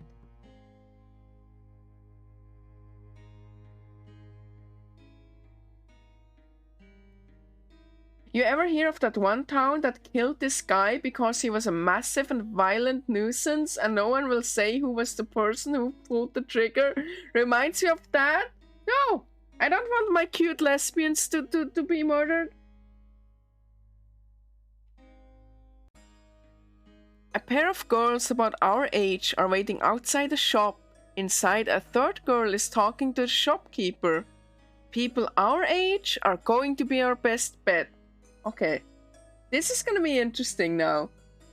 If they're gonna be weird too, then it's definitely very, very, very sus.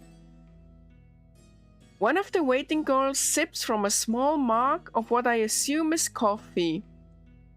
She sees us and nods her head in greeting. That's the nicest reception we've gotten so far. That's a good sign thus far. What about them?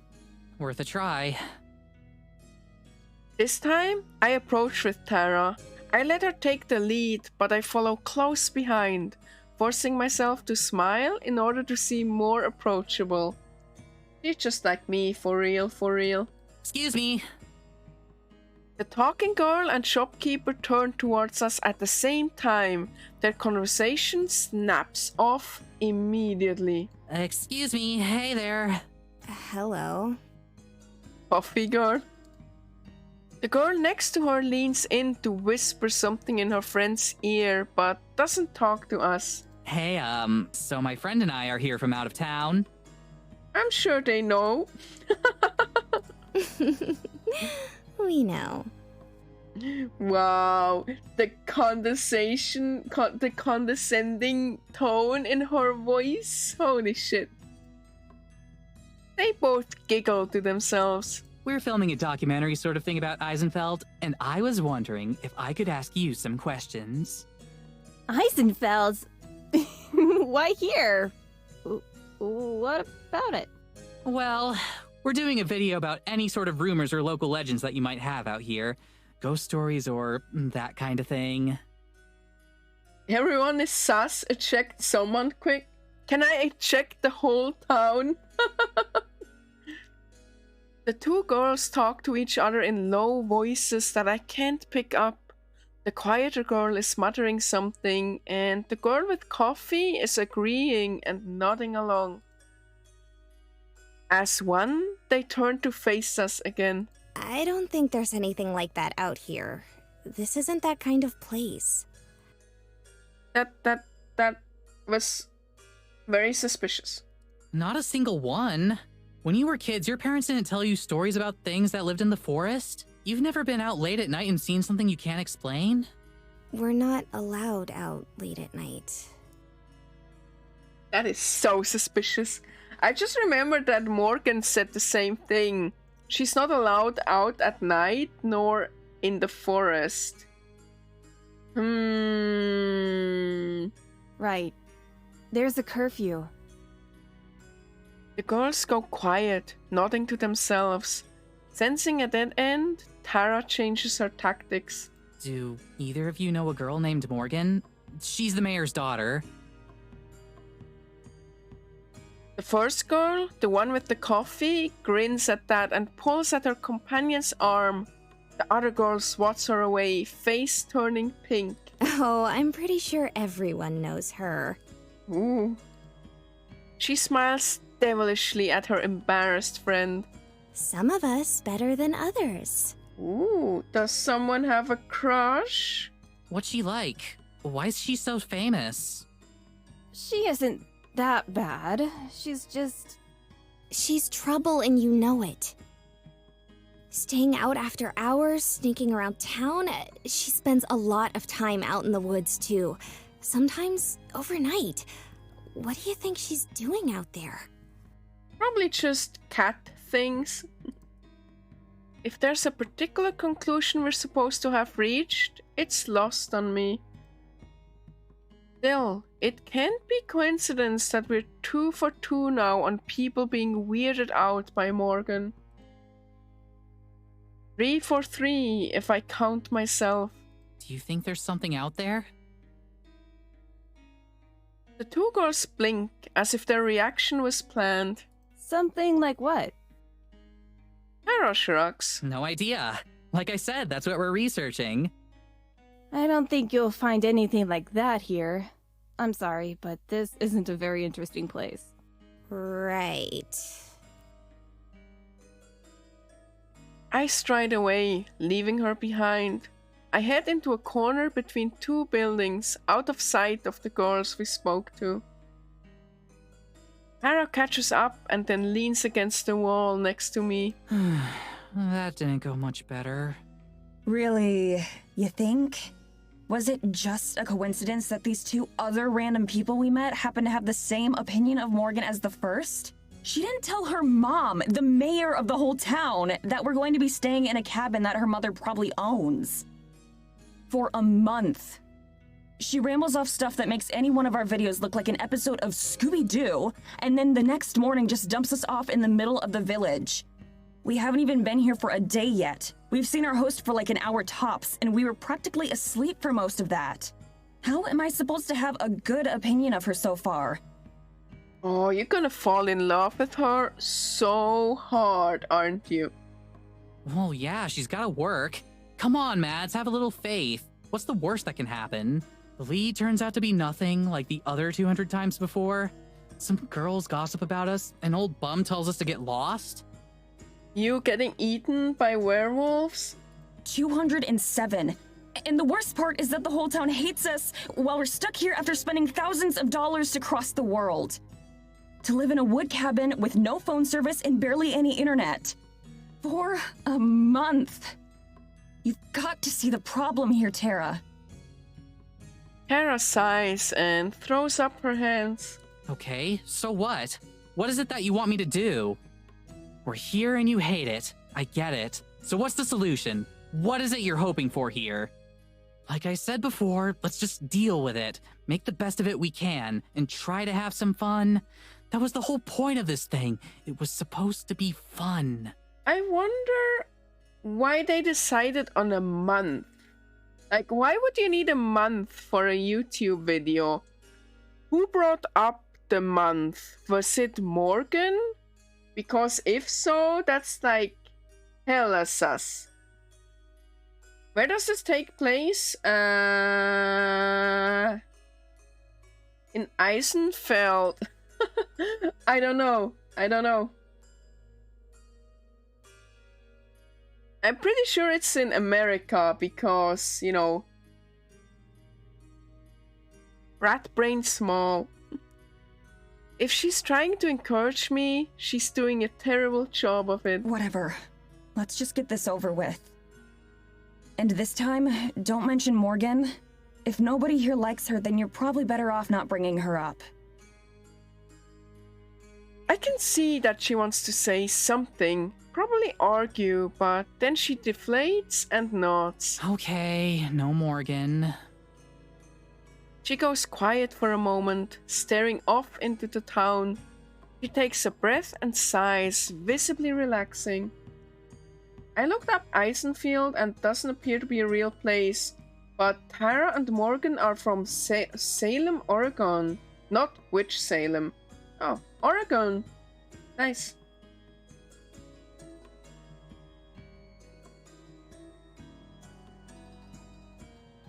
Wait, you mean Tara and Maddie? Because Morgan is from Eisenfeld, right? She starts to lead the way, not looking back at me. I feel a sharp pang of guilt as I stare at her back. I did promise to try, and here I am again, making everything worse. Yes, Maddie, my bad. No worries. Okay, so it's probably somewhere in the middle of nowhere where it snows. I don't know American geography too much to make an educated guess, but it sounds like it's a long way away from Oregon, right? Right, halfway across the world. They said like the train ride was like 16 hours or so, right? If I remember correctly. So you can map out, start in Oregon, and then 16 hours. See how far you'll get. Tara. She stops in place. Sorry. Again. Really.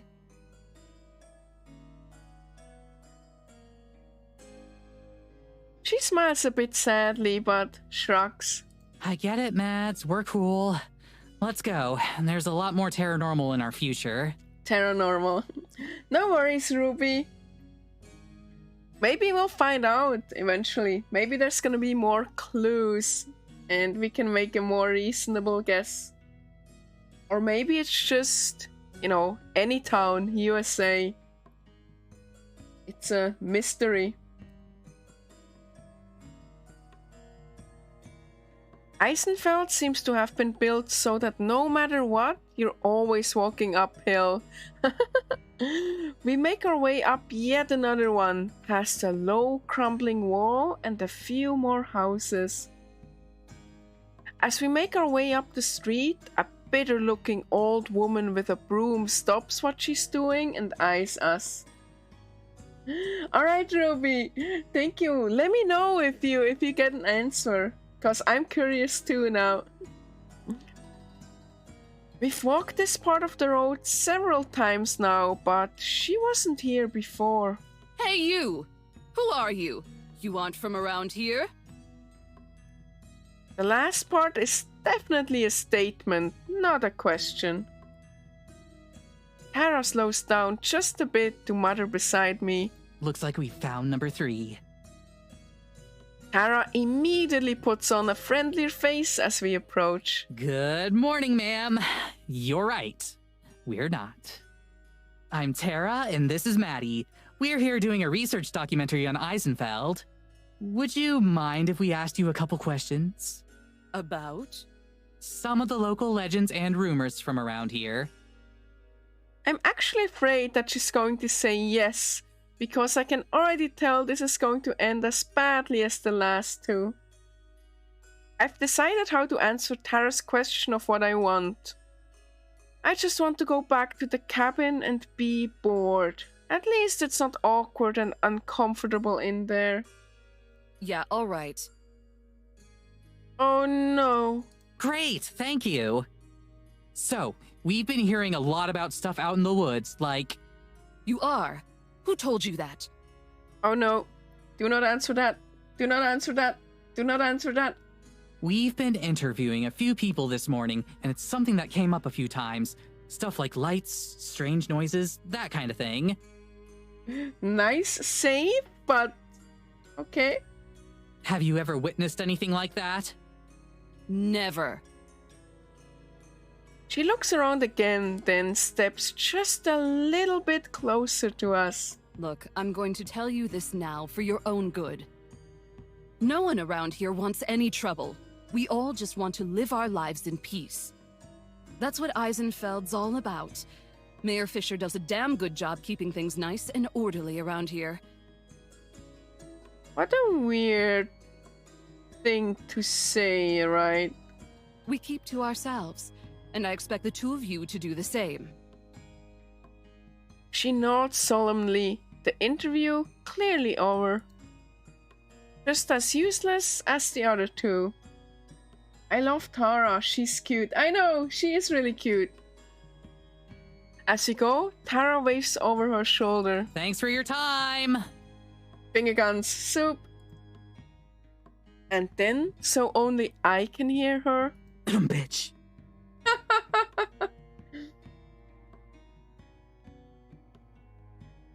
As we walk away, I can tell it's not necessary to say anything to Tara.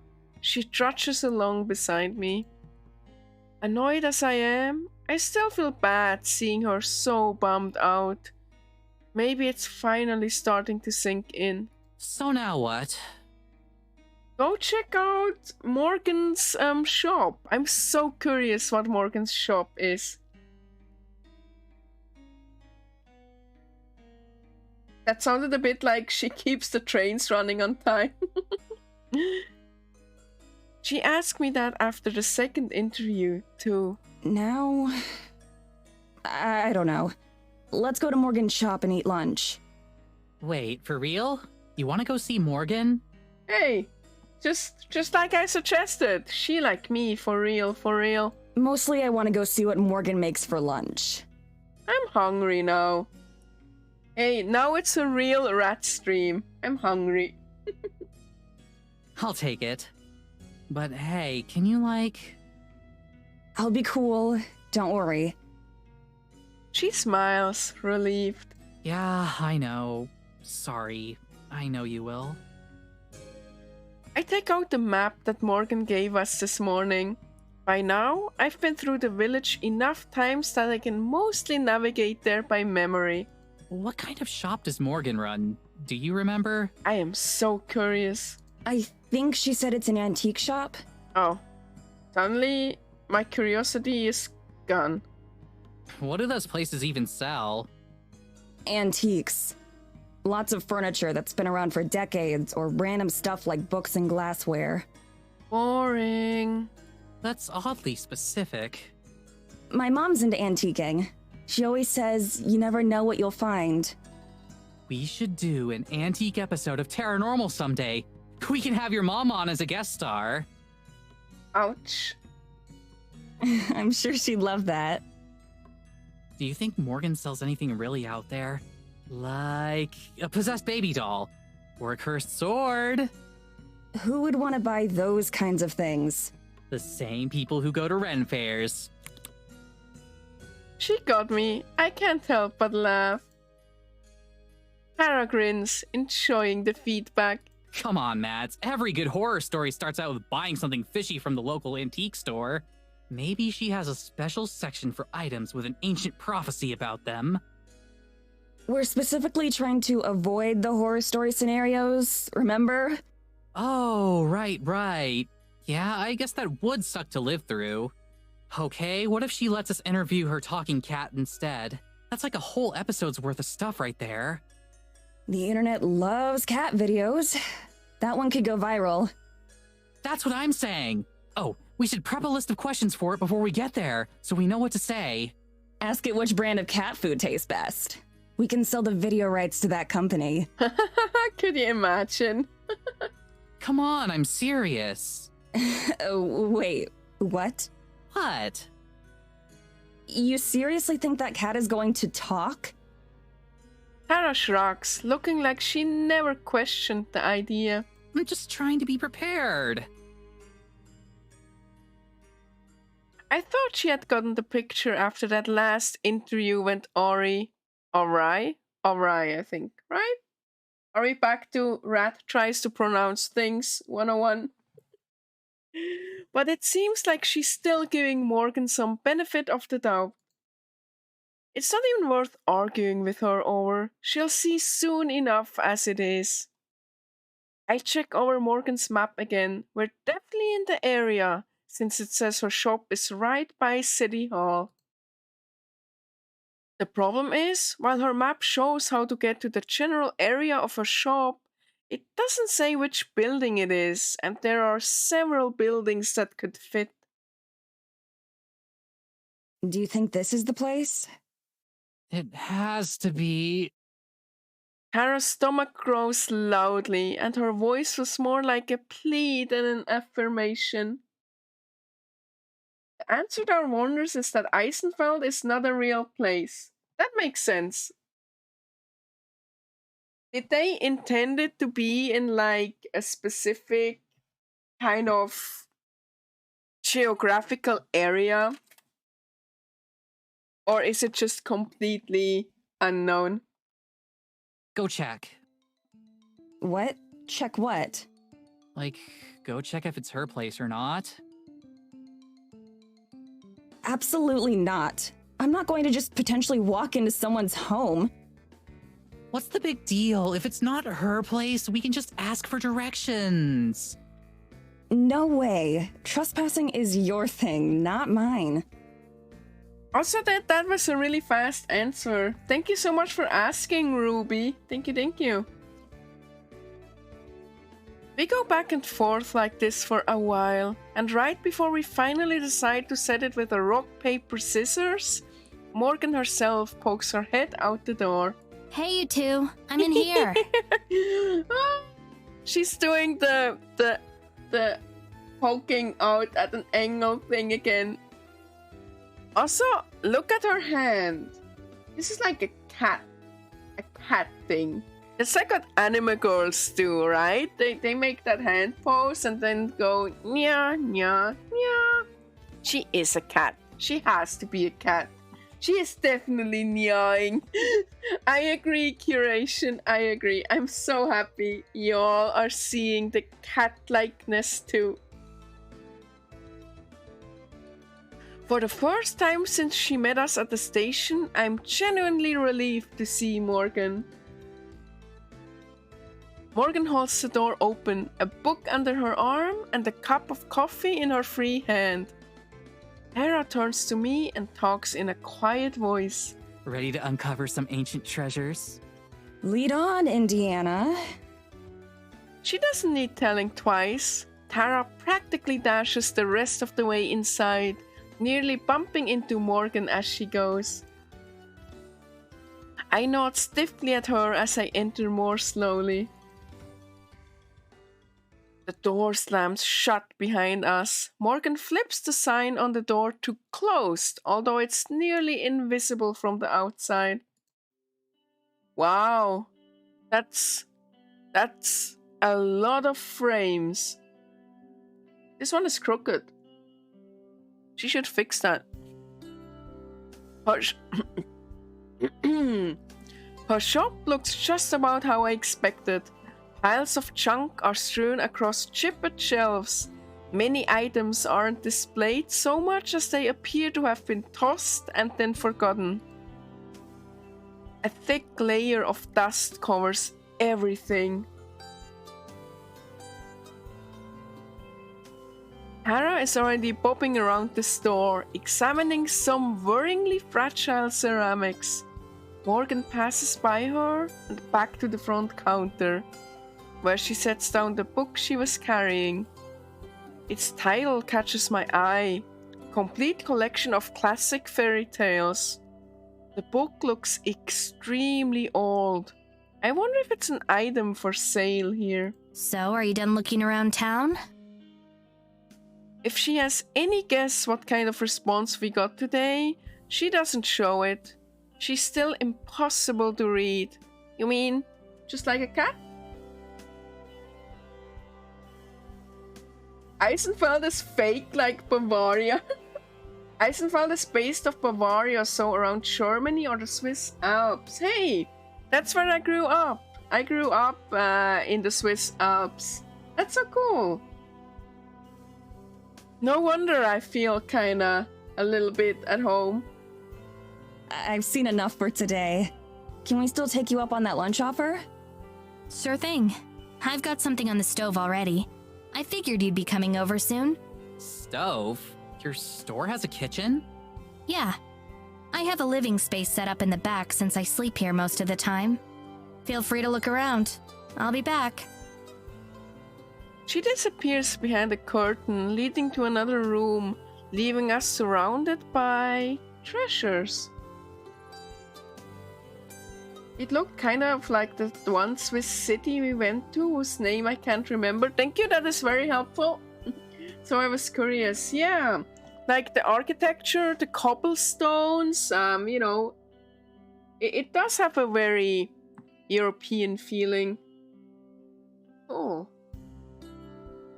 When the whole town feels like an antique, a rocking chair and a few pieces of farming equipment probably aren't the biggest draws. I'm surprised she's even able to keep the place open. Hera's enthusiasm doesn't seem to have dimmed a bit, however. She takes time to examine each piece, turning it over in her hands like she's appraising fine art. At least one of these is probably cursed. Oh yeah, definitely. It's probably the grandfather clock over there. No way, that's too easy. And even if it is cursed, it's probably something lame like making your toe hair grow twice as fast. But this, well... Hera takes an item off the counter, holding it close to her chest. This is the big leagues. You want a curse that's gonna last for generations? You use this bad boy. These little piggies lamp?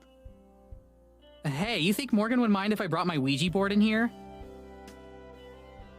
As she says that, she puts the pig lamp back in its rightful place where it can't hurt anyone.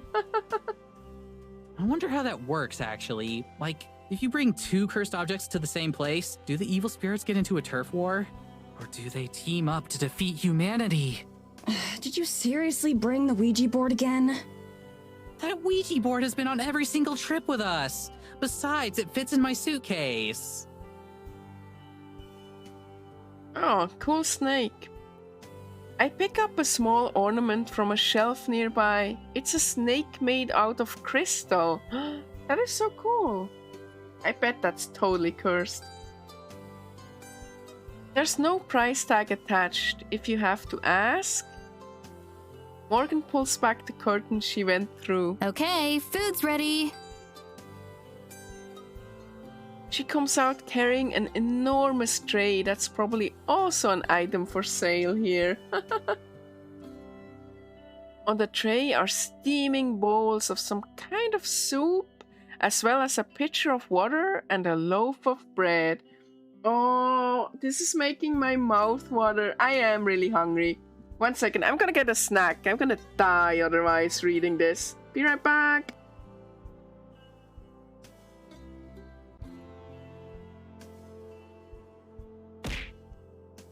Alright. Give me a second.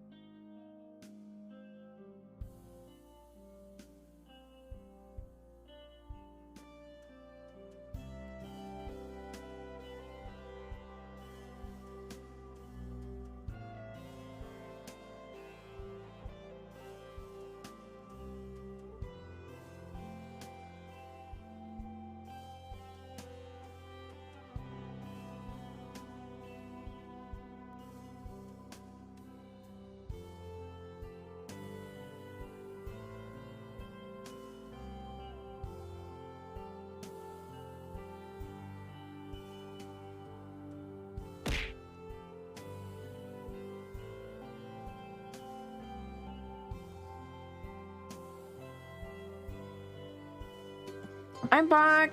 Thank you for waiting. Oh my god. That is a lot of bullying. That is a lot of bullying. Black and Ruby, I hope you had fun. Man, I'm sorry. I'm so hungry. Thank you for the headpad. Thank you, thank you, thank you.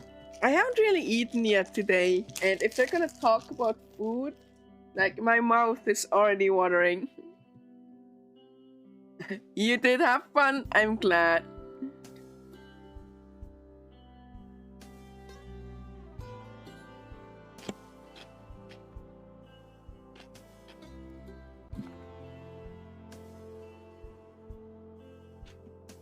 There actually is hateable vermin.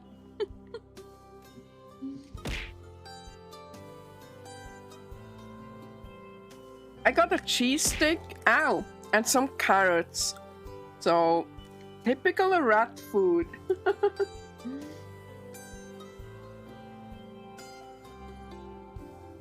Oh, thank you for the headpad. Thank you, thank you, thank you. She sets the tray down on the counter, doling up portions to each of us. Hesitantly, I try a spoonful of the soup.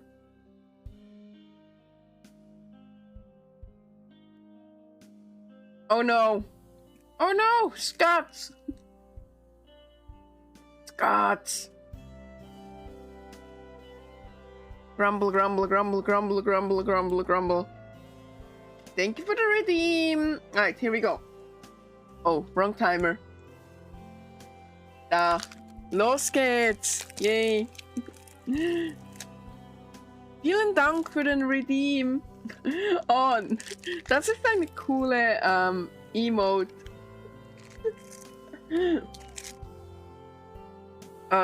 Es ist lecker. Es hat ein reiches und fleischiges Flavor. Es schmeckt reich und fleischig, aber es ist nicht zu stark. Es ist heiß, aber nicht zu heiß zum Trinken. Ich dunke ein bisschen Brot into die Brot. Ich weiß nicht, wie ich Broth übersetzen würde. Ich glaube, es ist einfach Broth, ja. Ich dunke ein bisschen Brot into die Broth. Es schmeckt sehr lecker. Alles hier ist definitiv selbst gemacht. This is really, really good. Ah! This is amazing! Ich mag ihre, das Voice Acting mit dem Essen sehr niedlich. Sehr, sehr niedlich. Thanks. Let me know if you want more. Und sie ist am niedlichsten. Haha. Gut, das Gute am Deutsch sprechen ist, dass niemand weiß, dass ich am Gaschen bin.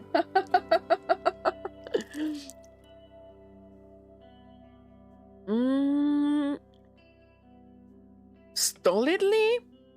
Ich kenne das Wort gar nicht. Was heißt das? How should I translate the word? I don't know what it means in English. Lass mich googeln. Stolidly.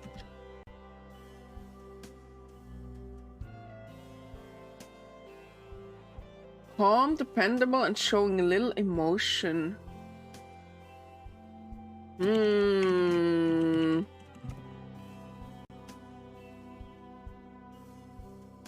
Oh, unerschütterlich. Oder behäbig. Stur? Stur, ich mag stur, ja. Morgen ist stur weiter. Das Kompliment, sie hört das Kompliment.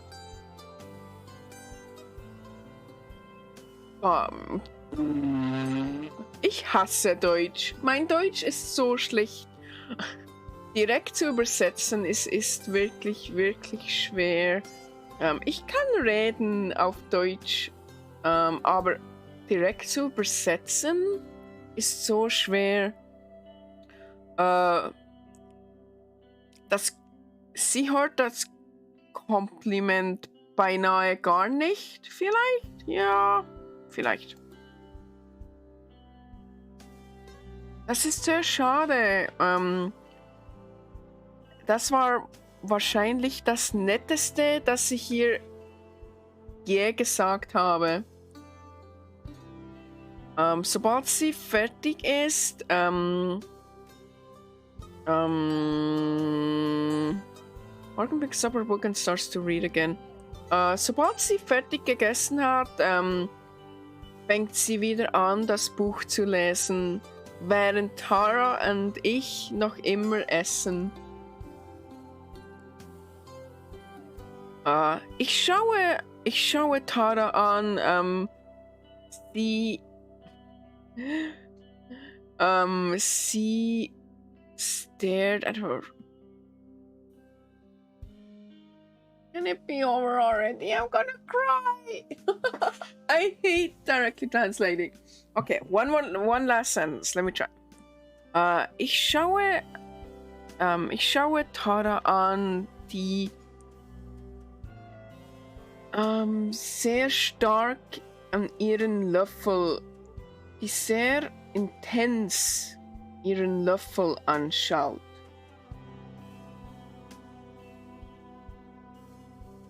Ja, gut genug, gut genug.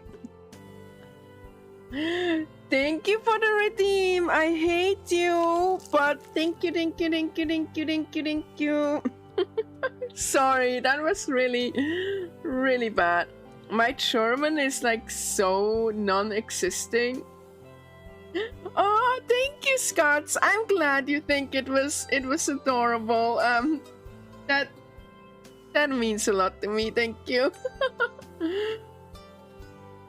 I was struggling so hard. You have a sing-song redeem and it makes me want to cry when someone redeems it. Yeah, that's how I feel about the German rat. Man, I need to catch your streams more. I need to repay the favor now and come redeem the sing-song.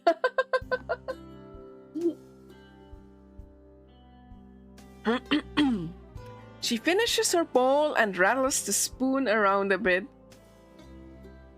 Can I take you up on that refill? Of course. Without looking up, Morgan picks up both her book and her bowl and heads into the back again.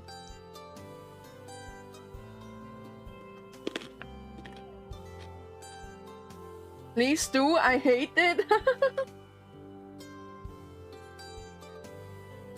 I have enough points to make Scott sing for half an hour. Holy shit. That sounds like a great stream.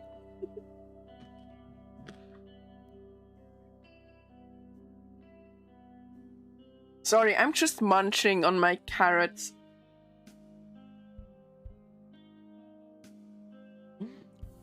She emerges a moment later with a fresh serving of soup, which she wordlessly sets down in front of Tara. Only after we've both taken our last bites does she finally close the book again. All done? Yeah, thanks. Yeah, thanks. I'm done too. Thank you. Let me get these out of the way then.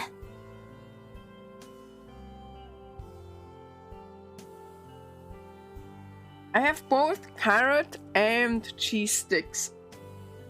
I can't wait to finally finish rigging my model so y'all can actually see me chewing. That would be really cute. Just little rat. Munch, munch, munch, munch, munch, munch, munch. She hauls away all the dirty dishes before rejoining us at the counter. So, what are your plans for the rest of the day? I fight back the urge to tell her that she should be the one making plans for us and showing us around. I mean, you could probably ask her. You could be like, can you give us the tour? At least this way, I can go back to the cabin sooner. We're still figuring that out. We hadn't got to see you much, so we decided to come over. Oh, right. I'm sorry about that. I'll take a couple days off starting tomorrow. Oh, that's nice of her. You sure? We don't want you to miss out on any business or anything. There aren't that many customers who come through. You're the first ones all week, and you don't even count. How are you keeping the place open, woman? Good ratty gnomes. That's what I thought too, right? Carrot sticks and cheese sticks. It's literally rat food. I'm literally eating rat food.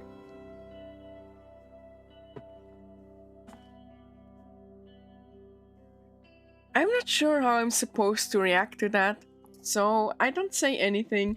That's too bad. You've got a lot of cool stuff. I was looking around some while you cooked. I wouldn't get too excited. I just make up interesting stories for the items so they sound more entertaining. It helps pass the time. Why are you so bored, girl? No wonder you have to watch obscure ghost hunting YouTube videos. Right.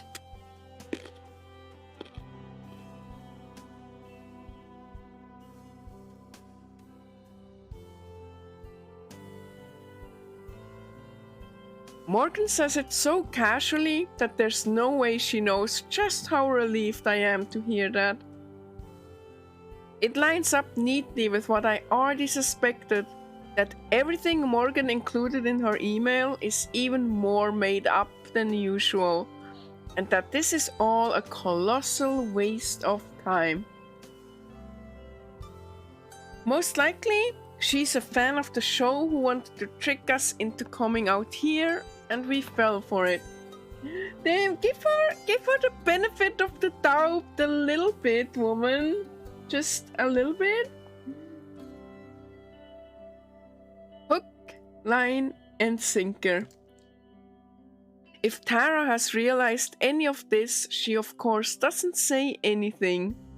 But judging by the way her enthusiasm vanished, it seems like she's starting to get it. Again. Fiddling with some silver knick-knack, she looks up from the counter to Morgan. So, can we see the talking cat?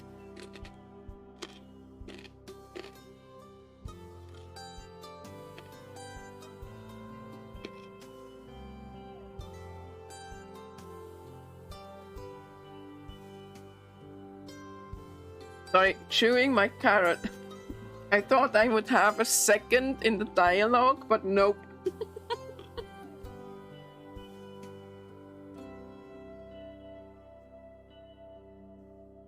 Who is best girl for me right now? Morgan. Though Maddie is good too. I like Tara as well, but she's definitely the least for me right now. At the beginning, I liked Maddie the most, but she's a little bit too cynical right now. So, yeah, I think it's like Morgan, and then both Maddie and Tara are like very similar, like on the same level below Morgan. As soon as Tara asks, I can see Morgan's eyes light up with interest. Her hand slides away from the book she'd been about to open. Oh no. Of course. I'm sure she'd be happy to finally meet you. Kitty, kitty, kitty, kitty, kitty. In before the cat is just an actual human cat girl. Her voice wavers just the smallest bit with what sounds like excitement. It's the first shred of emotion I've detected from her since stepping off the train. I like her face here, or her smile. It's very soft. I'll go get her. Just give me 1 minute. We get to meet the cat. We get to meet the cat. We get to meet the cat.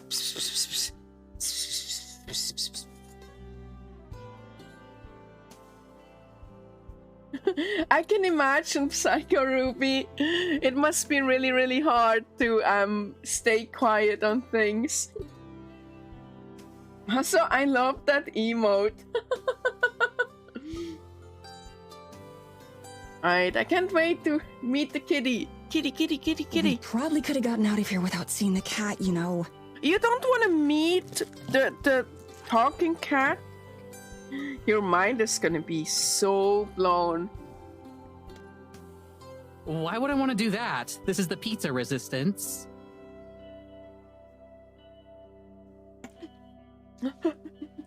I wanted to say that's not how you say it, right? She doesn't even try to pronounce it right. Are you serious? Still? You know it's not going to actually talk, right? It is gonna actually talk. Do we want to predict? Do you all want the prediction? Will the cat actually talk?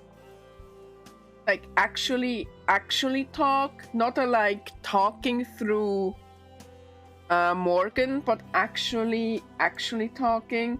Let me do one. Will the cat audibly talk?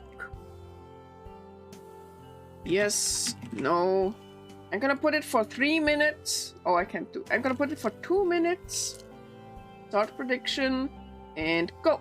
Have fun. And I'm gonna munch on my carrots while we wait.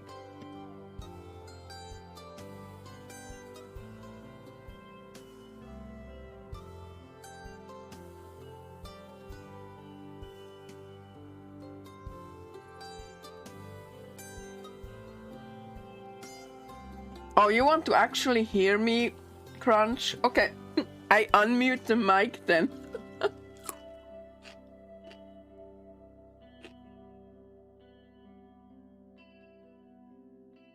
Oh, Ruby, I didn't think about that. You already know.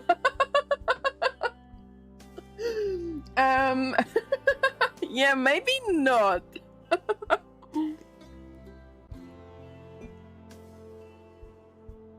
Munching on carrots ASMR. I'm glad you're enjoying it.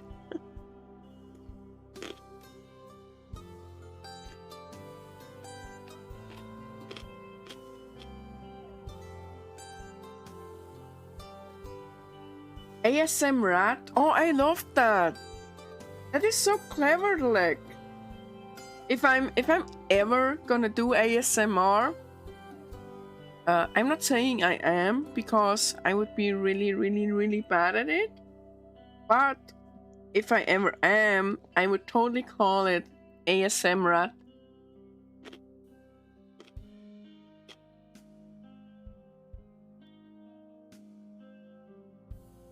Wow, the predictions are going wild. 5.6k versus 110.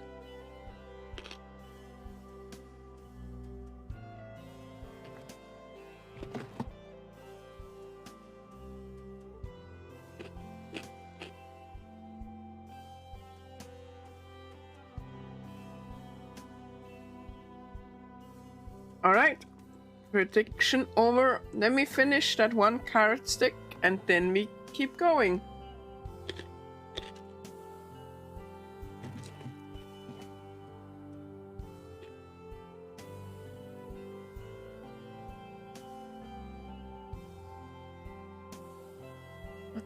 Oh no, Ruby. I know Twitch Mobile has like a lot of issues. Thank you for like letting me snack while streaming, by the way. I really appreciate that. Thank you for indulging me. That's really kind of you.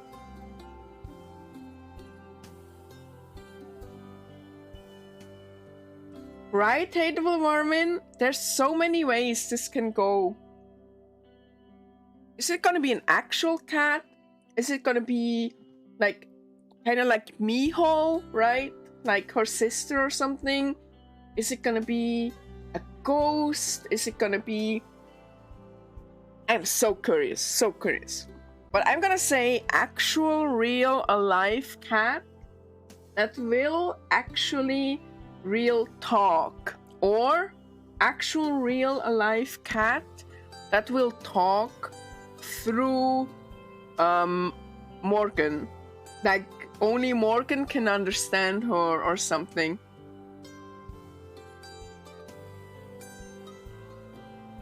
Which app buries the vote down in the channel points if you check it once? Oh wow, that's so annoying. Also, hi Nerama, good seeing you. I see you voted no, huh? Interesting. A lot of people voted no. I'm surprised.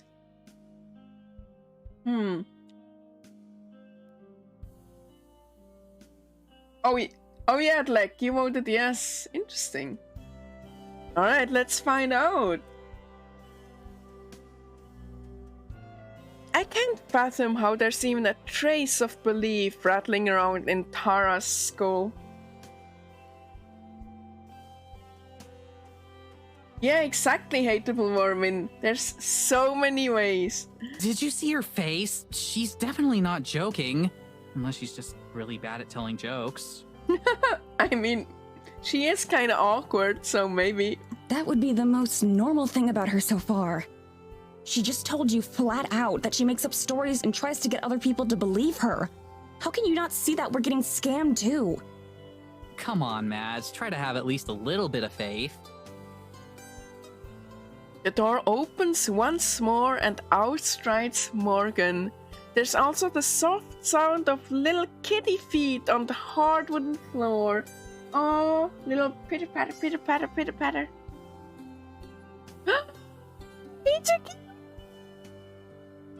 She's so pretty. Also, she looks like I have to talk to humans. Huh? They don't deserve to hear me talk.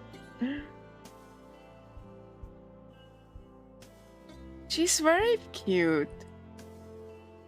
It would be the funniest thing if she can actually talk, but she's just gonna be like, nope, I'm not gonna talk to those people. I'm not gonna talk to the strangers, to the newcomers in town. Talking or not, the cat staring up at me is undeniably beautiful. Its white fur seemingly glistens like snow, and its eyes are a piercing azure blue. Tara is just dying. Tara leaps from her seat and crashes to her knees. The cat doesn't flinch at all despite the commotion. Oh my god, I love her! I love her so much! I wanna pet her. I wanna pet her so badly. Look at her. She's so pretty. Kitty, kitty, kitty, kitty, kitty, kitty. Cat says. Thank you for the sub, Keisuke. Thank you, thank you, thank you, thank you. Alright, go talk, kitty. Go talk.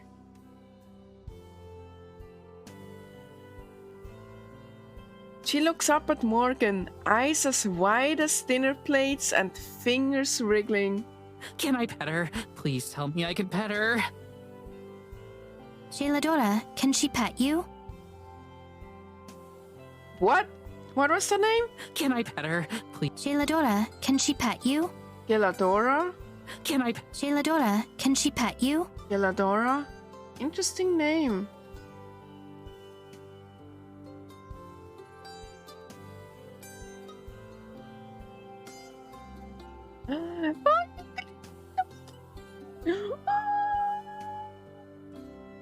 I think that's a gush, +1 gush.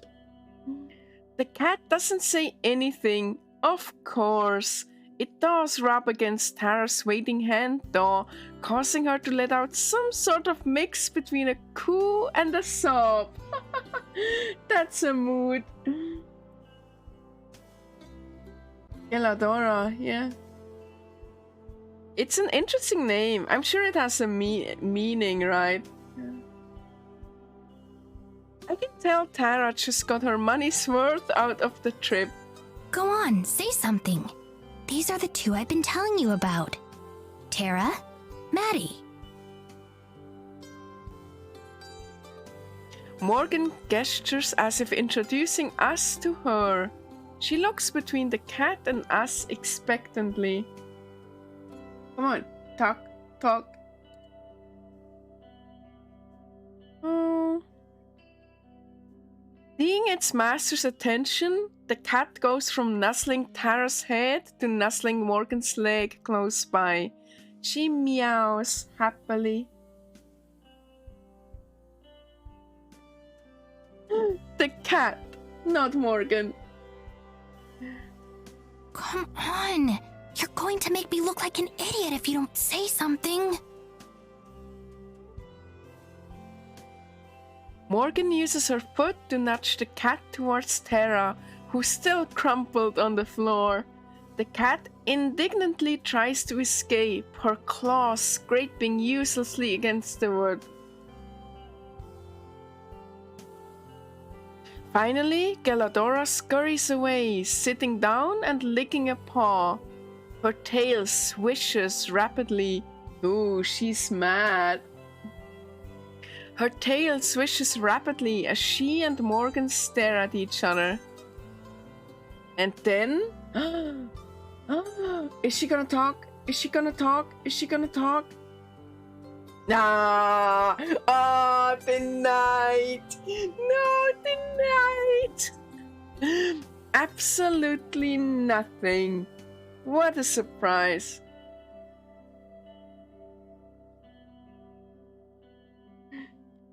I'm not even disappointed, just vindicated. Even Tara's enthusiasm is gone. She coos at the cat half-heartedly, but overall, she's just trying to give Morgan an out. Yeah, Callisto, I bet that's the case. I'm convinced the cat can talk and will talk at some point. But...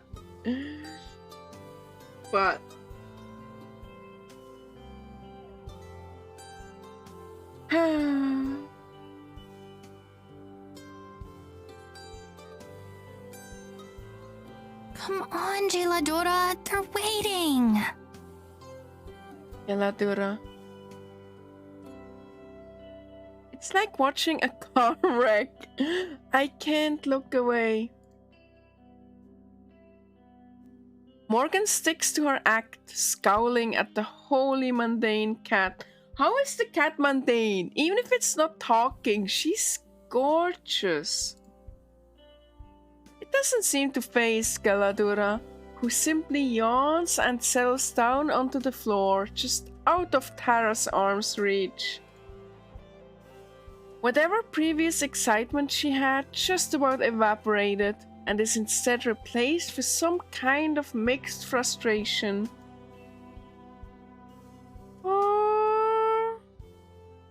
That's when I start to realize a horrifying truth.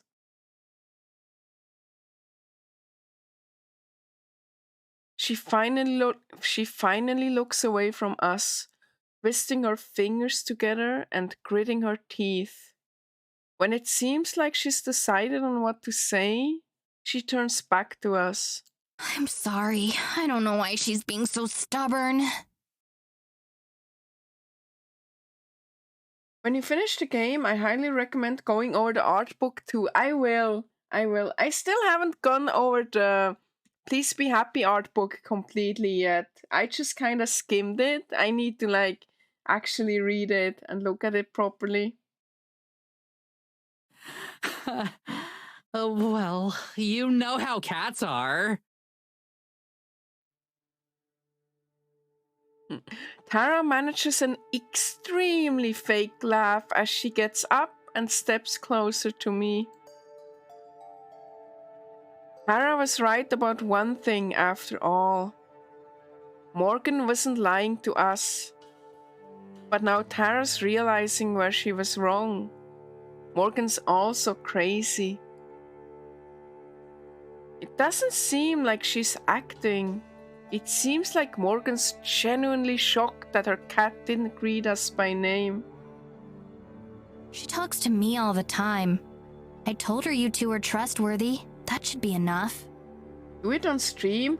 That's a good idea. Please be happy. Stream artbook thing. Artbook stream.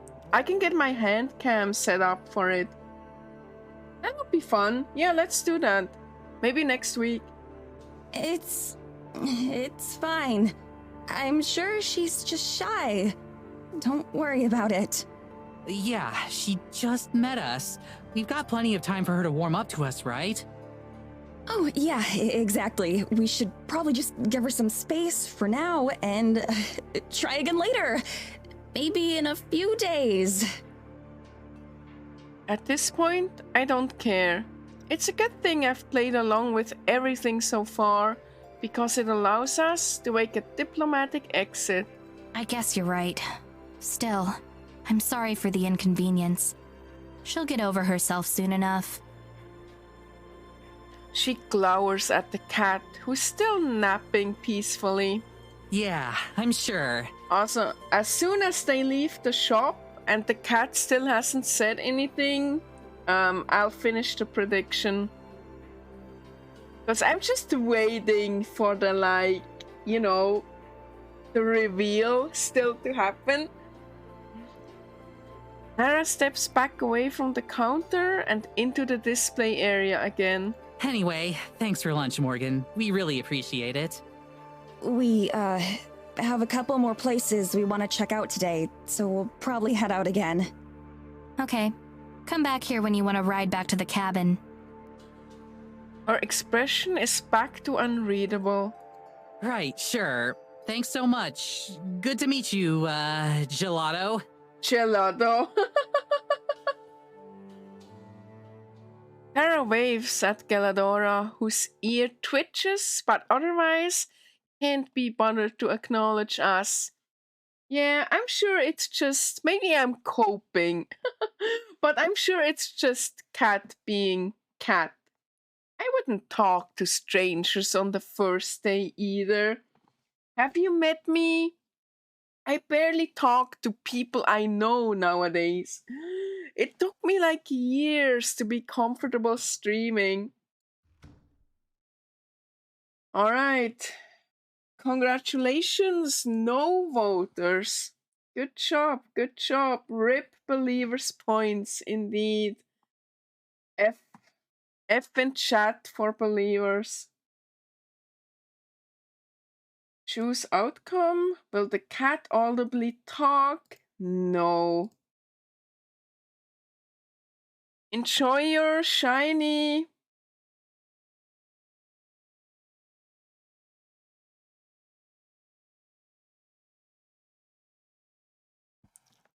The heavy door slams shut behind us as we step into the cold. I wonder if Morgan will remember to switch the sign back the other way.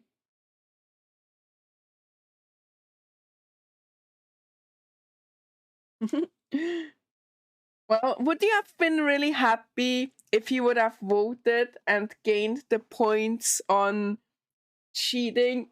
Not cheating, but on knowing the future. On precognition. Using the force.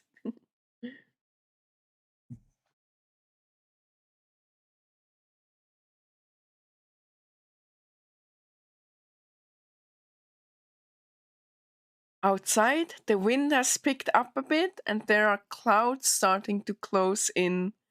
The nice day that had been shaping up seems like it might not happen. Interesting. Like, even the weather is, you know, influenced by the mood.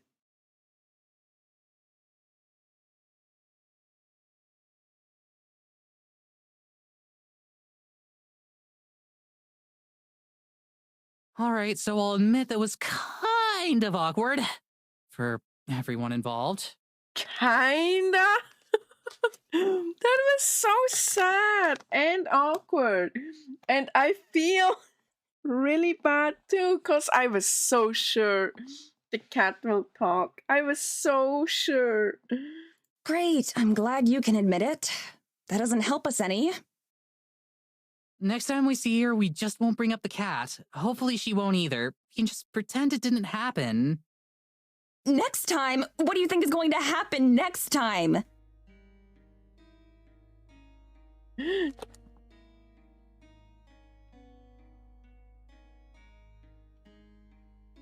Oh no, like I don't think you actually lose all the points, right?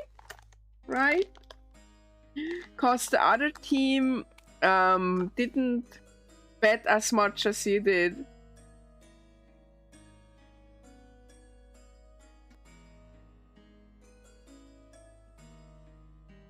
That she was saving the good cryptids for the second time we hang out? Oh no, all of them? Oh no!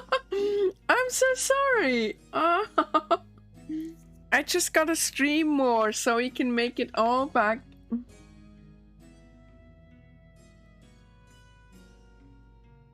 Also, I like that she's referencing cryptids.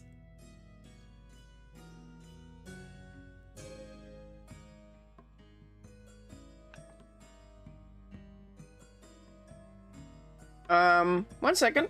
Why does Sound Alert want my approval? Let me check that.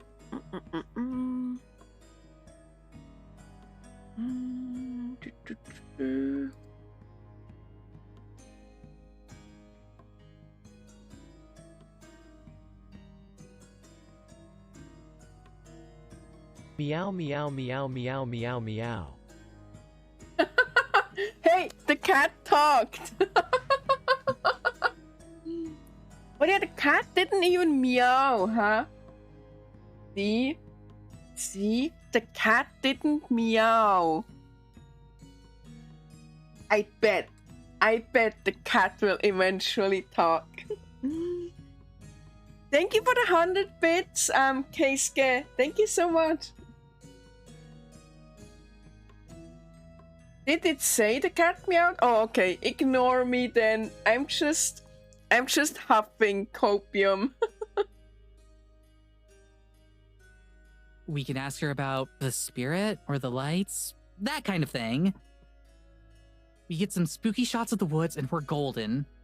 We are pros at making that kind of content interesting. Usually we have at least something to work with. She made it up. There is no dark side to this sleepy, boring mountain town. It's just a boring mountain town, and she pretty much straight up admitted to that. I don't get how you aren't as upset about this as I am. Her mind is gonna be so blown. Ow! Ow! To get the next badge. Thank you for the cheering! Thank you, thank you, thank you. That was really loud.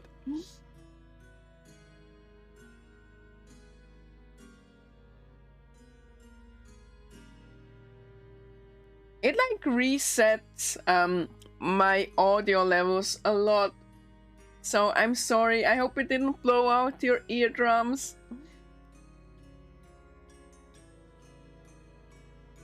We just spent thousands of dollars to fly across the whole world for a month. And the person who invited us out here is either a liar or a lunatic. It's only been a day, Mads. We've only seen a fraction of what there is to see around here. Just give it some time, all right? So they flew and then they took the train. So they must be like somewhere really far away, huh? It's been a day, and look where that got us already. Literally every single person we talked to told us to stay away from Morgan, and then we saw it for ourselves. How are you not pissed off about this? Tara shrugs. Don't you think you're being a bit harsh on Morgan? She's been super cool with us. Like, okay, yeah, the cat thing was weird, but it's not like she tried to hurt us or anything.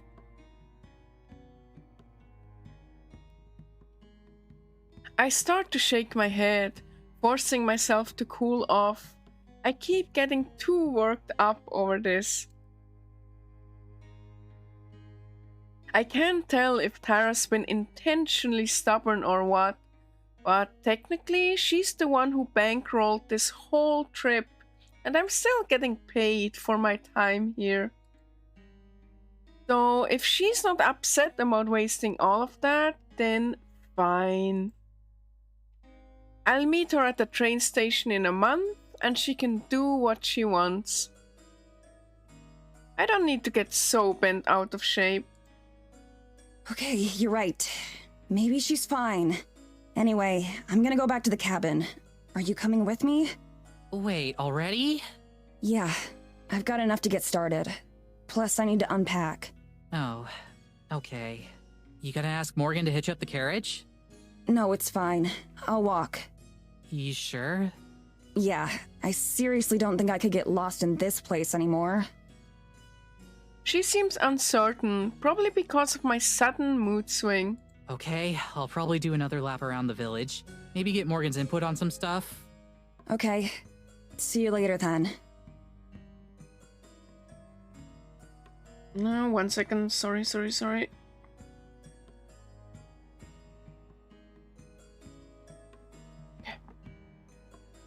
See ya.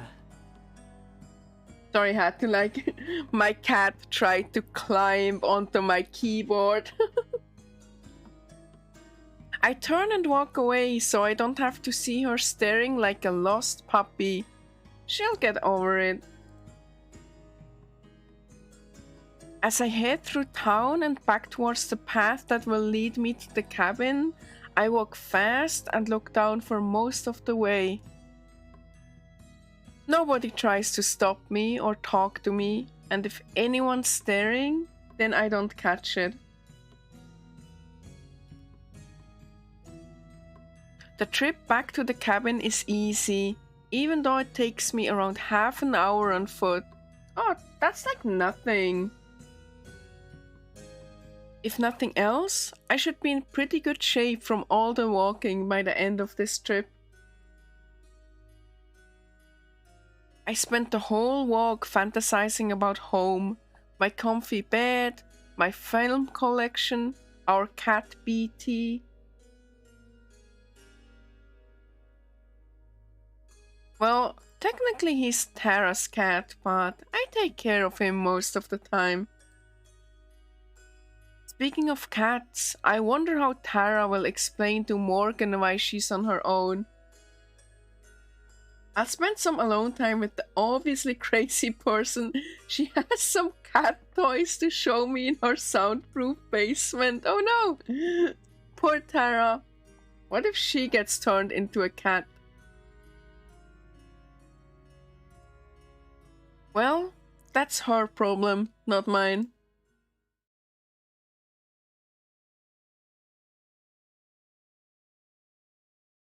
Alone, the cabin is oppressively silent. I turn on the heater, partially just for the white noise. Soon, its rumbling fills the air. I grab an apple from the small bowl of provided food and then head into my bedroom, setting up my laptop in bed next to me. I usually try to watch a film a day, but that's difficult when I'm traveling. Now's the perfect time to catch up though. A film a day. That's insane. I watch maybe a film a month. If that. I open up my library and start scrolling through, looking for something I haven't seen before. Ideally a comedy, or at least something with a happy ending. I've just gotten through the L's when there's a knock at the front door. I nearly dropped my apple. Who would be knocking? Tara and Morgan both have their own keys. Oh, is it Dummy Mommy? The knocking comes again just seconds later. Whoever's out there is super impatient. My heart thumps in my chest. What if we're being cased for a robbery or something? I hide my laptop under the blankets as I hurry into the living room. There's a third knock right as I reach the door, and I peek outside to see a shock of orange hair. Yep, called it. It isn't Morgan, but instead her mother. I open the door right as she prepares for her fourth knock. Just how fast does she think I can walk? Good afternoon. Good afternoon. Madison, wasn't it? That's right. I'm coming in. Not even asking, just nice. She pushes past me, not even giving time to fully realize it wasn't a question. Well, I guess she does technically own the place. Inside, Evelyn surveys the area slowly and impassively, as if judging our taste in luggage and belongings. I bet she is judging your taste in luggage and belongings. How can I help you? I wanted to make good on our promise from last night to talk. Please, have a seat. Fang! Do you see that, Fang? Also, that's a really creepy smile. Really creepy. She moves some of the stuff on the couch, gesturing for me to sit. I obey, too taken aback to do anything else. How has your first day in Eisenfeld been? I trust you found everyone very accommodating and everything to your liking? It was fine. Everyone's been very kind to us.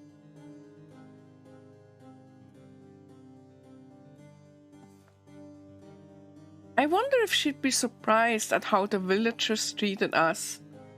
I have a feeling she knows. It was good until she showed up.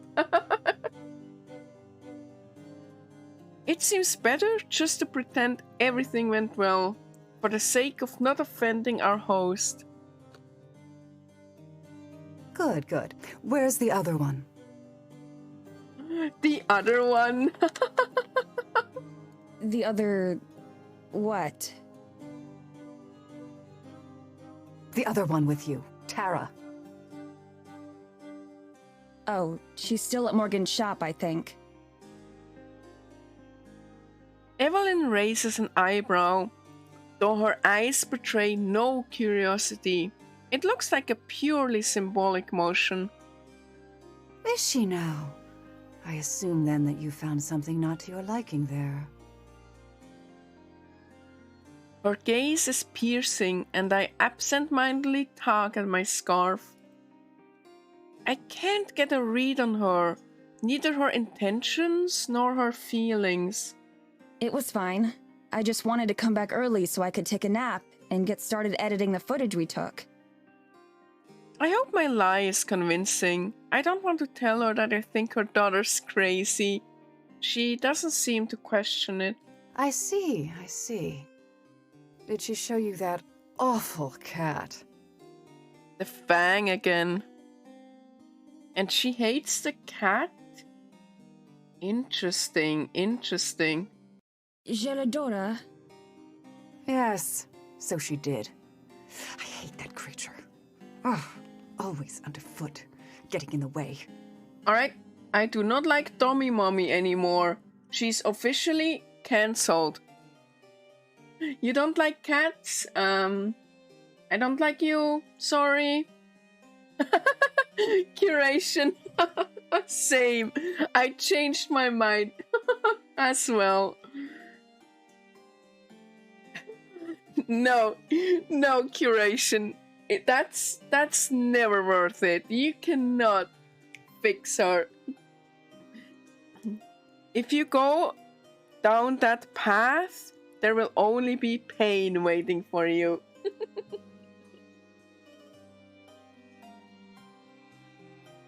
Oh, I didn't mean to go to the saves. I just sit quietly, not sure how to respond. Anyway, Madison, please tell me about yourself. I didn't have much forewarning about your arrival, so I'm rather in the dark. Her tone is suddenly friendly, but not warm. She smiles, but it doesn't seem to fit her mouth. Her lips seem to stretch a bit too wide. I mean, she's a dummy mommy, so of course there will be pain waiting for me. Not... Not that kind of pain. Heart pain, emotional pain. Me typing jokes, realizing halfway it's probably a spoiler. Oh no! Good thing you caught it.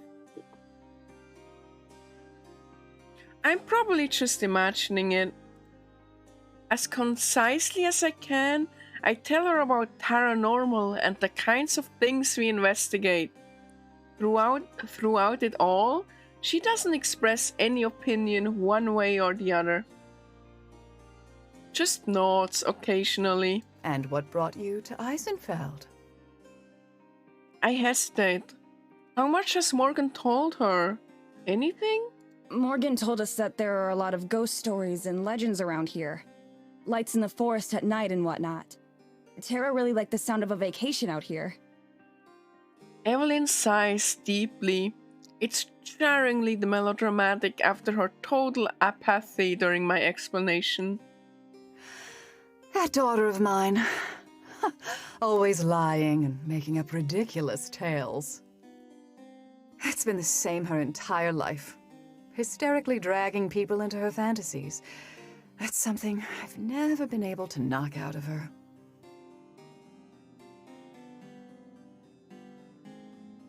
She shakes her head sadly, standing up from the chair she'd been occupying. I'm sorry to say that, well, you're simply the most recent victims of her lies. It's a pity, but you won't be finding anything like that out here. Besides, it's dangerous to go into the forest, especially at night. And we wouldn't want anything to happen to you after all. How suspicious. After all, that's why we have the rules that we do, for the safety of everyone. I'm sure that's...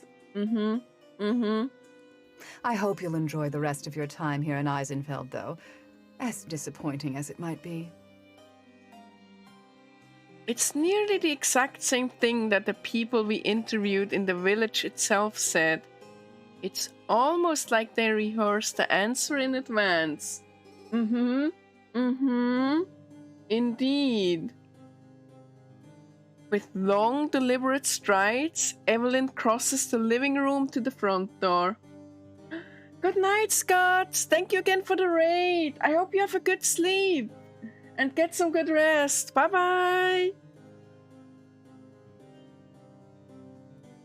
I'm sure I'll see you again. She doesn't wait for me to respond. She just leaves, the door slamming shut behind her. I sit in silence for a while, unsure what to make of it all. So, Morgan's own mom thinks she's as ridiculous as I had suspected the whole time. That's pretty damning. Though I doubt it will change Tara's mind about anything. I'll have to let her know when she comes home. I stand up and head for my bedroom, passing by the chair that Evelyn had been sitting in. She is a witch. As I go, for a moment, I swear that I feel a breeze, rigid and cold. That actually gave me goosebumps. Like, reading that sentence actually made me like shiver. The whole town is gaslighting Morgan. Yeah. The whole town is gaslighting everyone. I mean, not just Morgan, but also Madison. Go to the forest at night, right? I hope they go to the forest at night.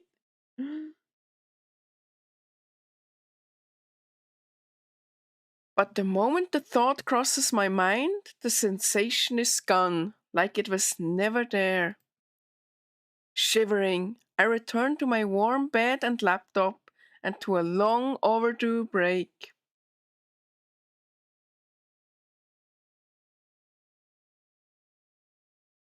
Also, she clearly knew that Madison, that Maddie came back, right? Like, would she really make the trip out here not knowing? Just vicious. Hours later, I hear the sound of the front door opening and closing. I peek out of my bedroom, worried that it might be the mayor letting herself in again. It's just Tara, though, alone. It's been a few hours since we parted ways, and I'm not as annoyed with her anymore. So even though I'm kind of tempted to just put in my headphones and ignore her, I get up and head into the living room. She stands at the sink, flipping through a notebook. I knock on the edge of my doorframe as I enter, so that she can hear me coming. Hey. Hey. Rather than looking at me, she keeps reading her notebook. Well, pretending to. There's no way she could actually be reading as fast as she's turning the pages. I decide not to call her on it. No point in starting another fight. How'd it go? About the same. Is that good or bad? She doesn't respond. She must really be upset about this morning. It's not like she's being unreasonable. Now that I've had some time to rest and recuperate, I feel kind of bad about being so harsh towards her and Morgan. Morgan's mom came by earlier. That gets her attention. She shuts the book and turns around. Gotcha. Really? What for? Just wanted to introduce herself. I told her a bit about who we are and what the show's about. What did she think? I don't know. She didn't really say much. She was really weird. Like in a different way than Morgan. She seemed really intense, I guess. What I mostly remember is how she was glaring the whole time. It never seemed like she was anything other than angry about something. Smugly, Tara holds up the notebook she was just perusing. I know you're gonna call BS, but Morgan was telling me a lot of stuff about her mom. Like, some seriously crazy stuff. You wanna read it? I like that line. How she said, "You wanna read it?" That is really cool. She offers me the notebook. It hangs limply, a giant frown in the air. She's used that thing for so long that it's lost all its rigidness. I shake my head. I'll take your word for it. I've heard enough crazy stuff from Morgan for one day. I don't need to hear theories on how her mom is actually the spawn of Satan or something. Figured. Make any progress with the new vid? Not really. We're gonna need more footage before there's enough to really get started. That mean you're coming with us from now on, or what? Yeah, I will. Sorry for being bitchy earlier. Again. Don't sweat it. She strikes a pose. Finger guns, soup. Just make sure to bring your A game. I roll my eyes, but I'm smiling. Even though we bicker a lot, I'm truly grateful that it's always easily patched up. Yeah. I can't promise that I'll buy into a word of what Morgan says, but the least I can do is try to be polite about it. The tension resolved, Tara yawns and flaps her notebook at me again. All right, well, I'm gonna hit the hay soon. What about you? I'll probably watch a film first. I'm not that tired yet. How many times can you watch 2001 without getting sick of it? I don't know, but I intend to find out. Tara and I each head back to our bedrooms. As I go, I feel a bit better about everything. Just because I'm quitting the show doesn't mean I want to lose Tara as my best friend. We've been friends for over a decade. Wow, holy shit. So, of course, we've had our disagreements and arguments. I think the longest we've ever gone without talking was a month.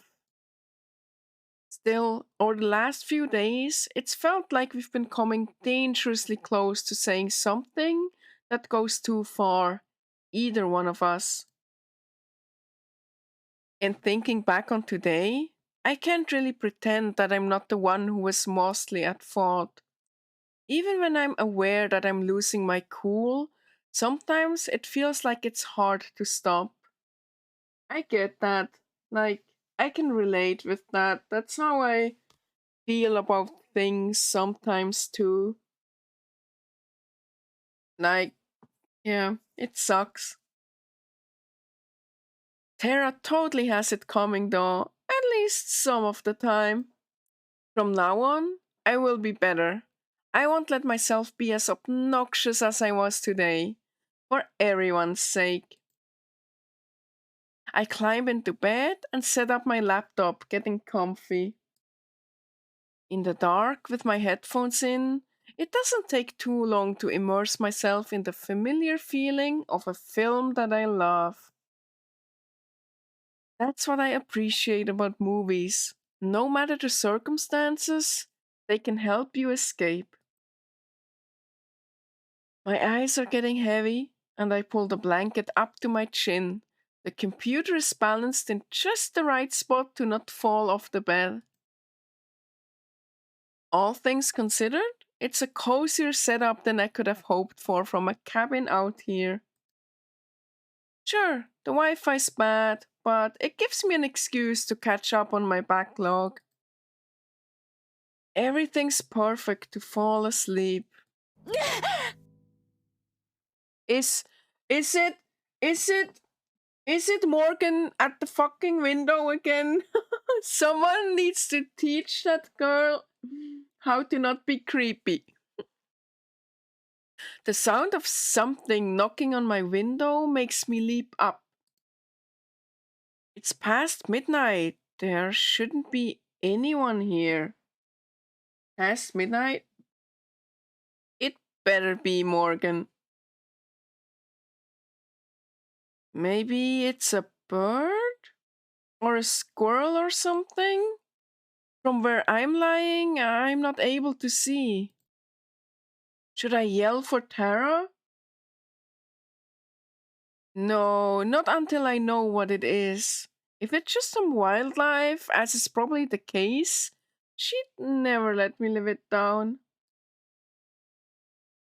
Still, my heart pounds as I slam my laptop shut, killing the only source of light. Without it, the room is pitch black, dark enough that I can't see what's at the window. But hopefully, it can't see me either. If this turns out to just be a lost rodent or something, I'm gonna feel real stupid. I stalk over to the window, prepared to cut and run if I need to. Slowly, slowly, I raise myself up to eye level. Hey. Morgan! Learn how to use a phone! Learn how to use the front door! Why are you like this? She is a cat. She has to be a cat. She's meowing outside my window. She is! Morgan. That's a mood, Maddie. Morgan is pressed against the window pane, looking into my room with one hand resting against the glass. You have a minute? God damn it. The tension drains out of me, replaced immediately with exhaustion. I should have known. You couldn't knock? Mood. I did. Oh. I rub my temples and sigh. She's technically correct. The worst kind of correct. I love that take on the quote. Nice. Amazing. Okay, I guess I have a minute. But if you're going to come in and talk, please use the door. Of course. I'm not going to climb through the window. Color me shocked. I head into the living room and hesitate in front of Tara's door. Should I knock? Knowing her, she's probably already asleep. I've always been jealous of her ability to pass out instantly. I decide to leave it up to Morgan. There must be a reason she knocked on my window, not Tara's. I unlock the front door and let Morgan in. She's waiting with a thermos of coffee in her hands, like usual. Sorry to bother you. I know it's late. It's fine. I was still awake. Liar. Dirty little liar.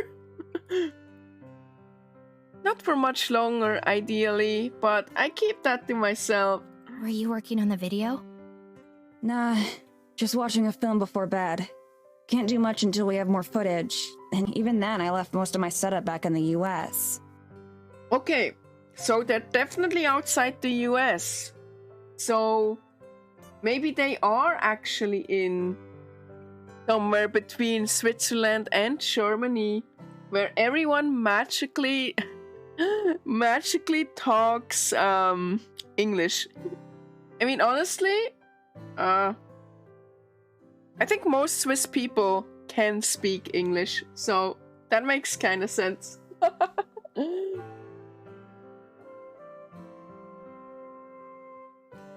We sit down on the couches, just like her mother and I did earlier. For all her faults, at least Morgan isn't as terrifying as her mom is. Does Tara help with the video work at all?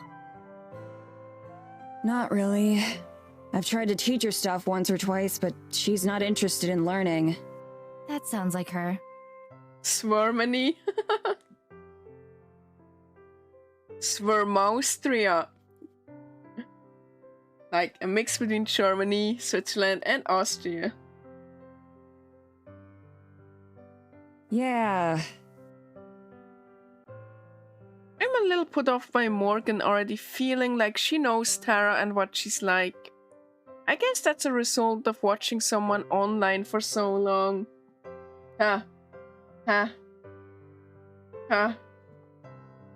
Parasocial relationship. Would know how that is. Can't relate at all.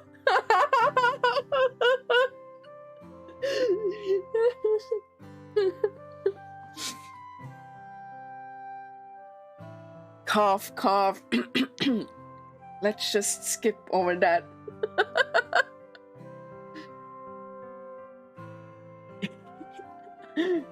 You start to think you know what they're like, even though you only ever see one side of them.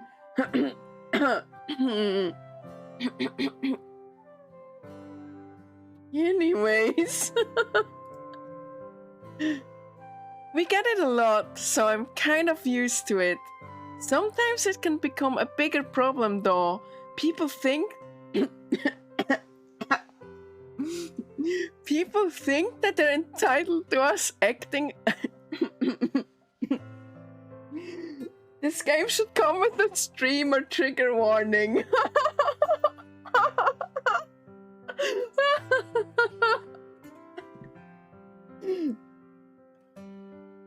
People think that they're entitled to us acting a certain way because they've seen it online. Fortunately, Morgan hasn't been that way at all, yet. I do wish that she would get to the point of why she's here though, but instead she gets up and heads to the kitchen area, retrieving a coffee mug from the cabinet without ever turning on the lights. See? Cat. She can see in the dark. I twist around to watch as she pours some of the coffee from her thermos into the mug and then loads that into the microwave. Must not be a very effective thermos. I mean, if it's the same thermos from morning, make sure it's cold. At least she's polite enough to make sure the microwave door doesn't slam. She leans against the counter, barely visible to me. Tara told me that you're leaving the show after this trip is over. Of course she did. I must have made a face because Morgan clears her throat loudly. Sorry, was it supposed to be a secret? Nah, it's fine. But yeah, that's the idea. I'll go back and finish school. I see. That's a shame. I know you hate when it happens, but I've always enjoyed the moments where you're on camera. Thanks. I'm just camera shy. Ironic, I know. She's yanked me on screen enough times that I'm a bit used to it by now, though. Morgan hits the stop button on the microwave a second before it dings. Oh hey! Pro gamer move! I like her, see? Morgan is best girl. She retrieves her coffee and returns to the couch. But I guess that's why things seemed a bit tense between the two of you, right? Before I can answer, she shakes her head. Actually, sorry. That's none of my business. Oh, see? She's amazing. So considerate. In more than one way. Plus one gush. You're fine. It's that obvious, huh? A bit. You seem tense whenever I see you. That's actually the main reason I came by. I promise it wasn't just to be nosy. I was starting to wonder. I came by to say that I'm sorry. I know that you're also uncomfortable around me. She says it as nonchalantly as if she was telling me about the weather. I bite my lip. I mean, she's not wrong, but I don't want to just say that. It's okay. You don't have to spare my feelings. I guarantee I've been called worse than whatever it is you're thinking. It's just that I'd sleep better tonight if I cleared the air between us first. You probably would also sleep better if you weren't drinking coffee. She takes a long sip of coffee that should be hot enough to scald her mouth. I can't fathom how she could sleep at all, or if she even needs to anymore. Do we know it's coffee? Is that just an assumption Maddie makes? If I were to ship the current characters together, who would you ship? Well, I do like the dynamic Maddie and Tara have, but it's also kinda painful, and you know, there seems to be a rift due to the whole Maddie wanting to leave the show thing, and they're kind of bickering a little bit too much. It has like this toxic angle to it a little bit, but I could totally see it them patching it up and, you know, actually getting together. But I also really like the Morgan Maddie angle.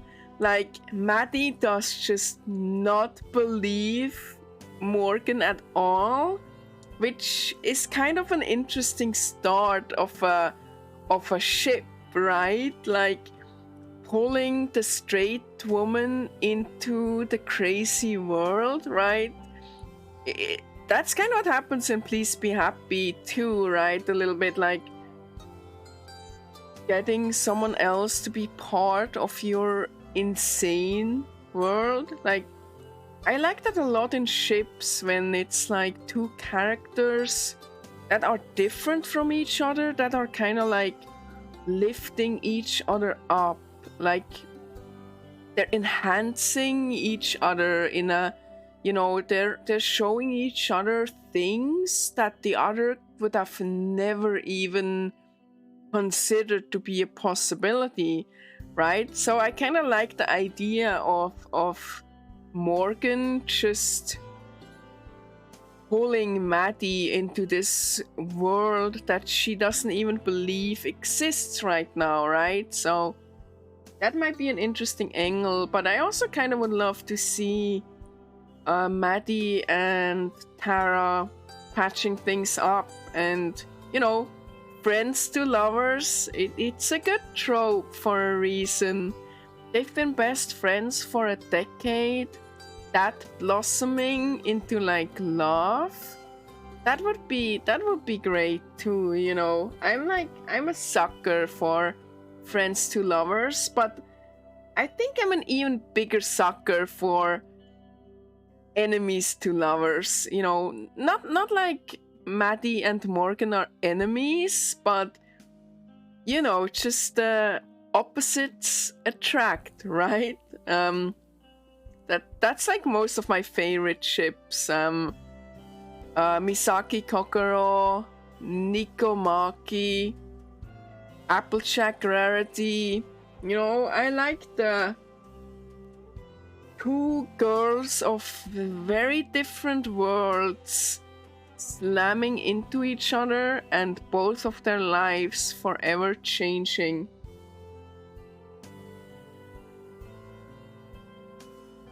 Geladora and Evelyn. The ultimate enemies to lovers.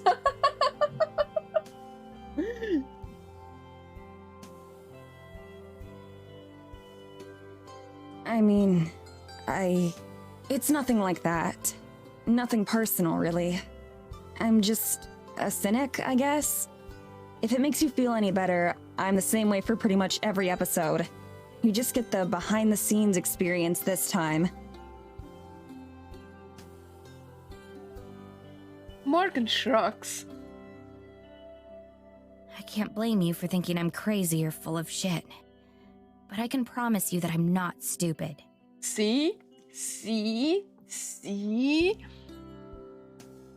Pulling each other into crazy worlds. More like Morgan pulling the cynic into a world full of wonder. It takes me a beat to realize that was a joke. Wait, what? I can't blame you for thinking I'm crazy or full of shit. But I can promise you that I'm not stupid. It's fine. I'm always the skeptical one out of the two of us, after all. There's just a lot going on, like you heard. So I'm sort of a mess all around right now. It's not your fault.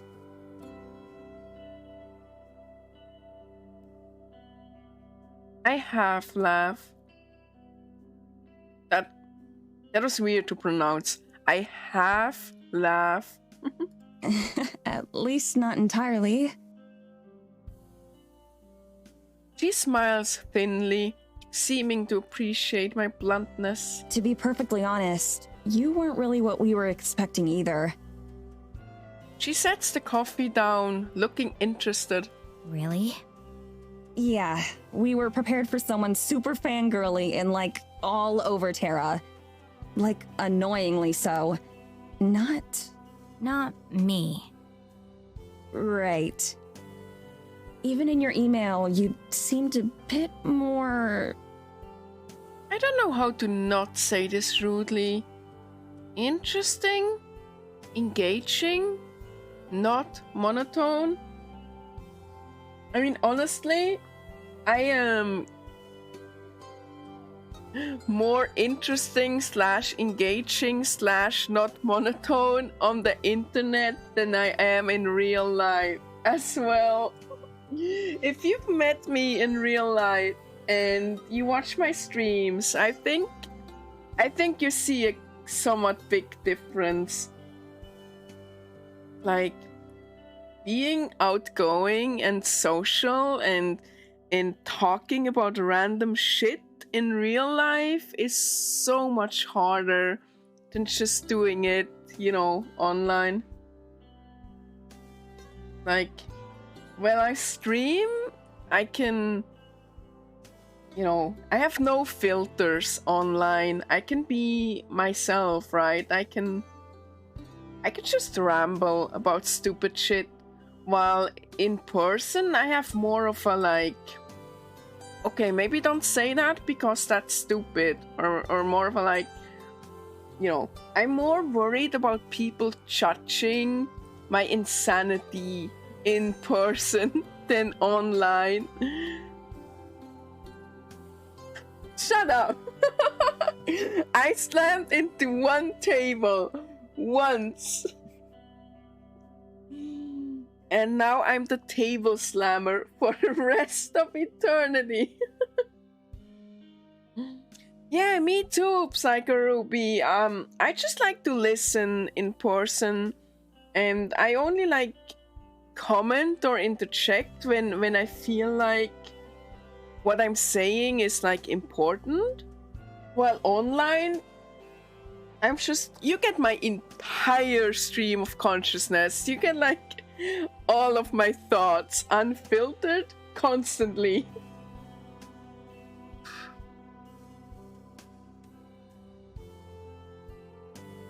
Yeah, I'm curious too. She is kind of monotone though. I think it kind of works for Kira. Yeah. Because it's like right at this cusp, right? Where she could go either way. Yeah.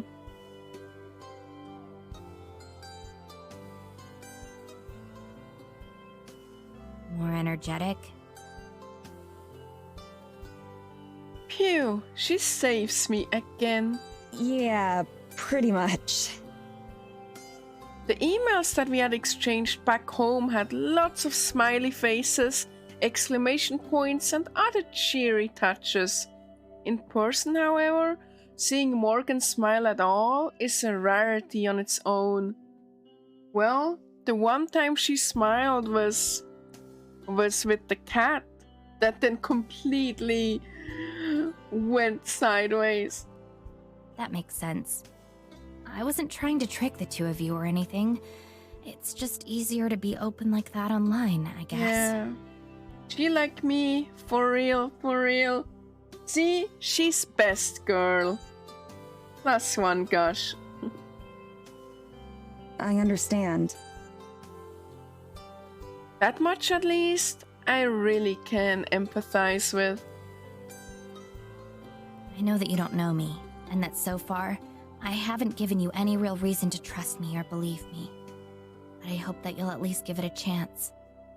Paranormal is really important to me. I've been a fan for years. But I'm not the type of person who would invite you to the middle of nowhere just to meet Tara. I invited you out here for a reason, and I'm confident in that reason. But I understand that you'll need more proof than that. I wait to see if she has more to say, but that seems to be it. Thank you for telling me all this, though. I really do appreciate it. And I'm sorry for being so dismissive. It'd be nice to be wrong for once. So, I hope that we do find all that stuff you talked about. I really do. Tomorrow night, I was going to show Tara around the woods a bit. Would you like to come along? Yeah, I'll be there. I don't especially like the idea of wandering the forest at night, but I can't exactly say no after I just promised to be more agreeable. She nods and takes a careful swig of her coffee. Then she stands. Cool. Anyway, that's all I had to say. I'll get out of your hair now so you can get some rest. She heads for the door and throws it open without waiting for a response. The temperature plummets right away, and she turns back. Thank you for listening. I appreciate it too. But just so you know, I'll prove you wrong. I hope so. Oh, a shiver ran down my spine on that line. That was really nice. Thank you for listening. I appreciate it too. But just so you know, I'll prove you wrong. Oh, it is really good. It's really good. Does that count as a gush? I guess it does. Alright, Ruby. Alright, +1. Damn, we're at 13. We're like approaching Miho levels. She closes the door and disappears into the night. On Maine. I'm curious, Ruby, if you don't mind, how much longer is the chapter? The gentle smile of a serial killer? What if she is the cryptid? I mean, that's kind of the theory I'm going off right now, right? That she is the cryptid. But hopefully a nice cryptid. We head to the appointed meeting spot right at the turn of the hour. Even during the day, the forest felt hostile and foreign. But now, at night, it's downright scary.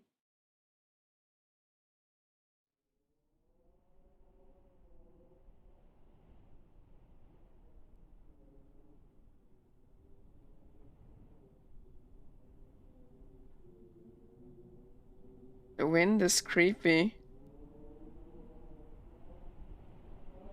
Each rattle of a branch is a demon's footsteps. Every gust of wind is a monster's breath. I stand close to Tara, treading on the backs of her feet several times. I think this is supposed to be the place. I look around the area. It's indistinguishable from the rest of the woods. My only comfort is the tiny pinprick of light that represents our cabin back at the forest's edge. A feeling of dread creeps its way up my spine. What if this is a trap? Or a setup? Maybe Morgan's just lured us out here into the middle of nowhere and is waiting out of sight with a knife in hand or something. I see it's not just hateable Mormon who thinks she's a serial killer. Also, this is the second time Maddie has talked about expecting Morgan to just hold a knife.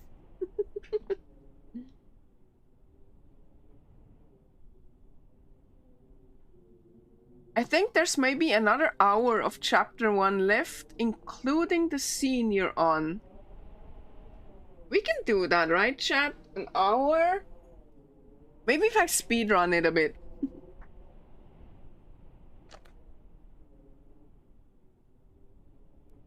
Does the hour include me rambling and shit? Or is it an actual hour of playing? In which case, I don't think we can do it.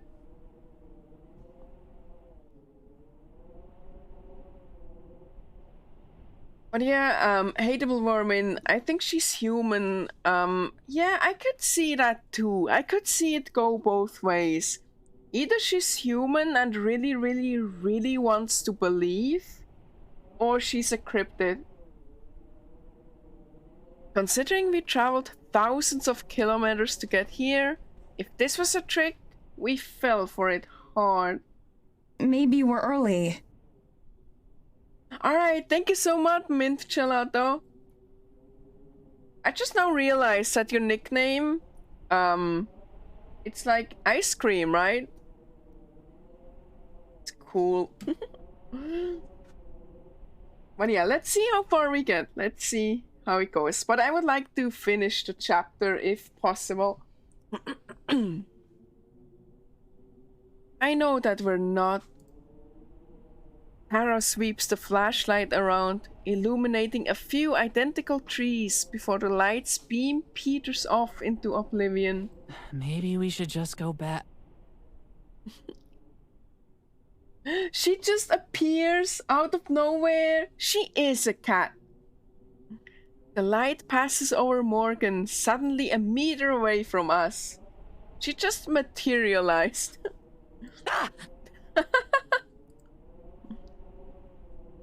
Tara jolts backwards, crashing into me. The flashlight plummets to the ground, bouncing once before stopping. I keep my balance, barely, and catch Tara's arm to stop her from falling. Are you okay? Short term? Yeah, but I think I just lost 10 years. What about you, Mads? I'm fine. That did not sound fine. What on earth were you doing? Me? I was waiting for you.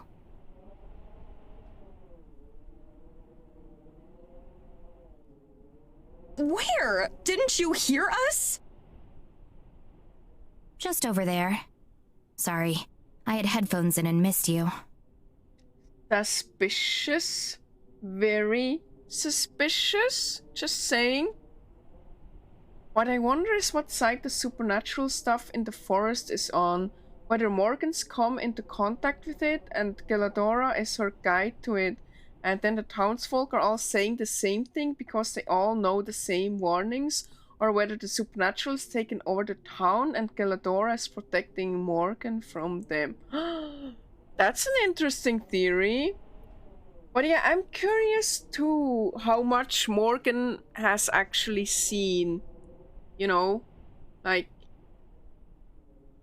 because I have like two theories going right now. One of them is that Morgan knows what shit is going on and she kinda lied / lured Maddie and Tara there, not out of malice, but because she wants them to A, either help solve a problem, or B, just like experience it themselves.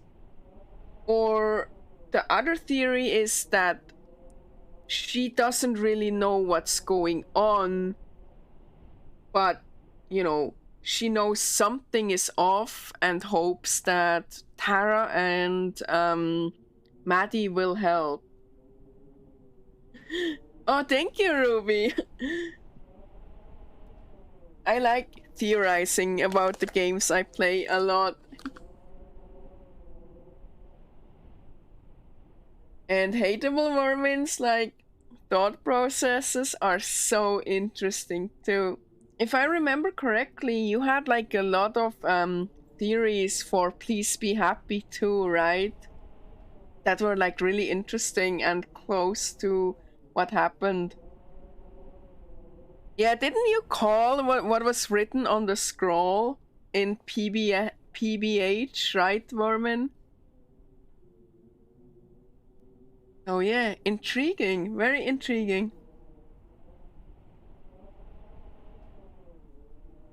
You were just standing in the dark? In a forest? Wearing headphones?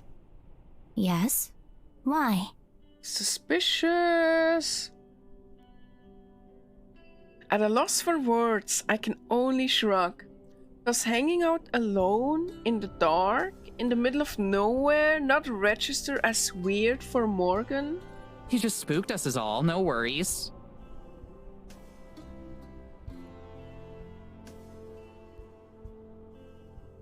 She stops down and retrieves the flashlight from the snow, drying it on her sleeve.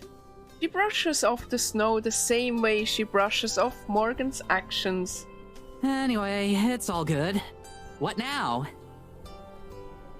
Morgan turns and faces the trees, shining her flashlight across them.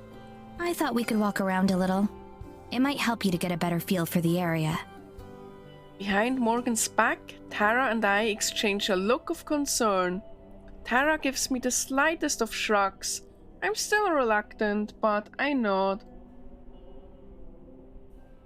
If Morgan's planning to kill us, it's not like it'll make a difference whether she does it here or in the forest. And I'm pretty sure she's not a murderer anyway. Sure, lead on. Pretty sure, huh?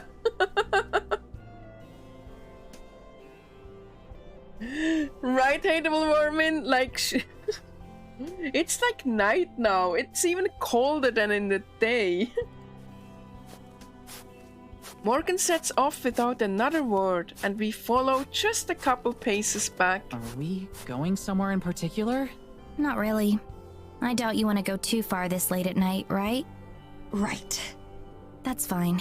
We'll stick to the edge then. As we walk, Morgan keeps her flashlight pointed straight ahead in the direction that we're going. Tara, on the other hand, swings hers around, looking up trees and out into the abyss. She and I only brought one flashlight with us. Why? That's... Why? Don't get separated. You will die. The spare is sitting in one of our suitcases back at the cabin. Why? Why? I regret leaving it. Why did you leave it behind? Oh my god. Inger. I regret leaving it behind just on the off chance that we somehow get separated. What? Just bring it with you next time. If you get murdered, you totally deserve it.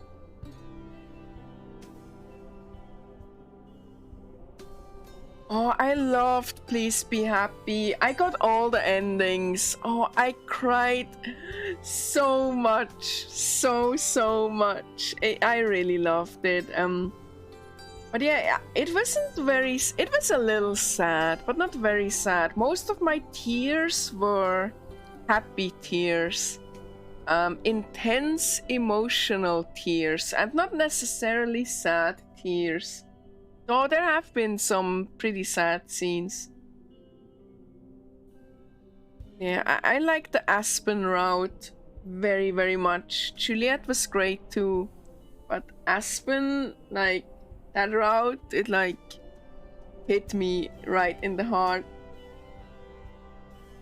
Yeah, when I found out that Wellington was real, I was like, I kind of want to go, you know? Like, I have a track record of visiting places of media I enjoy. Like, I went to Japan to just explore some of the like locations from one of my favorite anime. So, you know, maybe one day I'll get to explore New Zealand and get to walk up Mount Victoria, overlook Wellington, and cry a little bit. That would be nice.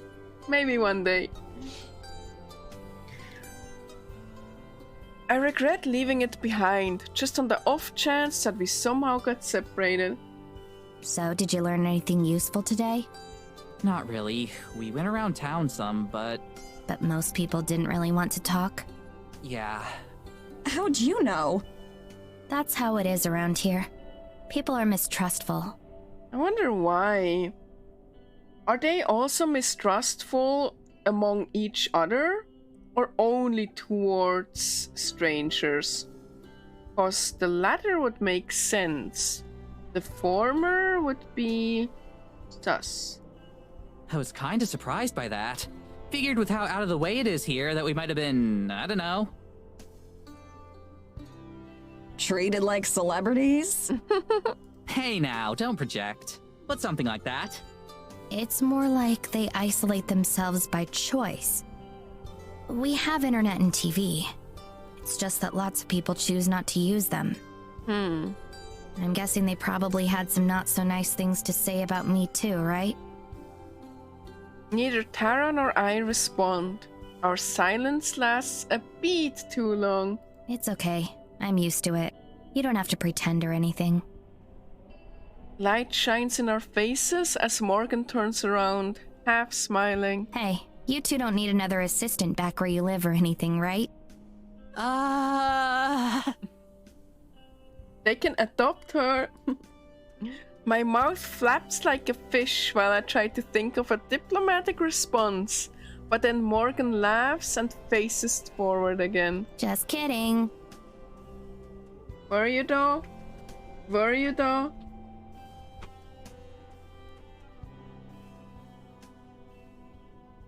We trek on in an awkward silence. I'm not even sure what we're supposed to be doing or looking for. We're just wandering in the dark, trusting that Morgan knows how to get back to the cabin. That sounds like you would be able to get some cool spoopy footage, right? In the middle of the night, in a forest.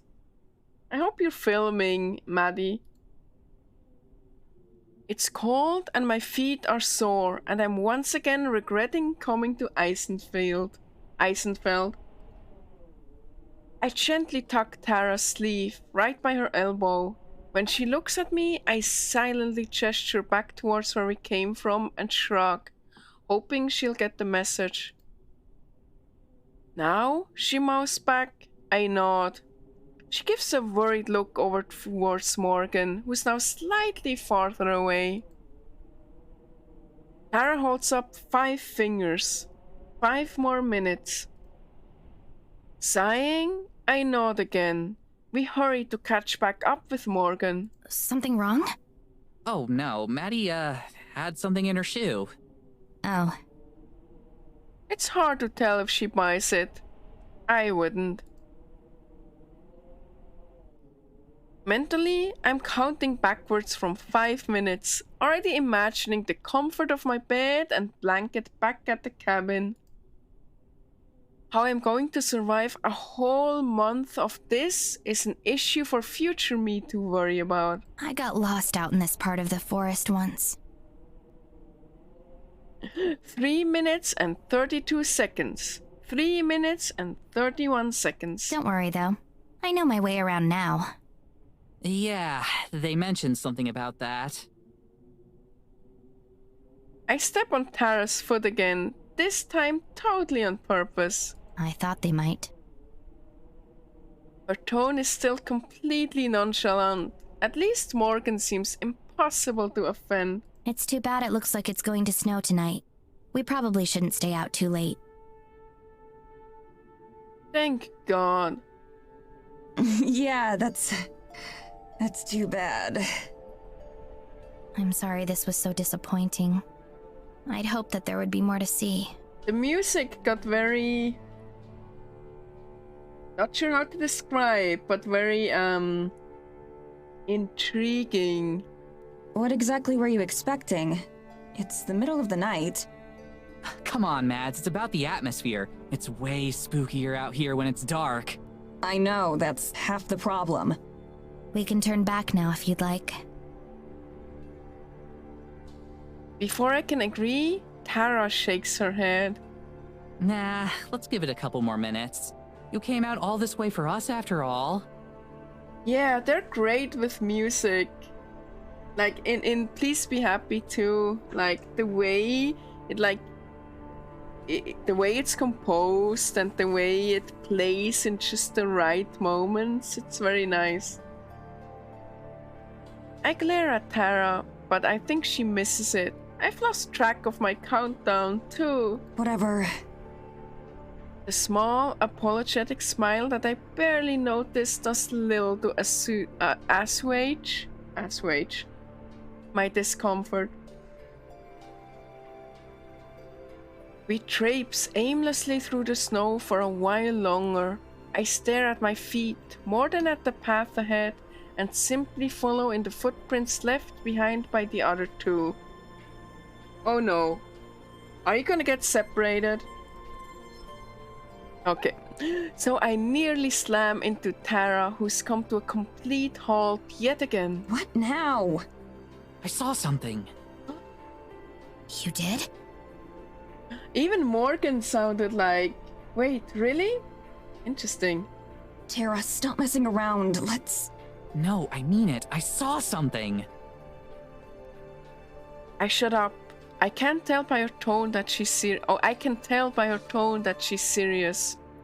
She saw something. Or at least she thinks she did. The three of us turn and face the way she is. It's even deeper into the forest, barely lit by the moon. There was a light.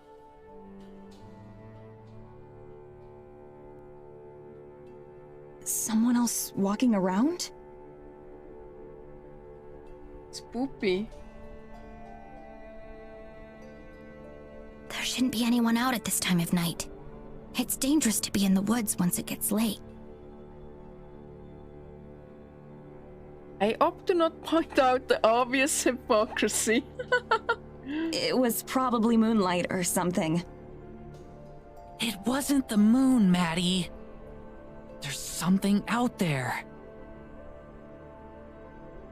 Ooh, art. Terra looks really pretty with this angle.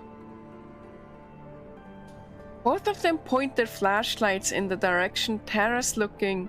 Aside from more trees, there's nothing to be seen. Terra? Maddie. I love her grin. It's great. She grins. This is what we're here for. Come on. Terra breaks into a run, leaving Morgan and I behind in surprise. We exchange a look before Morgan runs off after her. I have no choice but to go too. The regret is almost instant. Cold knives pierce my lungs with each heavy breath. I'm not in the best shape to begin with, and the snow and boots don't make things any easier. The only consolation is that we're running in a straight line, so it won't be hard to follow our path back. Every so often, we pause to catch our breath. The pace is catching up to Tara too, who has to fight to keep her smile on. Morgan seems unfazed by it all, because she's a cat. I'm about 3 seconds away from demanding that we give up when I see it. It's a light. It's a will-o-wisp. Sorry, I mean swamp gas. Way off and also, wow,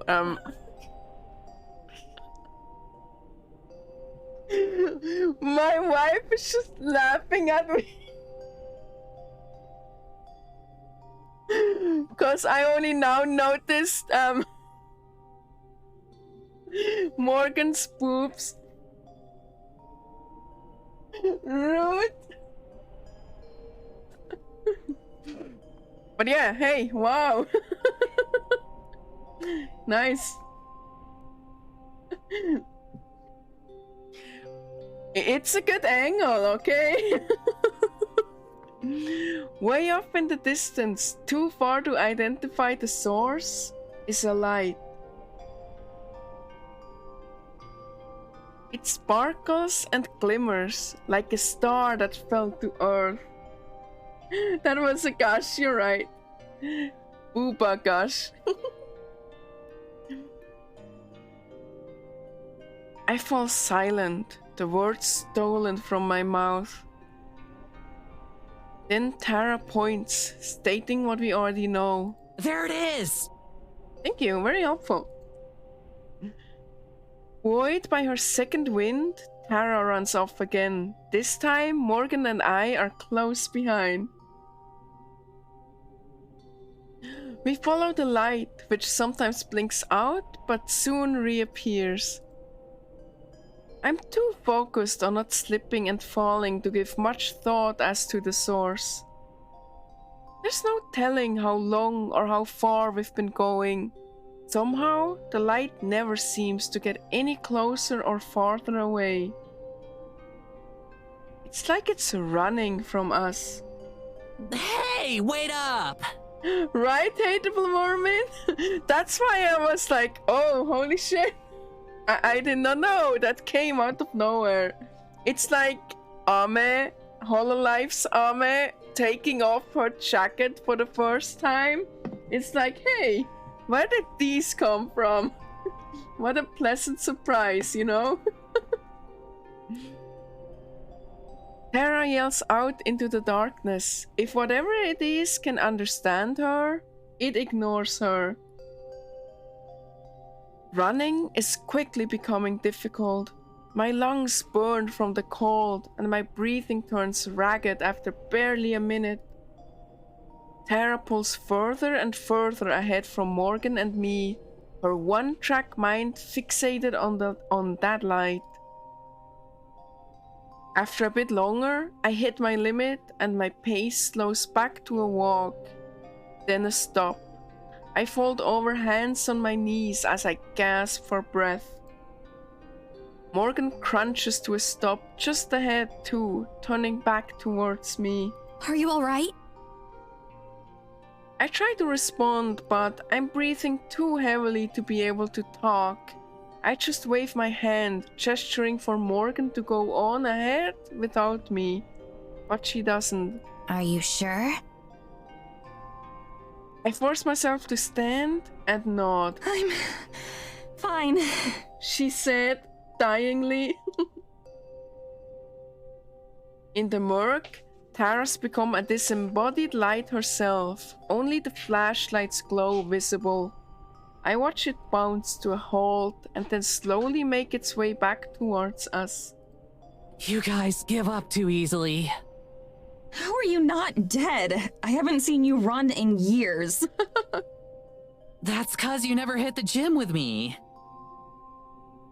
I don't know if she's joking or not, and I'm too worn out to care. So what was that thing? Do you think it was your forest spirit? Morgan's eyes widen. You believe me? I mean, we all literally just saw an unexplained light. Tara shrugs. I'm considering it at least. I mean, what else could it have been? Fairies. I mean, yeah. Morgan says it very nonchalantly. I side-eye Tara, who is very interested in her boots. The forest spirit doesn't really make a light like that. At least, not that I'm aware of. Right, that makes sense. Doesn't it, Mads? It was probably someone from the village. Who ran away from you? In the air? But as I say it, I know how unlikely that is. The way the light seemed to always maintain a precise distance was unnatural. I can feel the seeds of doubt being sown in my heart. But it was definitely strange. Tara looks at me with more pride than a rainbow flag. Nice, that's a cool line. I love the writing. Earlier the whole, she turned to me like a hand on a clock, and now this, very good, very good. Hey, holy shit! That's practically canon in Maddie terms. I roll my eyes, but it's partially just for show. I'm curious, at the very least. I wouldn't call myself a believer as much as Tara wishes. But that's two strange things so far, which is two more than I expected when I boarded the train out here. It was strange. That's as much as I'll... A yawn overtakes me in the middle of speaking. It doesn't help the pain in my lungs. Oh, guess it's past your bedtime, huh? I kick some snow at her and it bounces uselessly off of her pants. With the way we've been bantering with each other, it really does feel a bit more like old times. Make that 3 strange things on this trip so far. We should begin heading back anyway. We can't go much further in before I'd be lost too. You still know where we are? Yes, of course. We'd be in trouble if not. What a weird thing to say. What a suspiciously weird thing to say. She has a point. I got so caught up chasing the light that I lost track of what direction we'd come from. I'll show you around more tomorrow. There's something you might like to see. Yeah? What is it? A surprise. We'll go tomorrow before it gets dark. It's a bit of a walk. Does it have to do with whatever that light was? I have no idea. It's possible. Story of my life. Soup. Finger guns. Okay, well, we'll call it quits for tonight and pick back up tomorrow. Yeah, I guess. That's fine by me. Great! She hops forward, then pauses. Guess you ought to lead the way. Morgan smiles as she does just that.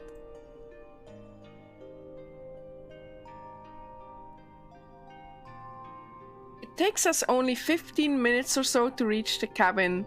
We must have added a lot of time to our trip with all the wandering we did.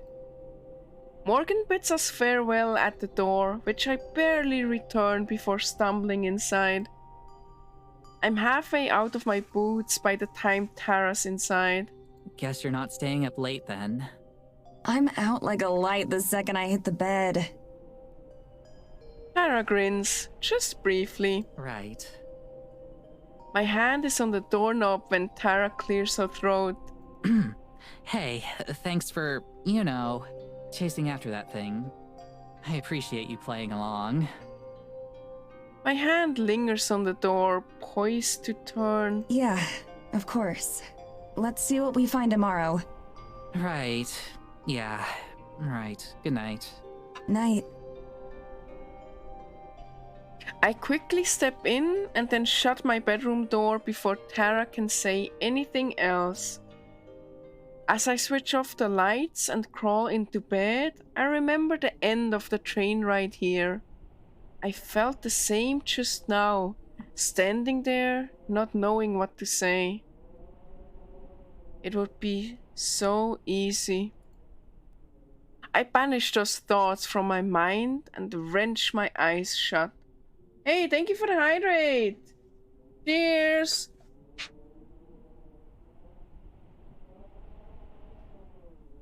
I'm making connections about things. That's what I like about watching playthroughs, is you catch things you wouldn't want have otherwise. Oh yeah, totally. I get that a lot. Like, sometimes, I watch a show and then I show it my wife and we watch it together. And due to that, I realize things I would have never noticed the first way around, right? It's really interesting. And it's just really nice getting to see another person's perspective on things, seeing what observation they make, right? And all this kind of stuff. I'm a big fan. Yeah, hate the Blue Mermaid. There's a lot of shows and games. They're written really, really well, and so if you know what's gonna happen, suddenly a lot of more things make sense. Make you see things in a different light, right? Oh yeah, and then I have to pretend that that's not what's going to happen.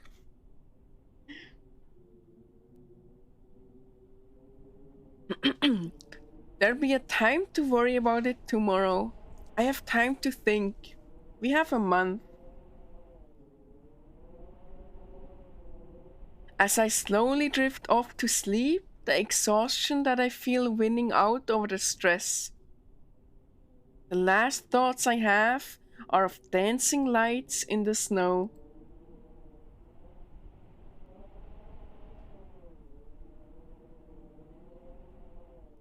We start to fall into a bit of a routine. Every day, Tara and I will get up and explore Eisenfeld or the surrounding area a bit. We never go too far into the forest, but just enough to set up some dramatic camera angles or to film some monologue segments for Tara. Once Morgan's done with work, she'll join us or show us around. Sometimes she brings her cat with her. Surprise, surprise, it still hasn't said a word. She keeps promising it eventually will, though. You need the X-Files, the truth is out there sound for some... Oh, that's a good idea. I'll try to remember that and add that for my next stream.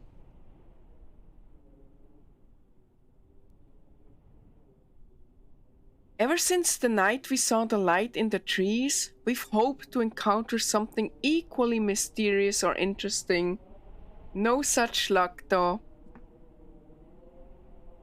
Any sort of hope or excitement that I had, any bit of belief that I allowed myself to build up, has been squashed back down to resigned indifference. My trademark, I know. I took about a week of this before Morgan asked us to wait for her at the cabin, saying she was finally ready to show us that thing she mentioned. A week, wow. She still wasn't any more forthcoming with what it was, but over the week we'd known Morgan, I'd gotten a little more comfortable with the idea. If she was gonna leave us in a shallow grave or something, she'd had plenty of opportunities to do that already. The heavy clouds overhead promise a darker night than the past few, and probably heavier snowfall. We won't be able to stay out very late. Even with Morgan's guidance, the possibility of being caught in a snowstorm is hard to ignore.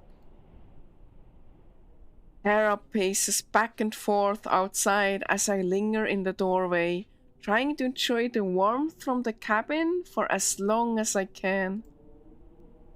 Finally, a fashionable 15 minutes late, I spot Morgan heading down the trail from the village towards us. Hera zips off to intercept her, and the two of them approach together. Oh, that's kinda cute. Hey, sorry I'm late. Work was a little busy tonight. It looks like Morgan's hand is on Tara's ass. No worries. Well, that answers one of the myths of Eisenfeld that I was curious about. Whether or not anyone ever actually shops at Morgan's store. Hera bounces around between the two of us, raring to get going. Morgan smiles approvingly at her. So, you said you had something special planned for tonight, right? She spent the whole day trying to guess what it is. I think I've narrowed it down. It's either a crashed UFO, the Fountain of Youth, or Elvis. Elvis? In the Alps? In middle of Europe? Why not? Those are the ones you narrowed it down to?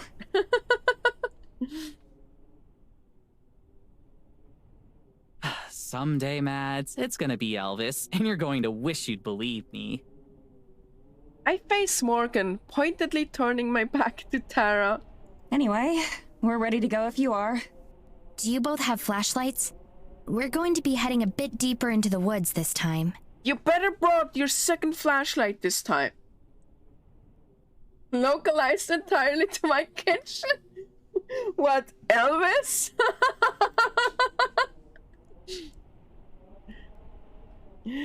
Yay, we both hold up our lights in unison.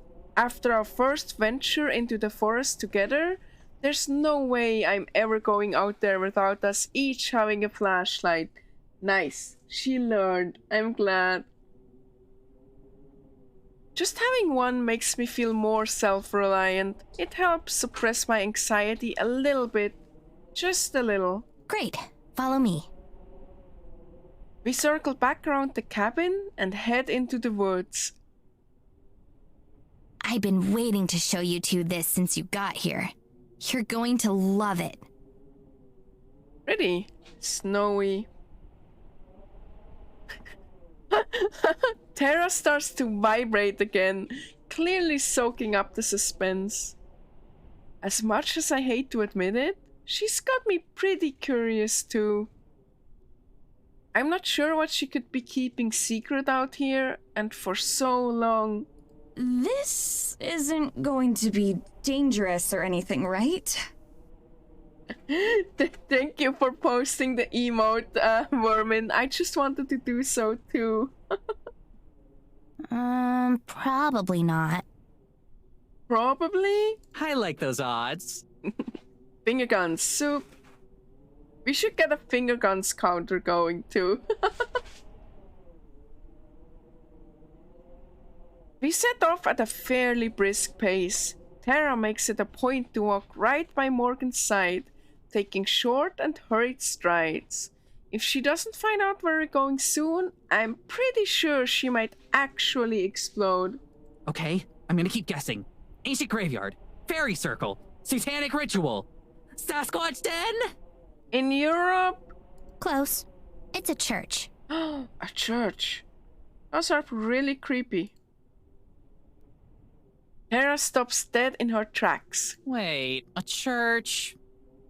Was Maddie right when she said you were gonna try to get us to join a cult? I hope they don't have to eat poop. I never said that. Exposed. I might have said that.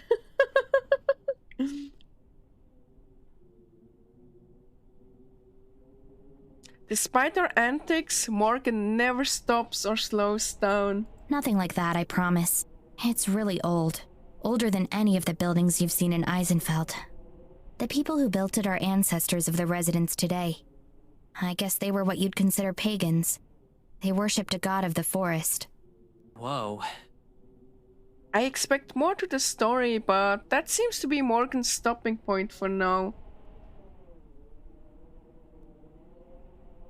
She focuses on the path instead, swinging her lantern around in an arc as she looks for whatever it is that's telling her where to go. Every single tree around me looks identical, but I guess one of them is a little more special than the rest. When she sees whichever one that is, she starts to lead us on again.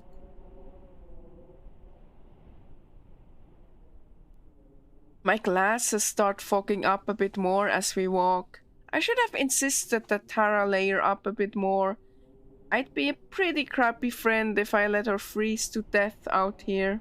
So, to summarize, your great-great-whatevers and the rest of the villagers built an old church out in the forest to worship a giant forest spirit, and that's what we're going to see right now? Right. Have I mentioned that this is going to be the best episode of the show ever? Morgan's got Tara's hanging onto her every word, hook, line, and sinker. I'm glad she's having a good time at least. No thanks to me. You said it's older than the rest of the village. Do you know how old? Centuries, at least. I don't know how many. I've done some research on the history of Eisenfeld, but none of the books really mention it. I went to a 1,000-year-old church in Switzerland, which was really, really cool. It was like really small and, you know, really old, obviously, but it was really cool. How'd you learn about it then? A lot of it comes from old journals, or other documents left behind by the people who used to live here. Parts of it are passed down as family legends, too. The image of Evelyn and Morgan sitting cozily by a fire while Evelyn tells stories is one that I can't imagine actually happened. I'm not going to pry into the details of that, though. You think we could take a look at those journals sometime? Maybe we could show them off on the show. Authentic first-hand accounts, or something like that. For some reason, now Morgan stops, looking ponderous. I also realize that it's starting to snow. Just barely, but enough to make me bite my lip and watch the sky. I'd be happy to show you. Aww. You know, maybe Morgan Tara could be kind of a thing, too. Score! They kind of like something going on. That's kind of cute. You're seriously the best. Like, thanks for doing all this. It's nothing, really. Don't all your hosts do the same? A lot of them only stick around for the first day or two. Then once they realize there's a lot of filming and setting up behind the scenes, they get bored. For all her issues, I can't deny that Morgan's been a much more gracious and helpful host than we're used to. We walk in silence for a little bit. All the while, the snow continues to fall, getting heavier and heavier. At first, I try to ignore it, but it's hard. Like always, it seems it'll fall to me to be the responsible one. Hey, Morgan? Are you sure it's safe to keep going? It's starting to snow pretty hard. Both of them look up as if they haven't noticed. Oh, you're right. Now it's Morgan who turns around and looks back the way we came. I can practically hear the gears turning in her head. Tara watches, looking anxious. Oh, so she only worries if Morgan starts to look uncomfortable? It's going to get bad pretty soon. She says it so matter-of-factly that at the first the severity of her words don't register. Then every single alarm bell in my head starts ringing. What? How soon is pretty soon? And how bad? Oh, the music got intense, so no. I'd say within the next half hour. Those clouds don't look good. That's an understatement. They seem to be moving almost impossibly fast. Just like that, the weather has gone from a light snow to the start of a blizzard. Almost as if the forest wants to keep them out. We need to turn back then. Back to the cabin. I take a couple steps, but the fresh snow has made it harder to walk. Even the trail that we just left has been partially obscured. We're closer to the church than the cabin. I think we should go there and wait it out. Stay the night in a creepy church? Oh no. Yeah, Callista, that's what I'm thinking. Wait it out? What if it doesn't just pass by? What if we're stuck there for days? It's better than being dead, you know. Don't start eating each other. I turn to her in disbelief. No shit it is!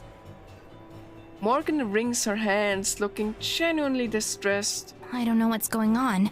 I don't think it was... Once again, she looks back in the direction we came from, lost in thought. We're just wasting time standing here arguing, you know. Morgan said we should go to the church, and she's the expert. I'm loath to call her an expert at this point, but Tara's right that we don't have time to spare. We're definitely in dire straits if she's the one being the voice of reason. Fine, let's get going then. Callista! Bonk! Horny bonk! But mood though.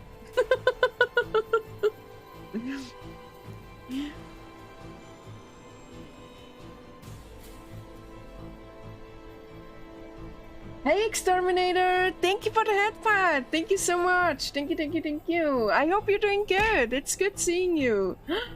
Shy! Hey! Good seeing you too! We don't waste any more energy on talking. We just follow Morgan as closely as we can. The light from her bounces in the wind, reminiscent of the light we followed just a few short days ago. Callisto, thank you for the hydrate. Cheers. Here's to Morgan's big boobs. Cheers. Oh, you made it home, Shy. I'm glad to hear. I hope you had a good, safe trip. Oh, a drink to Shy? Alright, here's to Shy. Cheers.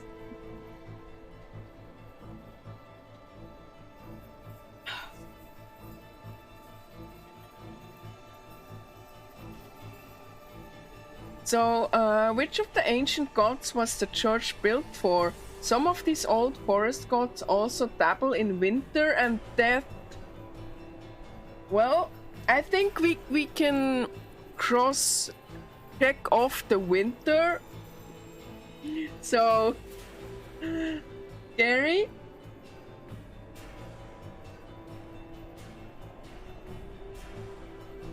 We don't waste any more energy on talking. We just follow Morgan as closely as we can.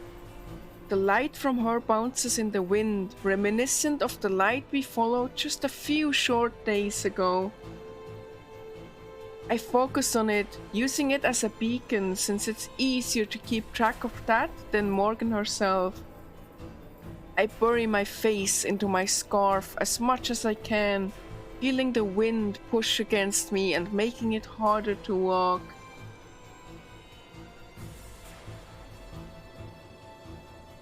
By now, the world around us is starting to grow more and more blurry.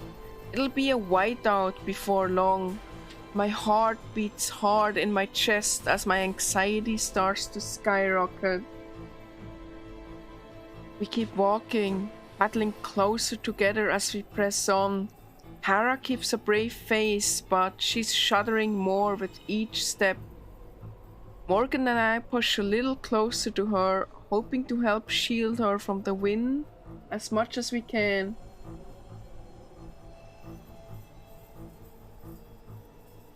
When we get back, if we get back, I'm not letting her take another step outside until she agrees to start wearing something warmer. After what feels like years, we come to a stop. My legs are leaden with the effort of marching through the snow. I'm afraid that Morgan's going to say that we're lost, but then I realize that we've arrived. Just ahead, a huge stone building stands tall. For its supposed age, it looks remarkably intact.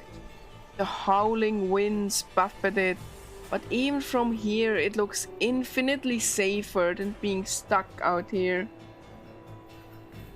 A pair of massive wooden doors loom before us. Just give me 1 second and I'll get this open. Oh no, remember how much she struggled with the lock at the cabin? Maybe someone else should be the door opener. Oh my god, Hateable Merman, how did you make the emote frozen? That's so cool. How thematic and relevant.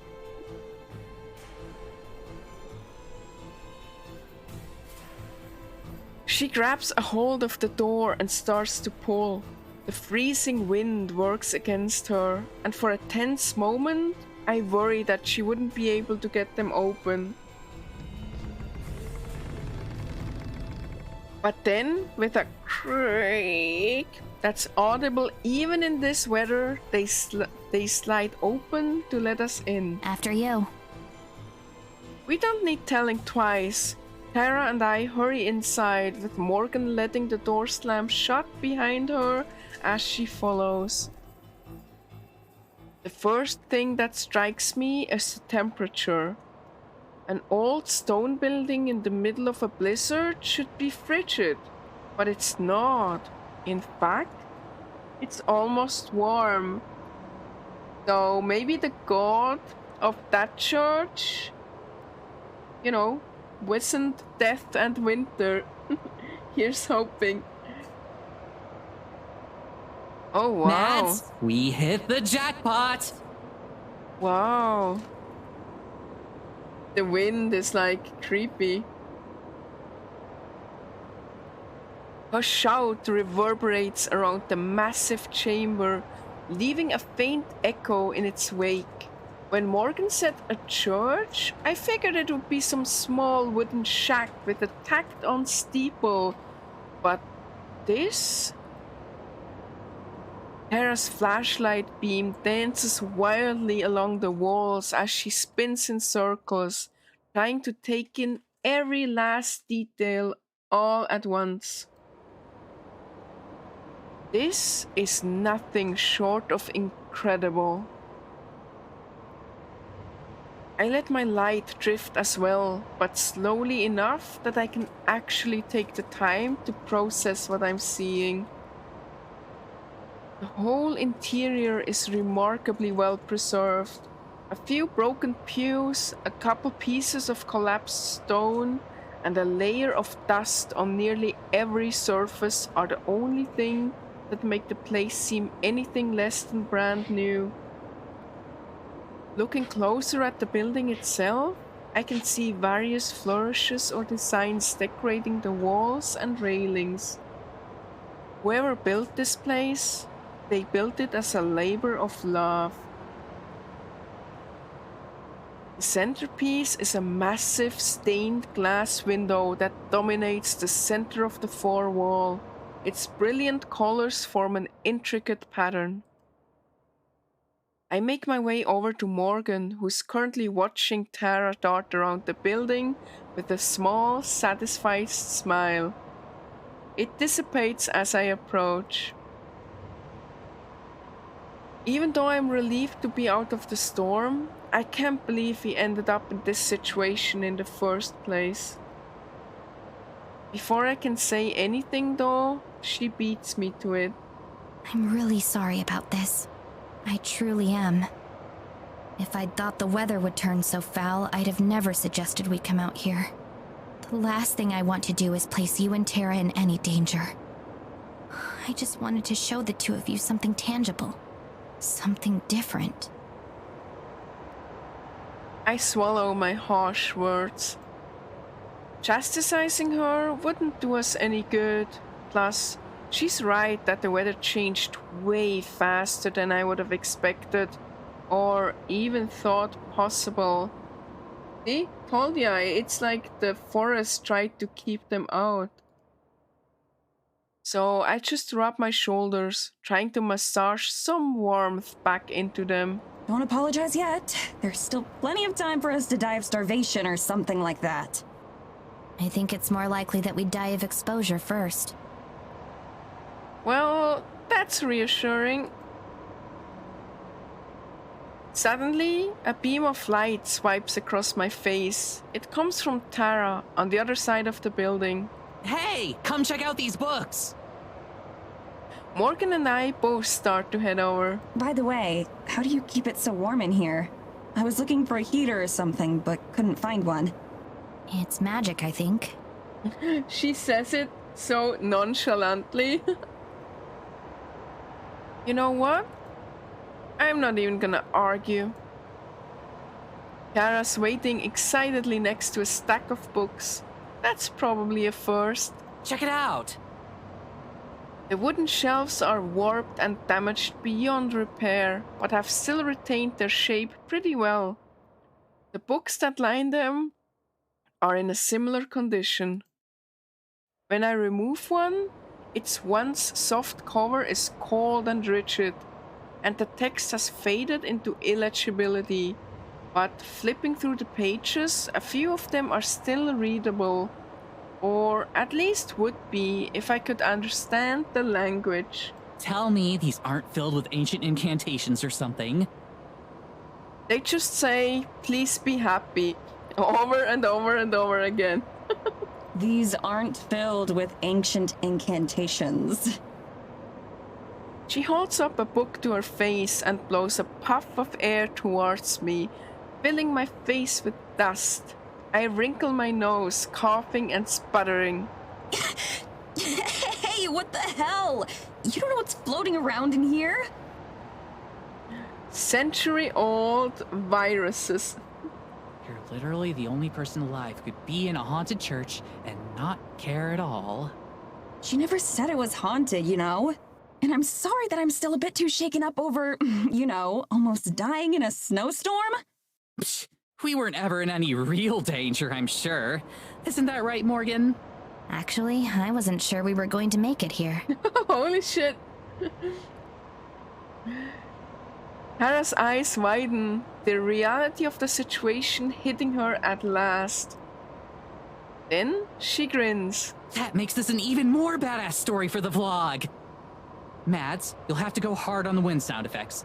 Maybe we should set the camera outside, get some footage of the blizzard? She hurries over to where I'd abandoned the camera on one of the pews and picks it up, dancing around as she frames mock shots. I open my mouth to tell her how dumb that is when a trickle of dust spirals past me. The whole church shakes with a slight tremor, and more dust is displaced. Earthquake? The forest really doesn't want them to be in here, huh? That would be the icing on this cake. It would also be horrifically ironic if we survived the blizzard only to die in a freak earthquake. Something tells me that's not what this is, though. There's another tremor, slightly stronger this time, and with it, a distant boom, like someone shooting a cannon in the forest. The three of us exchange a glance, silently. For once, even Tara is silent. Boom. The stained glass window rattles. I hear Morgan suck in a breath. When I look at her, her eyes are wild and confused. Boom. The thunderous sound is getting closer. Then there's another sound, a blistering crack that I recognize as a tree splintering. No winds, no matter how strong, should be able to do that. Wordlessly, Tara heads over to the front doors. Though my first instinct is to call her back to what I hope is safety, I find myself more curious than afraid. I have to know what it is. I have to see it. Morgan lingers behind us, unsure of what to say or do. Hera reaches the doors and presses her shoulder against it. She pushes the door open just a crack, or at least she tries to. Is it gonna be the forest spirit, the giant creature that Morgan mentioned exists? But the terrifying wind catches and rips the doors all the way open, as if presenting the scene before us. I struggle to comprehend what I'm seeing. Tall. Taller even than the tree. Holy shit! What the fuck? So definitely kaiju sized and not basketball player sized. Holy shit. No wonder they're not letting people into the forest. What the fuck? Tall, taller even than the trees, stands what I can only describe as a monster.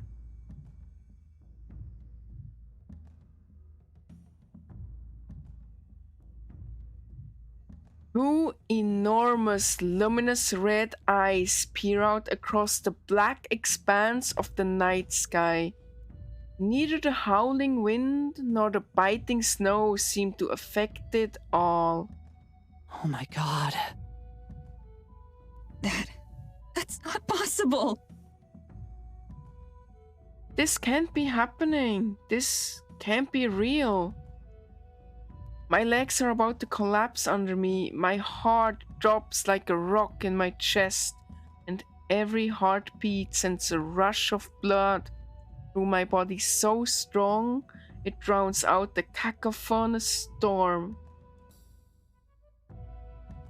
Hera fumbles with the camera, her hands shaking violently. Cursing, trembling, she struggles to lift it up to her face, repeatedly losing her grip as she tries to focus on the thing in front of us. I don't know how she can even have the presence of mind to do that. My thoughts are a blur as my mind does its best to process what I'm seeing. It's like the forest itself come to life, like a whole mass of trees just uprooted themselves from the ground to form something that can't possibly exist. Branches twist and contort into each other. One tree splits into 10, wood rotting into decay and growing anew again, spin from the impossible red center. Two immense horns pierce the sky, looking like lightning bolts permanently imprinted against the clouds. Every thought that I can manage to form is fleeting.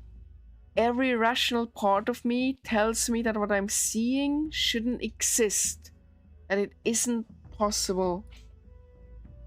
Yet, here it is, undeniable. All I can do is stare. The red glows brightly, burning my eyes like it's staring right back at me. Maybe it is. The beast shuffles forward, its feet obscured by the forest below. With each movement, there's another massive echo.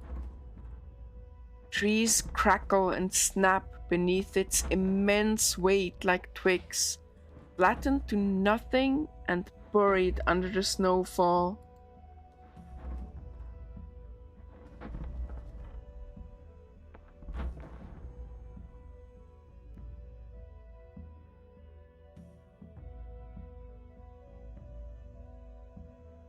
Slowly, the beast lumbers off into the night and is swallowed from sight by the darkness. Soon, even the sounds of its footsteps fade too. I'm not sure how long Tara and I remain in petrified silence. I realize that I've fallen to my knees, though I have no recollection of it happening. She's just like worshipping it. Just being in the presence of it was so powerful. She dropped to her knees. Holy shit. Imagine playing this first and playing Please Be Happy and not expecting it to be that much more chill.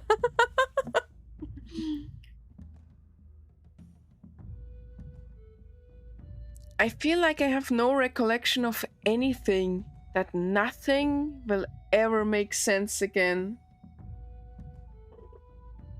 At some point, Morgan comes to my side, helping Tara and I back indoors. My whole body is numb with either shock or the cold, perhaps both. Yep, way different atmosphere. And about the lag in chat itself is almost non-existent, but there's quite of a significant lag between me and chat. Like, especially depending on how Twitch loads, it can be like quite a few seconds between streamer and chat. Which I guess is where the feeling came from that chat is laggy. But it's like not actually chat that's laggy, it's just streamer to chat that's lagging.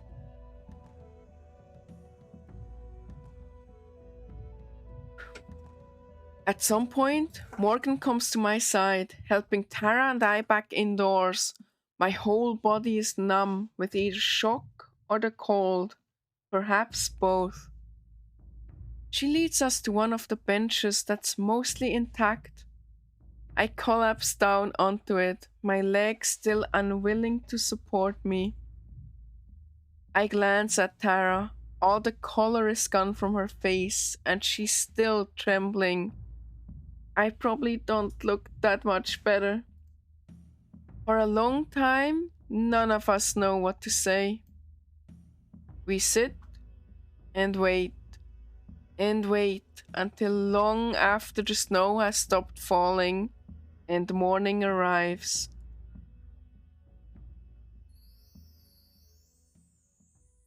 Chapter 2. Hey, we did it!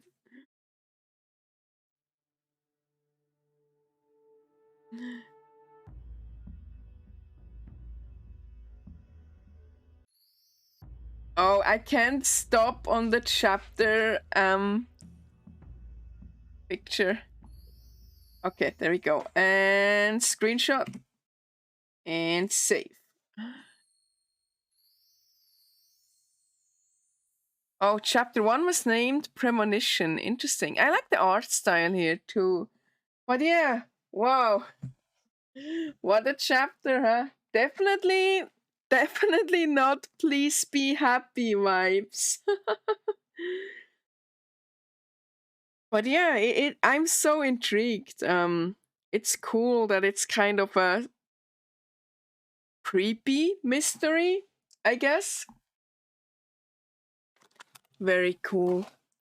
Thank you everyone for watching. Thank you so much. We're gonna continue with chapter 2 on Thursday at like 5 p.m. I think. The schedule is like down below in the Twitch doobly-doo and in my Discord and on my Twitter. If you're not in my Discord yet, or you know, if you don't know my Twitter, you can check out my socials right here. Didn't notice the fairy on the main menu either. Yeah, there's like a lot of fairy thing, and Morgan, she's been kind of mentioning fairies a lot too, which you know, maybe she's a cat fairy.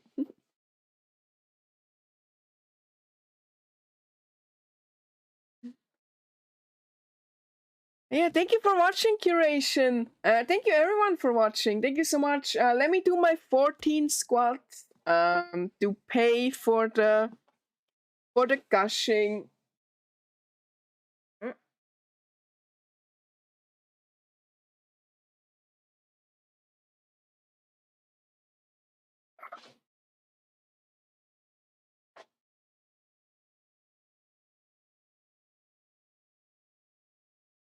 Alright, let me put some music on.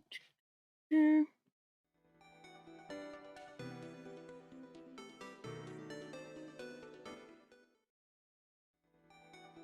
we go. Gonna make myself big. There we go. Big. Do they have like I got the title.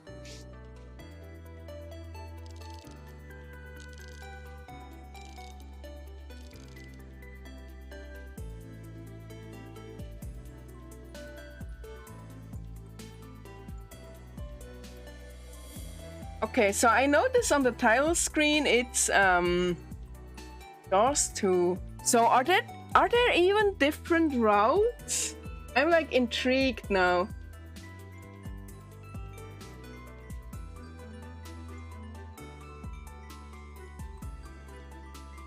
Right, Hateable Mormon? That makes sense. I was like, yep, there's some fairy stuff going on. What are the notes?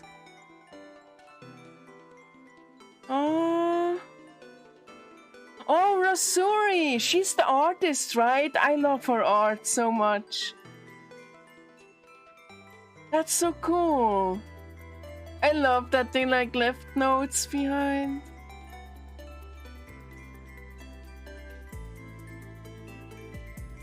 Proof. Oh, spoilers! Let's not look at the other chapters. So there's 6 chapters, huh? Interesting.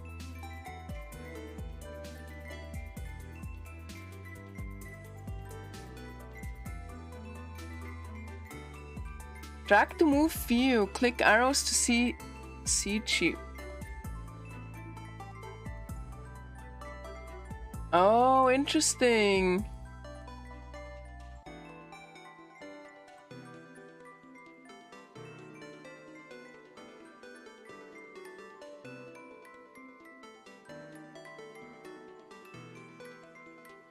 There, we can look at Morgan's boobs while I do my squats. Fairy boobs. Alright. 1, 2, 3, 4, 5, 6, 7, 8, 9, 10, 11, 12, 13, and 14. I can't believe I'm already done. I'm so accustomed to do like the 69 that 14 feels like nothing. I'm not even out of breath.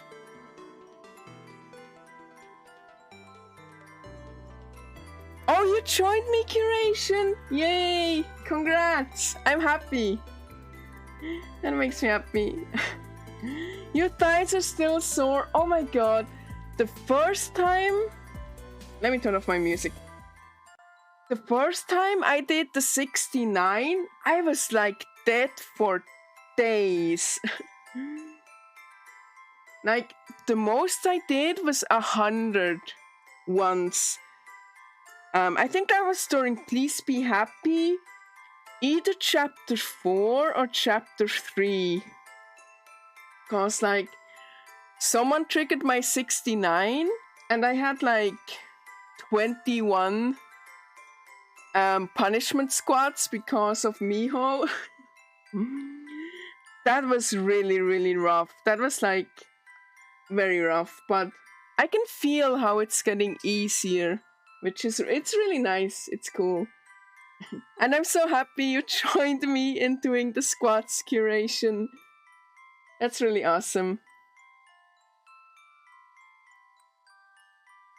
But it's odd, in European lore I always associated fairies with spring, summer, autumn. Not so much winter. Yeah, kinda same, Vermin, but you know, maybe... maybe that's why we're here.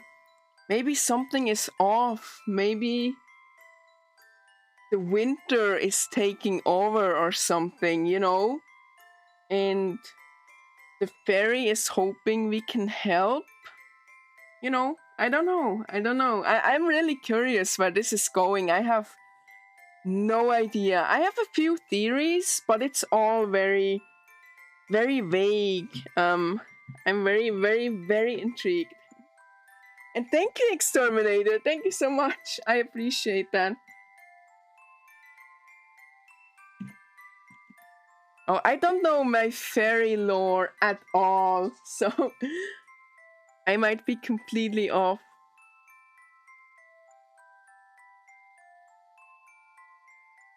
Really hateable Vermin. Oh, that's awesome. That makes me so happy. That's so cool that other people are joining me in my squats. That makes me really, really happy. Oh, yay. Yeah, I remember, I think the very first time I did squats, I think I only did like 20. And then the first 69 really, really killed me. But ever since, it's been getting easier and easier. When you get those 80 to 90 squat streams, I definitely feel it for days after. Yeah, me too. The 69 ones are kinda doable now without me feeling it the next day. Unless, like last 2 weeks ago, I had to do 69, and then a day later, immediately again. I felt that one for a few days as well. But yeah, I'm so happy other people are doing squats with me. Yay! Shared pain is shared gain. I'm so glad to hear that. But yeah, thank you again, everyone, for watching. I hope to see you on Thursday for Chapter 2. And then on Friday, we're gonna play some more Prey. Depending on how I feel tomorrow, there might be a guerrilla stream. Not quite sure yet. I have quite a bit of work, and I might just need a break as well. But I also am really itching to go back to play Prey, and I want to do some art as well. So maybe unannounced stream tomorrow, maybe. We'll see. I'm trying to get back in shape, so I'm looking good for my Selen cosplay at Offkai. Oh shit, that's awesome. Yeah, I'm doing this so I look a bit better for Offkai Expo too. That's really awesome, Curation. can't wait to see your Cellen cosplay. Alright, let me see who is streaming so we can raid. Ooh, Bronsua is playing Subnautica. Let's raid him. He was like here when I just started streaming earlier today and said hi, so let's return the favor and go say hi back. And since this was already a little spoopy, I think you all are kind of prepared for Subnautica below zero, hopefully. If not, good luck. And I hope you all have a great rest of your night. Thank you again for joining me. Thank you so much. It really means the world to me. Usually when I raid, I leave one of these messages. Thank you, Curation. You too. Thank you so much. You're very welcome. Thank you, Vermin. Thank you so much.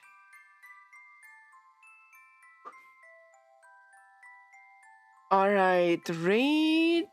Go. Yeah, thank you again. See you around, hopefully. Have a wonderful night. Enjoy your tomorrow. And thank you for everything. Bye. Bye. Big love.